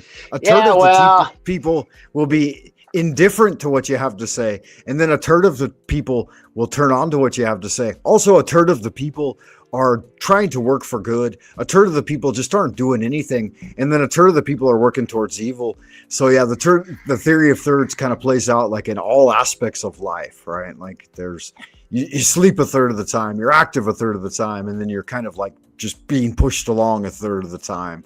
And so like, that's why we get the 333.3 Bard, right?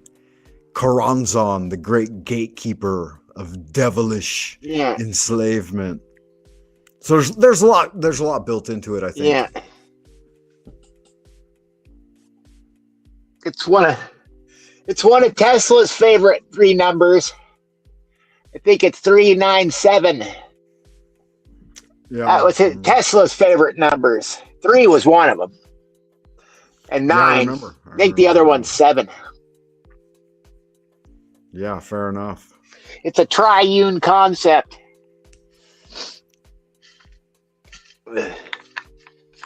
Yeah, it's a basic idea. Like you mentioned, you'll remember it because it's a theory of turds, right? Mimetic encoding. Yeah, so when's your next useful? Go ahead. Yeah.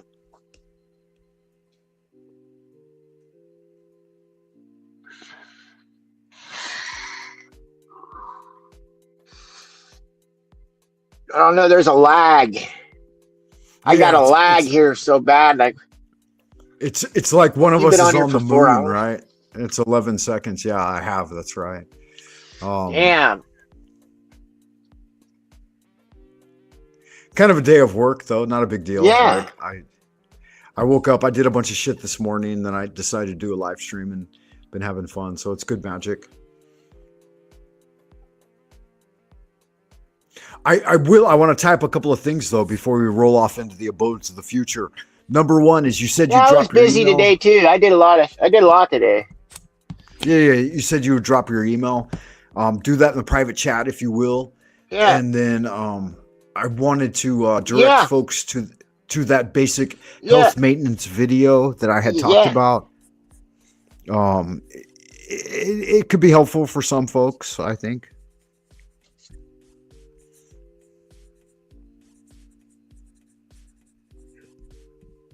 Yeah, and I wanted to thank you sincerely for dropping by and saying hello and checking in, and for all that you do, like pushing back against the machine. I think we covered a lot of ground here today. And yeah, I've got it now. Let me check it in the back room. Yeah, good magic.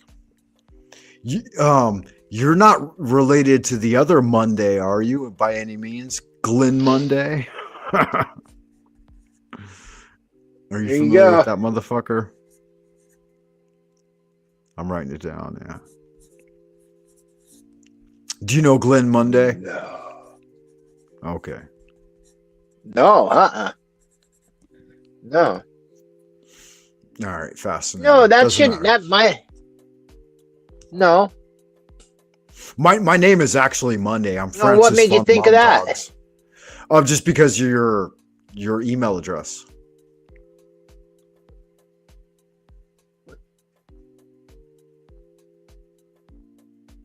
It's similar to his actual name. Anyway, it doesn't matter. Irrelevant. It's Axis RS76. Yeah. Oh. You see what I'm saying?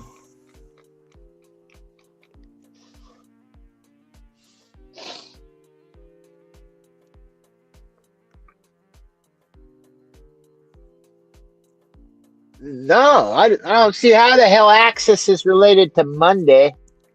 No worries. Unless he's just got a similar email. Yeah, it doesn't matter. It's irrelevant. So final words. What would you like to say, Dr. D, as your Glenn Monday? Upshot for the folks here in Happy Land? What would you like to tell them about yourself? Do you have a channel, your channel name? You redirect folks, let them make sure they sub me, and I'll sub thanks you for back. having me, Frank. Yeah, no, it's been fun. Yeah. What is your email? At what? Or not your email. Oh, hell yeah. YouTube. Sub up. Your YouTube. I think everybody here is subbed up already. Yeah, likewise. Yeah, I appreciate your influence and your input out here. Folks in the future might, though. What is it's the Dr. at D Head 5150. Dr. D Head. No periods, no capitals. 51. Yeah. 50. Does that look right? It's at Mr. D Head. Oh, okay. Check the screen. Is that correct or not? No. Fuck, I don't know. Mr. D Head. Oh, hell, I don't know. All right. Anyways, figure it out. I'll check your channel. I've got it here, but I can't connect without my VPN. So, yeah, blessings, man. Fucking yeah. Shabbat shalom. Yeah, that's right. That's the handle. Is it? Yeah. Okay. Good magic. Yeah, it is Mr. D Head. Why would you do that? You got your mom to call Hey, me. right on, Frank. Yeah, thanks for hosting this. Yeah, we got a lag, man. It is the moon. I called her. Yeah, and it's kind of your, like I said, get off the phone. Yeah, my daughter. Hey, have a good evening, man.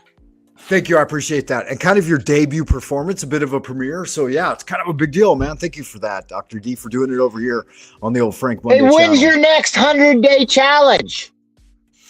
When's your next...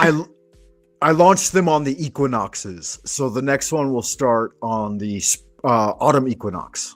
This one will finish at the summer solstice. Yeah, hell yeah. Post your next day for your... Yeah, for sure. They run from equinox to solstice with like a 100-day break in between, right? A theory of thirds. We can get into 200-day challenges. Well, now I have to get a moon chart, I guess. Fucking decrypto. Yeah, don't worry, man. I'll post it all. I'll let you know. Yeah. Good magic, man. Keep doing your thing. Keep shaking your dick. Oh, what am I thinking? You're going to do them every day because it's a 100-day challenge. Well, 2/3 of the year, right? 2/3 of the year. Right on, Frank. Right on, boss. Oh, hell yeah. I have a good time with it, man. We get some old geezers out here fucking showing these kids how it's done. Yeah, for sure. Right on, Frank. Hey, I'll see you on the flip side, right? Yeah, absolutely. Get you around the Chatterverse. Much love to you. Well, hell- Definitely. Good magic. Yeah. There we go, guys. As above, so below. That was Dr. D Head. Premiere appearance here on the Frank Monday channel. First ever. Yeah, Teary of Turds. Indeed. Kind of a thing, right? Went a little longer than I had expected to. I was thinking an hour, and then I get in there. There's a bunch of shit to knock out. Like, I did the floors, and I still got to do the dishes and make all kinds of food and stuff. But yeah, you know, life can take a break from life. Sometimes life gets in the way of what you want to do, and sometimes what you want to do gets in the way of life. But yeah, more fun. And I think that honestly, and I kind of knew this from the beginning. I was suspicious anyway, that me and Dr. D had a lot of common ground in the background, because I could sense that he was autodidactic and humble, and like that's what got me through school, was being autodidactic. I mean, because what else is there, right? Like Socrates says, I can't teach a man anything. I can only encourage him to think. And so that's kind of a big deal. It's he codified it in a very, I think, beautiful articulation of the thing. Education is the kindling of a flame, not the filling of a vessel. So it's indoctrination is just that. You're trying to empty the person out and then fill them up with all your horse shit. Whereas education in the purest sense should be the inspiration to seek. And I think that a big part of that is having a method for seeking, right?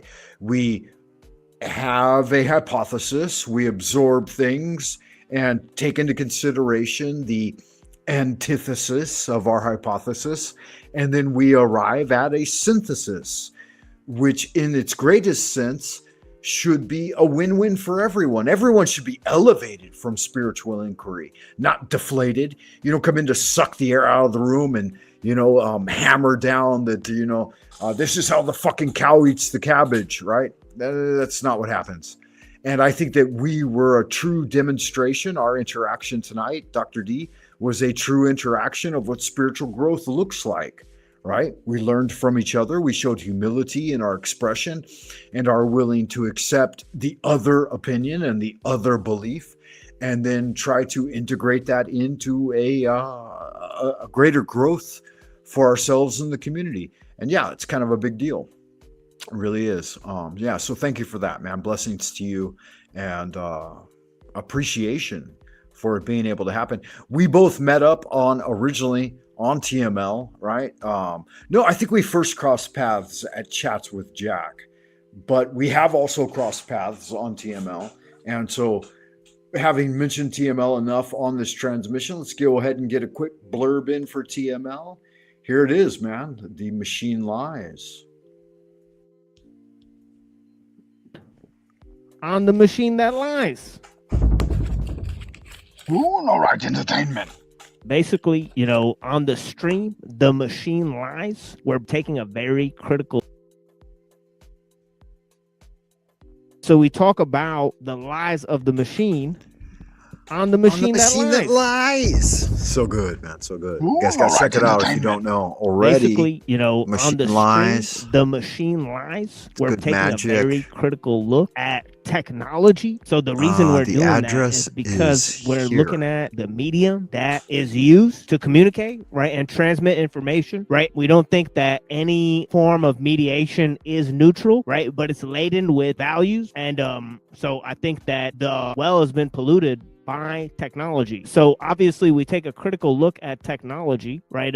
We're looking at different concepts in relation to technology, right? In terms of philosophy, right? And in terms of religion. Now that is one of the main purposes of the show, is that we really look at where technology and religion, science, and spirituality, where those things intersect, right? Because there's a crisis of the modern world in which there's a majority of the modern world is religious people. Their mindset is secular, and the means they employ are secular. We're living in a post-liberal, post-human, post-geological age, right? So we're talking about the death of liberalism, the rise of the world technological system. Now, we do think that, okay, there's a considerable level of, externalization of the ego, okay, and mediation of ourselves through the means we employ. So obviously, we shape tools, but the tools we use shape us, right? So that's one of the main things we're trying to get across on the show, is how technology changes human psychology. If you question the means you employ and what the objective factors of power are in our age, right, then that's the most important question you can ask.